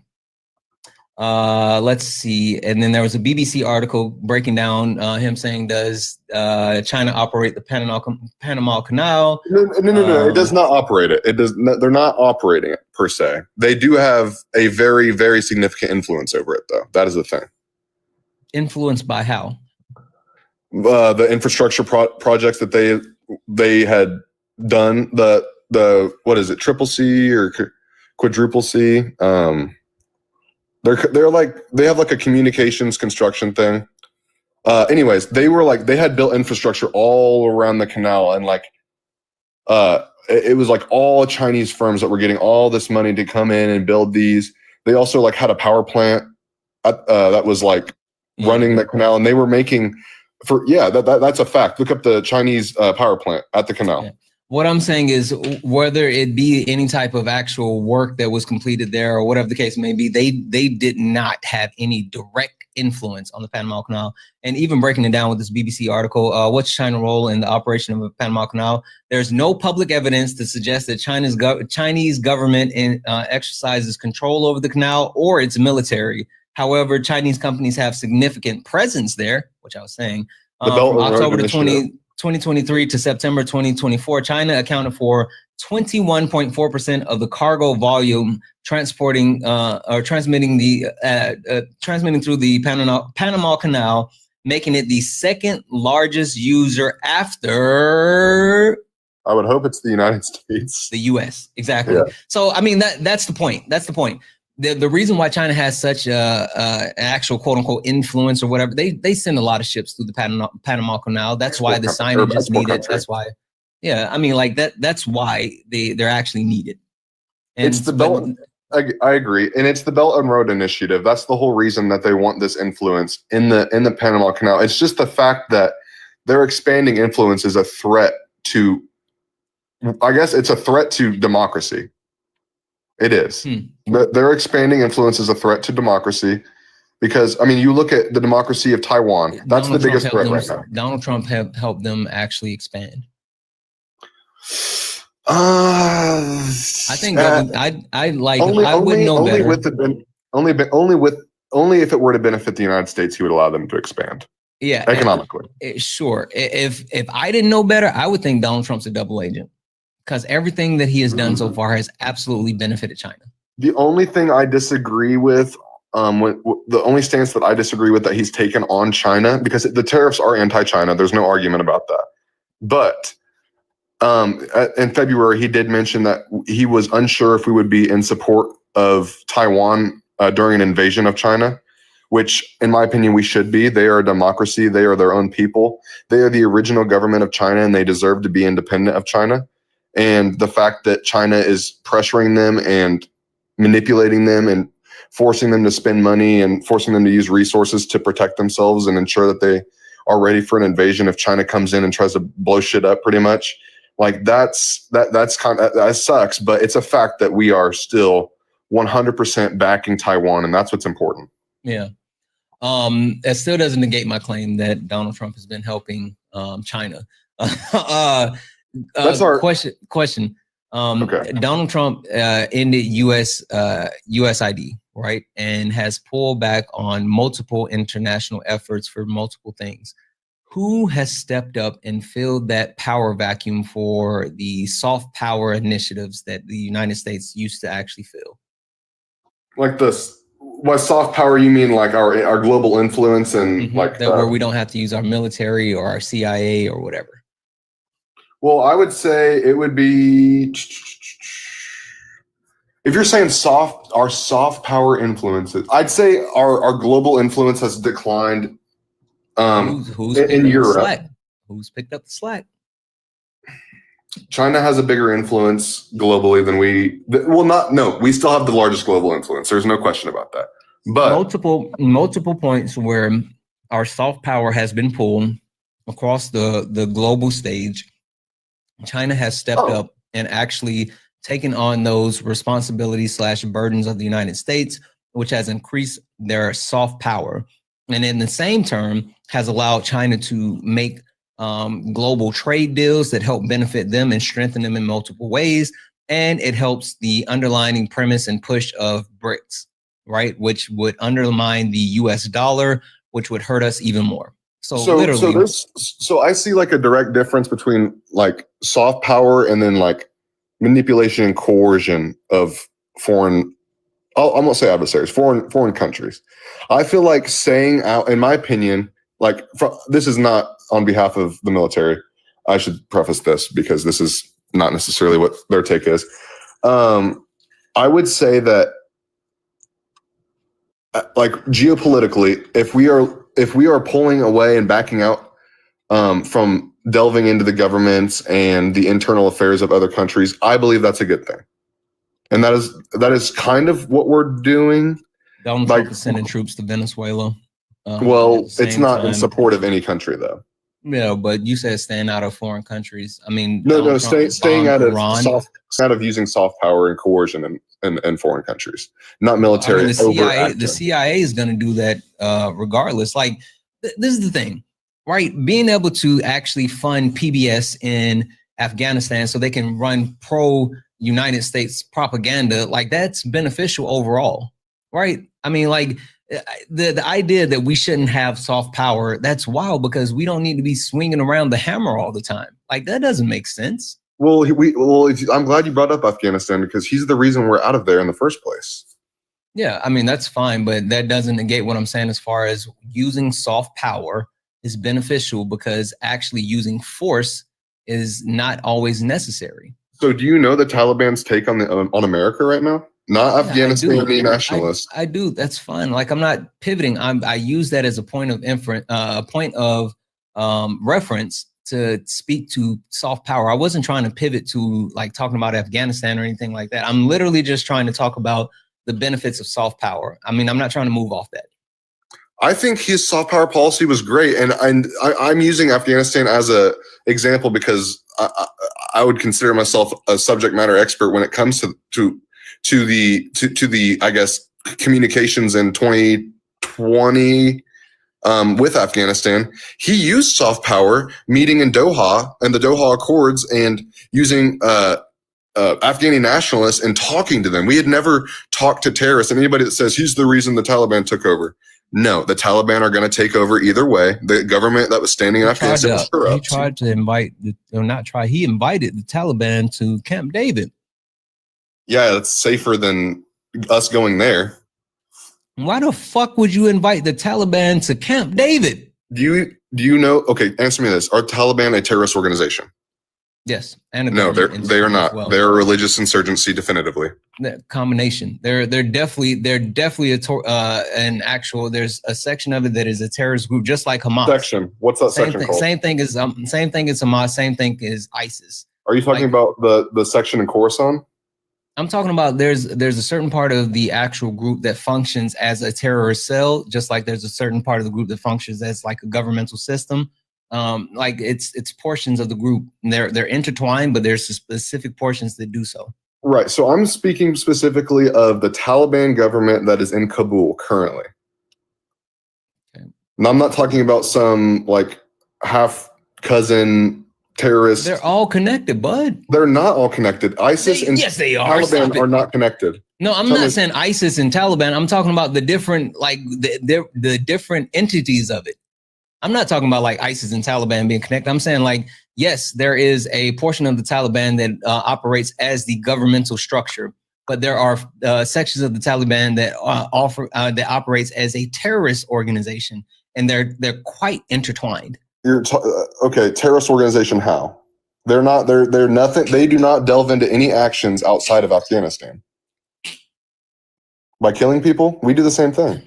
Yeah, and we're a terrorist state too. We're oppressing our own people.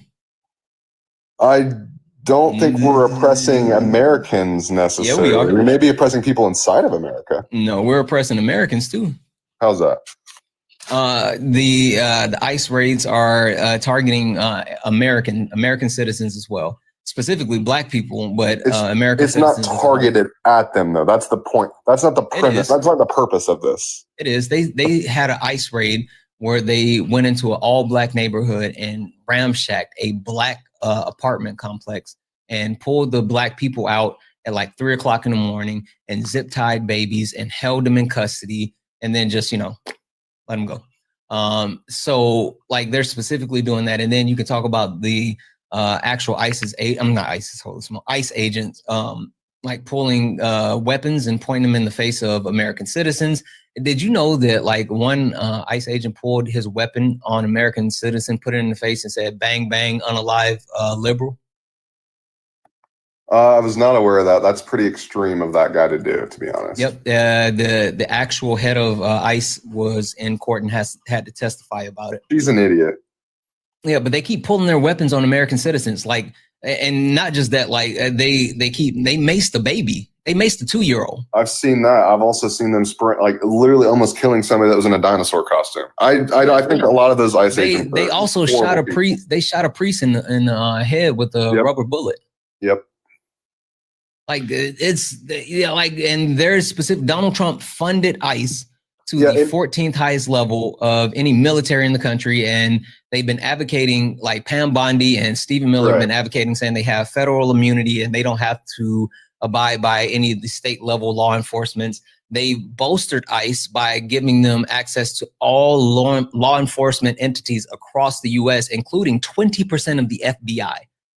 And this is what they're doing.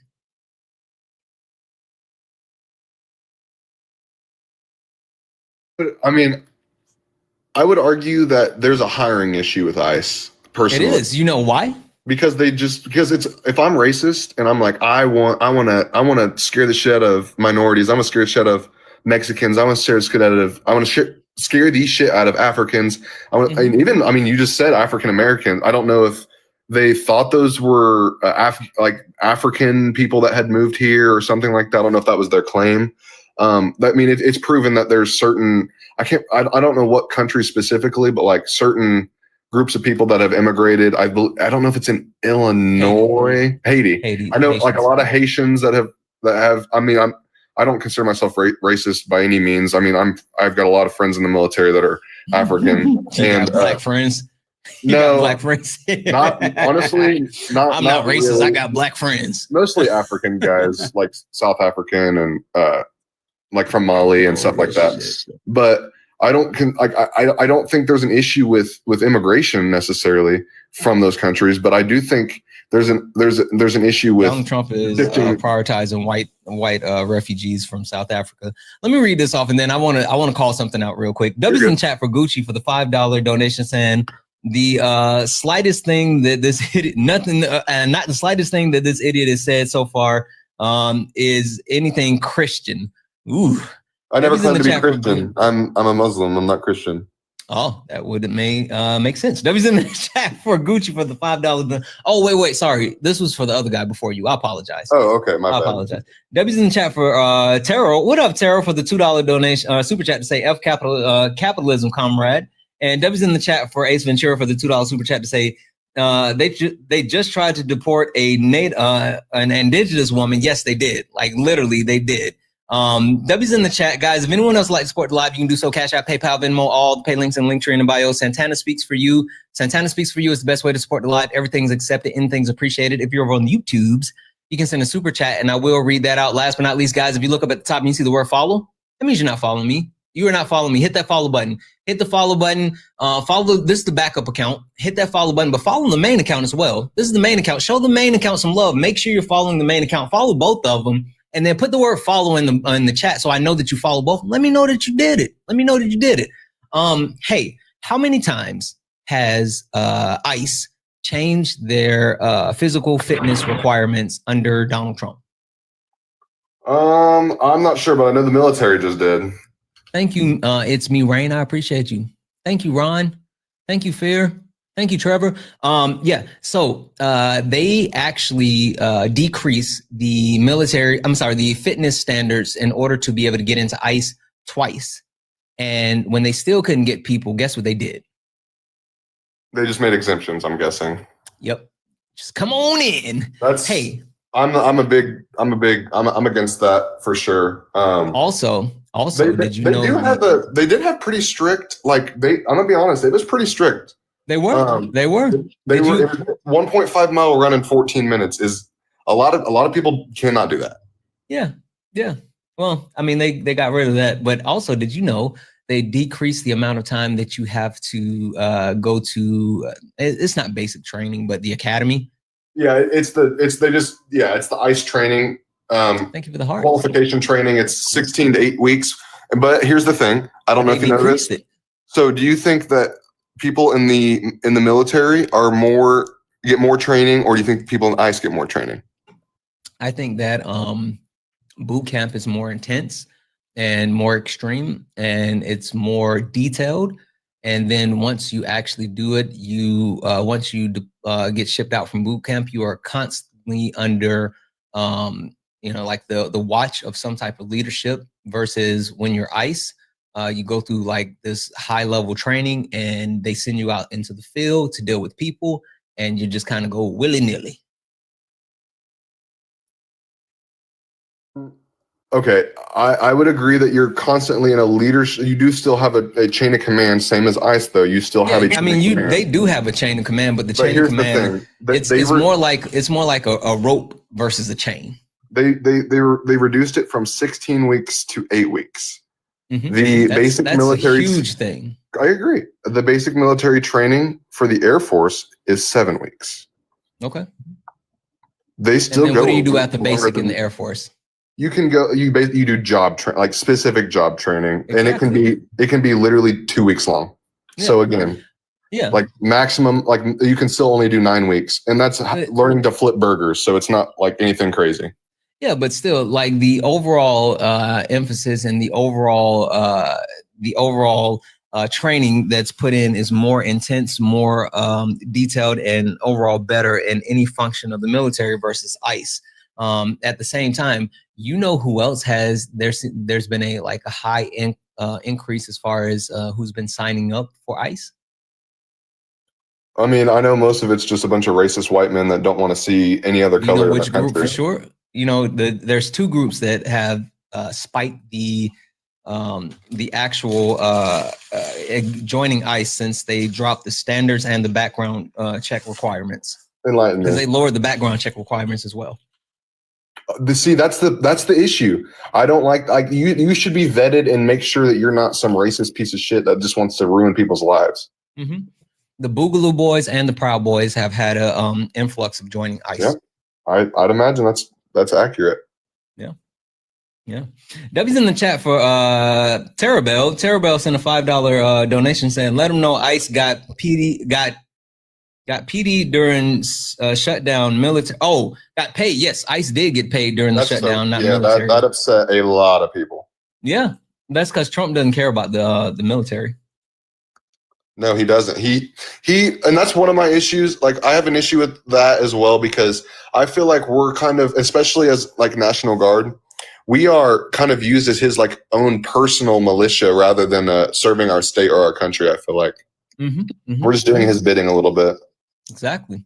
W's in the chat for the other discussing veteran for the $2 donation saying, "P.S. ICE pointed the gun at the veterans, no less." Exactly. W's in chat for the other discussing veteran. Guys, if anyone else would like to support the live, you can do so. Cash App, PayPal, Venmo. Pay links in the link here in the bio. Santana speaks for you. Best way to support the live. Everything's accepted. Anything's appreciated. If you're over on YouTube, you can send a super chat, and I will read that out. I guess to put kind of a bow on this for me. Okay. Donald Trump has his own personal Gestapo. It seems he has like his it. own brown shirt. I don't understand how any of this can be good for America. I don't think deploying. See, that's a sensitive subject. I feel like not a sensitive subject. Sorry, that's a debatable subject. It's just like it could be if it was gone about in the right way, like deploying the National Guard. I mean, that's a thing for a reason. I mean, that plan that's in place for National Guard to be deployed in support of law enforcement, not as law enforcement. That's a common misconception. In support of law enforcement activity, we're literally just patrolling, making sure nobody's doing anything violent. I feel like that's not terrible in all situations. Why did Pete Hegseth write issue the order to allow National Guard to be able to carry their firearms? Again, so if you didn't know this, I don't know how open knowledge this is. We are told if we have a military license plate, or if we have anything that identifies us in the military, not to go to Chicago, not to go to Los Angeles, not to go to Washington, D.C., not to go to these areas, because they have bounties on people's heads to kill us. Who? Like people, like, I'll look it up right now, because I got told at work this. Let me look this up real quick.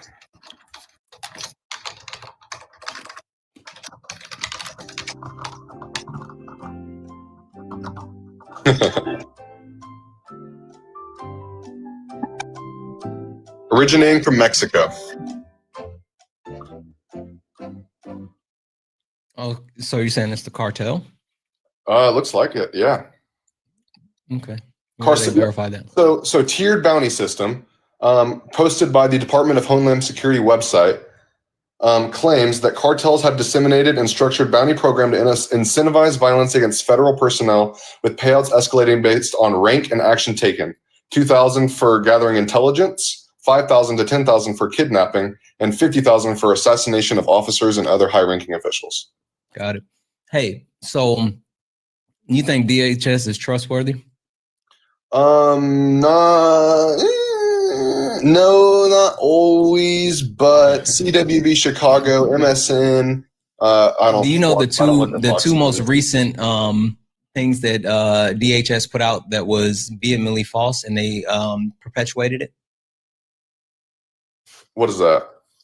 So one was a video from a social media influencer who is a young black guy. Him and some of his friends made a video basically saying that if Iran comes after the U.S., then they're going to have to come through them.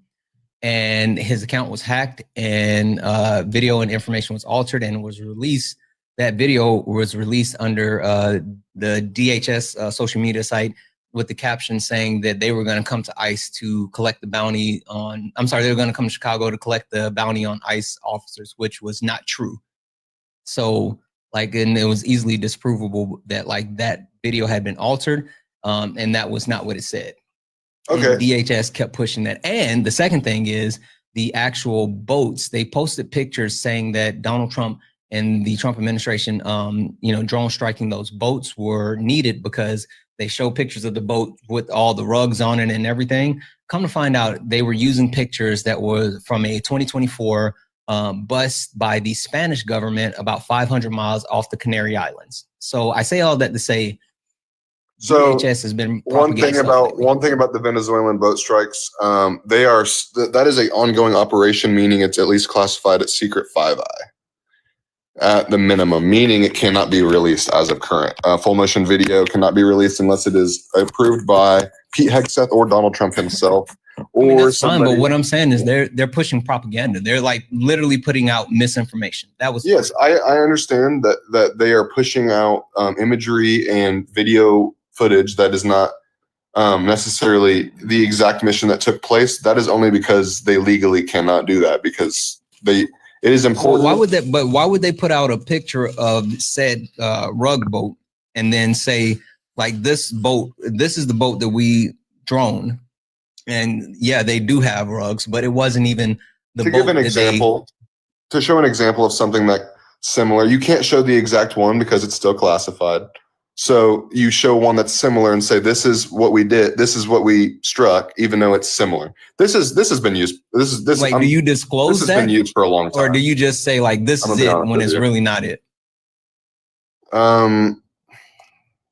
You're supposed to disclose that. That's the point. You are supposed to disclose that. That's the point. Anyway, listen, I'm gonna go ahead and let you go. I appreciate you coming up, and I appreciate you, man. That was a good conversation. I respect you. I dropped you a follow. I like you. Thank you. Thank you. I appreciate it. Have a good one.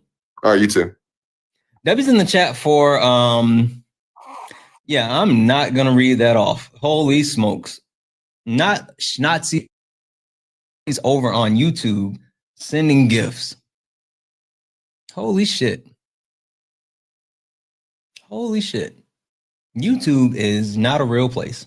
Debbie's in the chat as well for Rose for the I think that's a bath.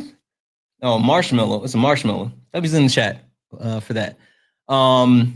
Guys, I've been on now for about an hour. Four and a half hours. I've been on for like 4.5 hours. So with that being said, damn it, I forgot to go live on Instagram. Why didn't you guys remind me to go live on Instagram? Holy shit. I forgot to go live on Instagram. Why did no one tell me I didn't go live on Instagram? Dang it, chat. I'm blaming this one on you guys. Definitely blaming this one on you guys. No, don't try to tell me go live. No, you guys can't tell me to go live now. You already messed up. No, oh no, fuck that. No. Y'all are not about to gaslight me. No, fuck that. Ain't no way. What are we doing? You guys cut it out. Cut it out. All right, guys, we are gonna go ahead and get out of here. We're gonna get out of here. We're gonna call it. We're gonna call it. If you don't follow me, you look at the top, see the word follow? That means you're not following me. Stop it. That means you're not following me. Hit that follow button. Make sure that you're following me. I'll probably be back later. I'm feeling good. I want to get back into it. So we'll come back later. I'm going to go ahead and get out of here, guys. Make sure you hit that follow button. Let's do an outro. You stepped in the box, now you're in the ring. Ain't no hugs here, you better take your best swing. Mike Hot, who wanna step in the flame? This ain't a debate, this a mind game. Facts like lies, get left in shame. One wrong word, get slapped out your name. This ain't TikTok T, this a war zone talk. No script, no filter, no safe walk. Bring stats and get scrambled like a glitch. I got fire in my mouth like I came from the pit. Yeah. Guys, thank you for being here. It was another good day. Overall, it was a really good live. I appreciate all of you guys hanging out and all of the support. I mean, like, anyway, I think I'll be back. I'm like pretty sure I'll be back. I kind of want to get back into it later, so make sure you guys hit that follow button before you leave out, and we'll be back. Anyway, guys, thank you for all the love today. I mean, sincerely, thank you. I'm glad that you enjoyed it. Hey, Trinity, how are you, Trinity? All right, guys, we're gonna get out of here. Thank you for all the gifts, the likes, the taps, the shares. Thank you for all the love, the donations. Thank you all just for being you. I appreciate each and every one of you guys. I love you all so much. And as always,